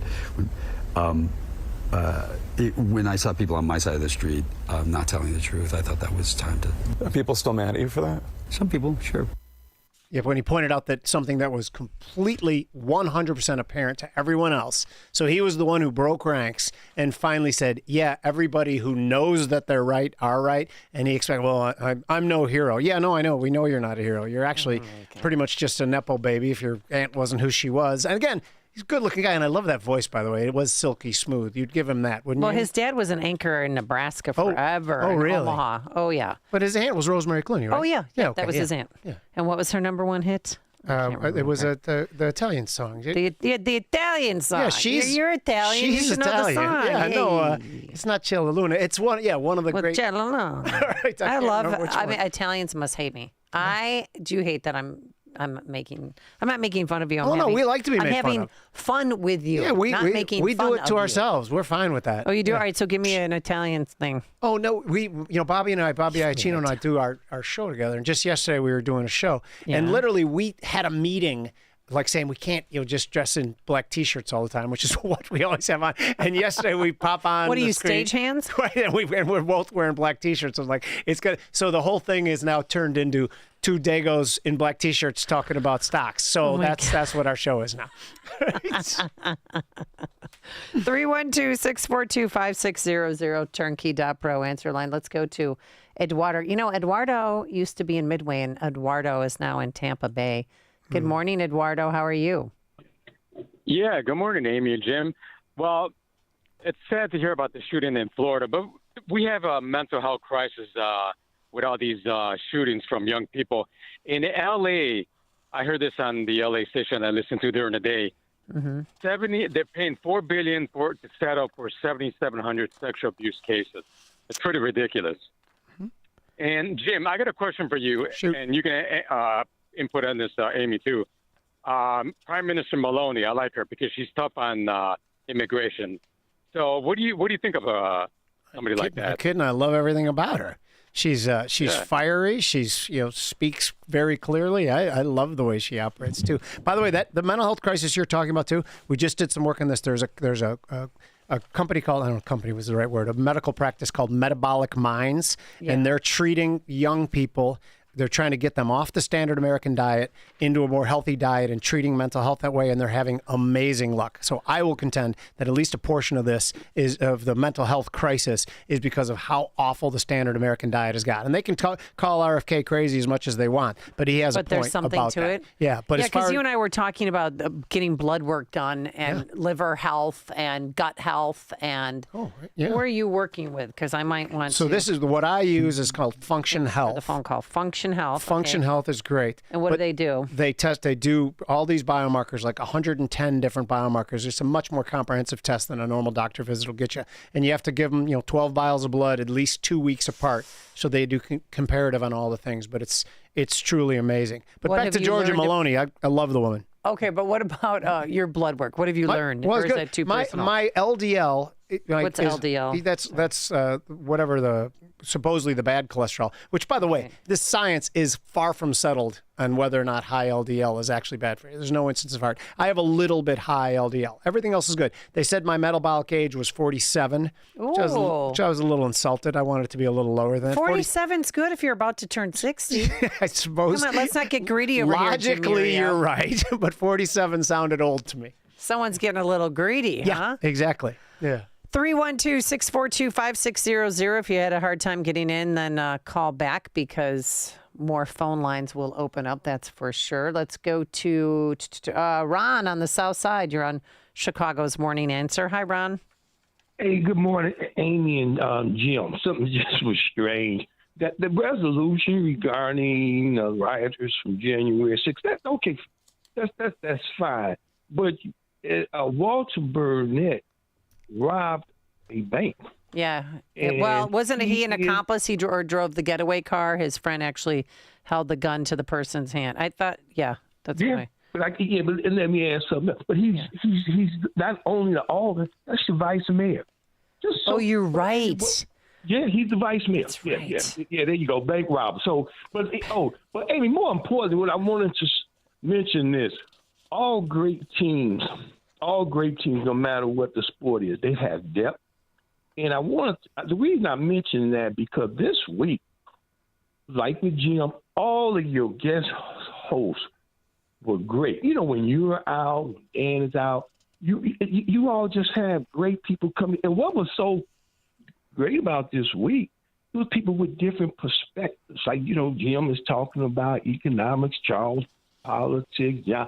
So I just wanted to mention, and it was kind of different because usually when y'all are out, maybe you ought to bring one person in, but it was really nice to have all these different perspectives and different knowledgeable people. So it's been I've just enjoyed it all week, and you all have thank you. Wonderful Easter holiday. Yes, you too, Ron, and we appreciate you so much.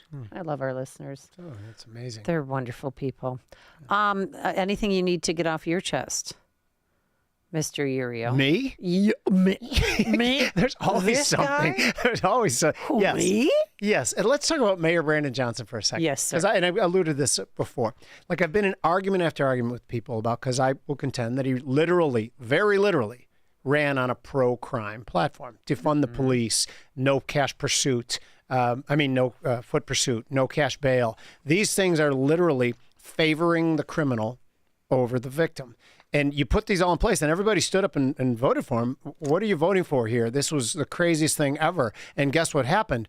Crime's running rampant. And when things happen like these teen takeovers, okay. Because this weekend it's going to be warm. Yeah, what can we do? It's going to be 82 degrees today. Right. What can you do? You can arrest a few people. You can hold parents accountable for not knowing where their kids are at 1 o'clock in the morning. It's absolutely ridiculous, and it's so easy to fix. Like El Salvador, which, by the way, I am not for what they did, because there is a balance between human rights violations and fighting crime. The new president did came in and swooped up. Yeah, anyone who had a tattoo. Anyone who had a tattoo to prison for you. I am not for that at all. But he got rid of crime. So there is this gradient scale, somewhat of a Laffer curve on what you can do to fight crime, and we are way too far to the left axis not fighting crime in these urban areas. Have you, changing subjects, because that's what we do on Open Mic Friday. Exactly. You talk about everything you want. Actually, let's take a phone call first before we go back to my little rant. Dawn in Naperville, you're on Chicago's Morning Answer. Hi, Dawn. Hi, good morning. Happy Good Friday. I cannot believe you, Ms. Amy, Miss Karaoke, doesn't know what Rosemary Clooney was famous for. What's the song? Mambo Italiano. Mambo Italiano. Hey, Mambo. How do you not know? Sing Mambo Italiano. Hey, Mambo Italiano. Hey, Mambo. You don't know it? Mambo Italiano. Hey, Mambo. And then there's some I don't Italian. think that's a great karaoke song, though. Do you? Dawn, have you ever sang that in karaoke? Half it's in Italian. No, I mean, no, but you know a lot about music. Uh-huh. Yes. Dawn, are you Italian? Absolutely. Fantastic. Of course you are. All of you people are. I'm getting surrounded by yous. By you These guys. By Dems the way, and have you noticed does. there's never been a president with an Italian God, surname? here we go. There's been like 5 Irish surname presidents. Oh, the no, Irish. There's an Irish politician. Yeah, well, how about in Chicago? Yeah, Kennedy, New Clinton, York? but why can't there be? Because we don't get the respect. Massachusetts? This has to change now. Now I have my rant. We need a president with an Italian surname, and it sure as heck is not going to be Wait, me. we've never had an Italian No, president. no, we've never we had it. haven't. Yeah. Well, the Prime Minister definitely shined yesterday. I love was her. really proud. Oh, she was great. Yes, she Wearing was. white, a little bit. Oh, no, was you can wear white now. fantastic. Oh, no, you can't wear white until after Memorial Day, right? Somebody should have given her the Italians American don't memo. follow those We rules. don't. We just wear black all the time. Not her. All right, Dawn, what are you doing for did Easter, you know Dawn? that Elon Musk, did you know that she spoke, and this was maybe about 6 months ago or something, and Elon Musk introduced her. I don't know if anybody, she gave a beautiful speech, but she is trying to make Italy great again. I'm going to visit her on Thursday. Oh, that's That's right. fantastic. Yeah. All right, happy Can you- Easter, everybody. Thank you. Do you need to take a tall Swede with you, like you and your wife? Do you need to? I could carry absolutely. your luggage or something. Right, no doubt about it. Yes. I could arrange excursions for you. I or- haven't been to Italy in about 5 years, so I'm looking forward. Yeah. You'll love it. Where are you going in Italy? So we're going to spend 4 days in Sorrento. Yeah. And 4 days in Florence, and then 2 or 3 days in Rome, which my wife actually has planned this whole vacation, which is kind of a break of responsibilities in You our don't marriage. need me, yes? I'll ask her. She's booking it all, so she'll probably be surely amenable for you coming. Right? Just jump in the limo. Make we're Italian jokes. All right. So when you visit Sorrento, how do you get to Sorrento? So we're flying Into to Milan, Rome, or you fly to Rome? and we'll take a train. I believe we'll take a train to Naples, and then just have a car take us from Naples to Sorrento. I've never been. My family's from the Amalfi Coast, and when I've gone there before to visit family, but the other side near Salerno. So I've never been to Sorrento, and one of the reasons I picked it is because they have a great port that we're staying across the street from. Then you can jump on a boat and go to Capri or go to Positano just on your own. Positano. Yeah, I start to talk with my hands again when I talk about it. I'm talking with my hands. Yeah. Oh my God. There's something wrong with me. Let's go to Glenn in Orlando, Florida. You're on Chicago's Morning Answer. Hi, Glenn. Hi, good morning. Happy Good Friday. And you know what they call Prime Minister Meloni in Italy? They call her Trumpetta. Oh, I love it. Trumpessa? I Oh, love for a female version of Trump. Yeah. And Jimmy, you're going to have some great food when you go to Italy. Oh, I can't love wait. it. Yeah. Well, are you going to try and solve their economic woes there in Italy? Sure. Yeah, I'll take care of that. That'll be. Do they have economic woes? Well, they've European historically country is had doing huge economic woes. I'm not completely up to speed on now, but they've had a No, difficult the time. economic woes are cured by the wine. The wine cures it all. Amen. It makes You know what? everything seem better. I went to Lake Como once, and I thought the wine was absolutely grotesque. I got to be honest with you. Did not like it at all. And I thought I was drinking grape juice, but maybe, I don't know. Because Maybe we're going to maybe go I to got a bad Chianti. batch. Yeah. But it was And not Jim, good. you got to take a nap between 2 and 4 p.m. in the afternoon. Don't So, forget. that's going to be an easy thing to convince me of. I already do that Siesta. most of the time. Yeah. I got to tell you, I'm a big napper, too. Yeah, well, I sleep for about 20 minutes every day in the middle of the day. Do you really? Yeah. I have to, too, or else I can't do my 5 other jobs I have. Right. One thing, so when you fly, hopefully you won't be sitting next to J-Bay. Do you know who J-Bay is? I do not. Tell me more. J-Bay is a fat influencer. Huh. She is now blaming the airlines, and the seats are the problem, not her. So the that's buffet like, line. again, she Okay. said many times, my body isn't the problem, the seats are. Here she is trying to get on a plane. My body isn't the problem, the system is. Airlines are making it difficult for plus size people to travel by designing seats that are too small for even the average human. My worst experience on a flight was this one time when I was flying standby and I got stuck in the bulkhead row where the armrest couldn't be moved. The flight was full, so I had no choice but to stay in the seat. I endured excruciating pain for hours, wedged between the armrests, which left bruises on my body. I was on the verge of tears by the end, and in so much pain that I almost vowed to never fly again. The physical pain lasted for days, but the emotional toll of being treated like I didn't belong was even harder to recover from. Airlines aren't doing anything at all to make it easier for plus-size people to travel. When you're forced to buy 2 seats or squeeze into a space that wasn't designed for your body, it's not just inconvenient, it's dehumanizing. Jim Mirio, do you have any sympathy for JB? I have a little more than you'd think. I got it because she's viewing it so myopically with just her own problem. And if you extend it to, like, let's say we were to solve her problem in another way besides putting the onus on her, we'd have to make, the seats quite a bit bigger. Airlines' costs would go through the roof. Everybody's costs would have to go up to accommodate for plus-size passengers, and that's completely absurd to put that in someone else. What do you think of Southwest Airlines? You can just get a seat for free if you're big. But I'm tall, so why can't I get a seat for free? Right, exactly. Yeah, and the tall is something you don't have as much control of. I know some people think they don't have control over the weight. And again, on our podcast, we do a lot of work with these doctors about metabolic dysfunction. And in our country where we pretend like it is beautiful to be big, it is not. It is indicative of metabolic dysfunction, and downstream of that is cancer, Alzheimer's, type 2 diabetes. We have to stop this nonsense where we're saying, be comfortable and you are beautiful. No, some people just aren't beautiful in their body type, and you got to work on that. That has to be,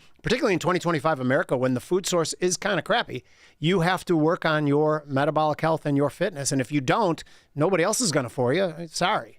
Wow. So have you ever sat next to a larger... I have. She was such a wonderfully nice woman. We were stuck on O'Hara's a runway for like 2 hours after we landed. Oh, that's the worst. But finally I stopped fighting it, and I just kind of leaned in, and she was a sweet lady. I felt terrible. Wait, what do you mean you stopped fighting it? You know how you kind of try to push yourself to the one side of the seat to give them space? Yeah. Finally just like, no, the hell with it. And I think I put my head on her shoulder at one point in time, and she didn't seem to care. Yeah. I know there was a large man that sat in between my 2 sons, and he apologized to my kids. Yeah. But my son said, "Never again, Mom, am I celebrating obesity?" No. And I said, "I didn't know that you were." And he said, "Well, yeah, I did. Yeah. Celebrate obesity, but never again." Never again. Do you do the thing where you're sitting on the aisle seat that you've meticulously booked for yourself, and as people are walking down the aisle, please not you, please not you, please not you. We do that all the time, right? I know. It's awful. One time a kid, he had to be 6'10" if he was a foot. And he's walking down the aisle, I go, please not me, please not me. And all of a sudden, he does. And the steward, the flight attendant, I actually moved him. Because I felt sorry for him, too. But I felt more sorry for me. Because he sat next to you? Yeah, he sat next to me. And there was elbows and knees, I think, on both sides of me. Poor kid, poor me. But then she moved him to... She moved into a row that that wasn't full. Oh, that's sweet. To Adele, you're on Chicago's Morning Answer. Hi, Adele. Make it quick. Hi. Just a hello. Oh, Adele. You were breaking up. Can you hear us? Oh, I can hear you. Can you hear me? Yes. Okay. I'm Jim's favorite cousin. Oh, you are my favorite cousin. I miss you. How are you, Adele?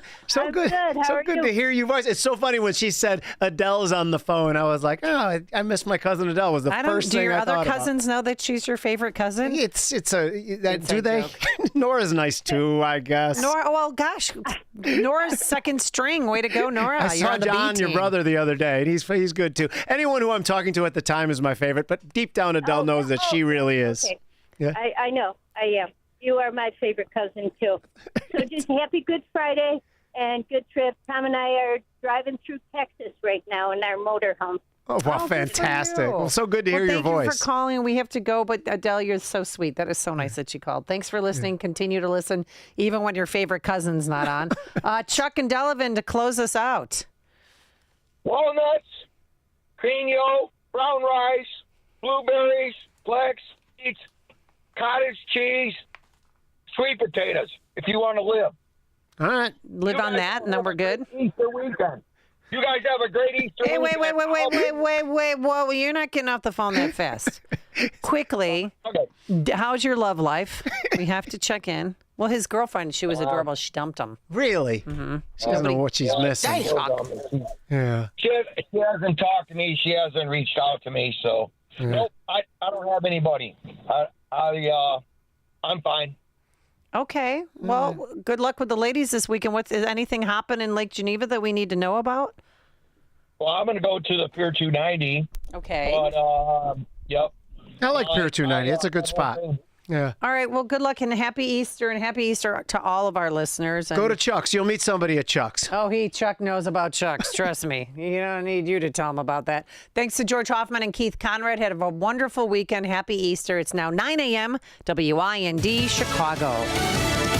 RFK assassination files are released. I'm Chris Foster, Fox News. It's a lot to go through, and Health and Human Services Secretary Robert F. Kennedy Jr. has said the man convicted, Sirhan Sirhan, might be innocent of his father's murder in 1968. Director of National Intelligence Tulsi Gabbard on Fox and Friends. What we have just released here today is 10,000 pages that have been sitting in boxes within the National Archives that had never been digitized or viewed publicly before. These are documents related to the government's investigation into the assassination. She says 50,000 more pages found recently will be gone over and released. There are limited redactions, she says, things like Social Security numbers that were exposed in a release of John F. Kennedy assassination files last month. Sirhan Sirhan is 81 years old now, serving a life sentence in California. A man deported from Maryland to El Salvador and imprisoned there has been allowed to meet at a hotel with a senator who flew down to see him, Democrat Chris Van Hollen, who he says the Trump administration has not backed up his claim the man's a dangerous gang member. El Salvador's President Nayib Bukele is mocking this meeting, saying in part Kilmar Abrego Garcia has miraculously risen from the death camps and torture.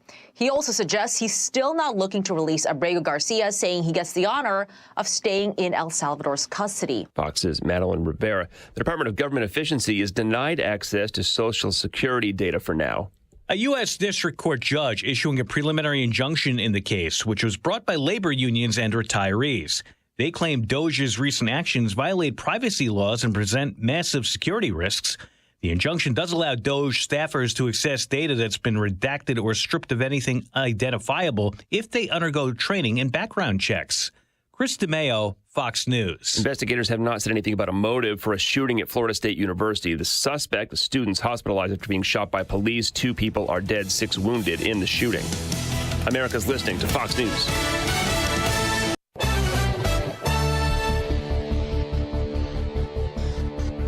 Good morning, 64 degrees in Chicago on AM 560 The Answer. I'm John Cruz in the AlmostFreeTeeth.com newsroom.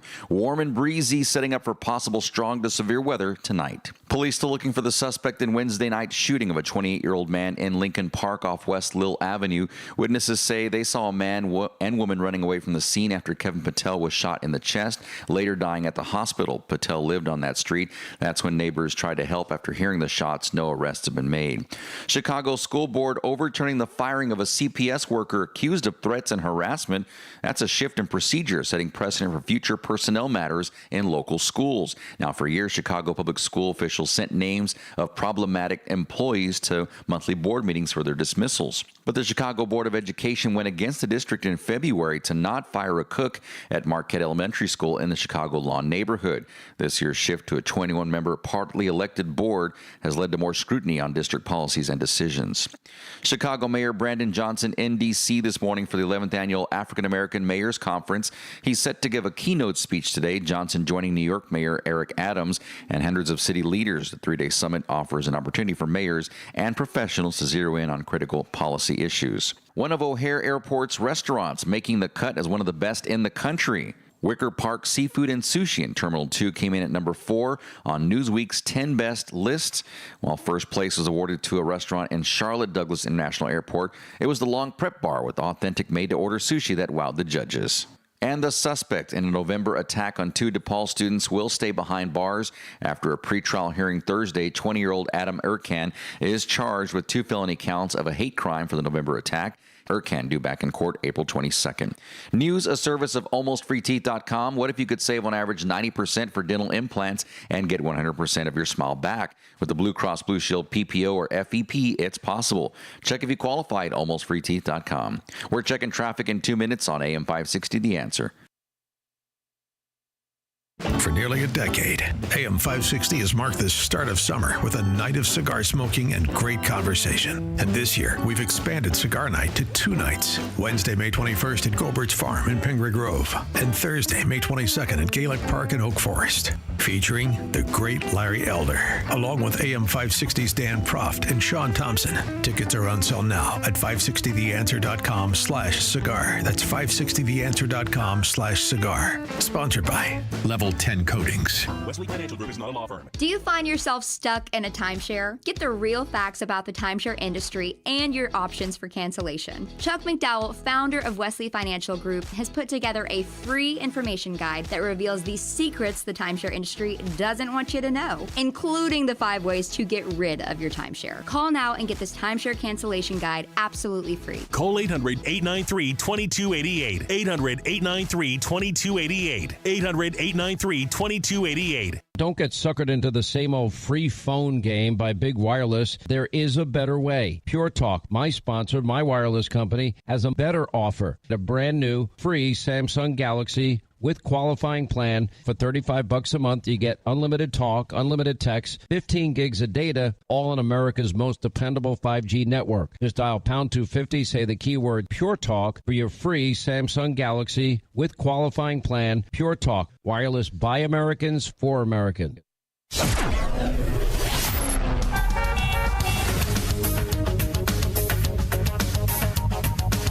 We've got several trouble spots on the roads this morning. An accident on 79th Street west of Forest Hill. That's in Burr Ridge. Expect delays there.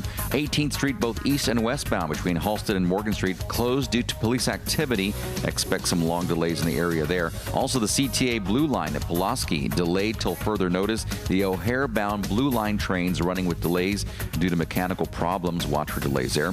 An accident blocking the right lane due to a semi. Reagan Memorial westbound after Naperville Road. Stop and go on the Eisenhower inbound between St. Charles and the Tri-State Tollway.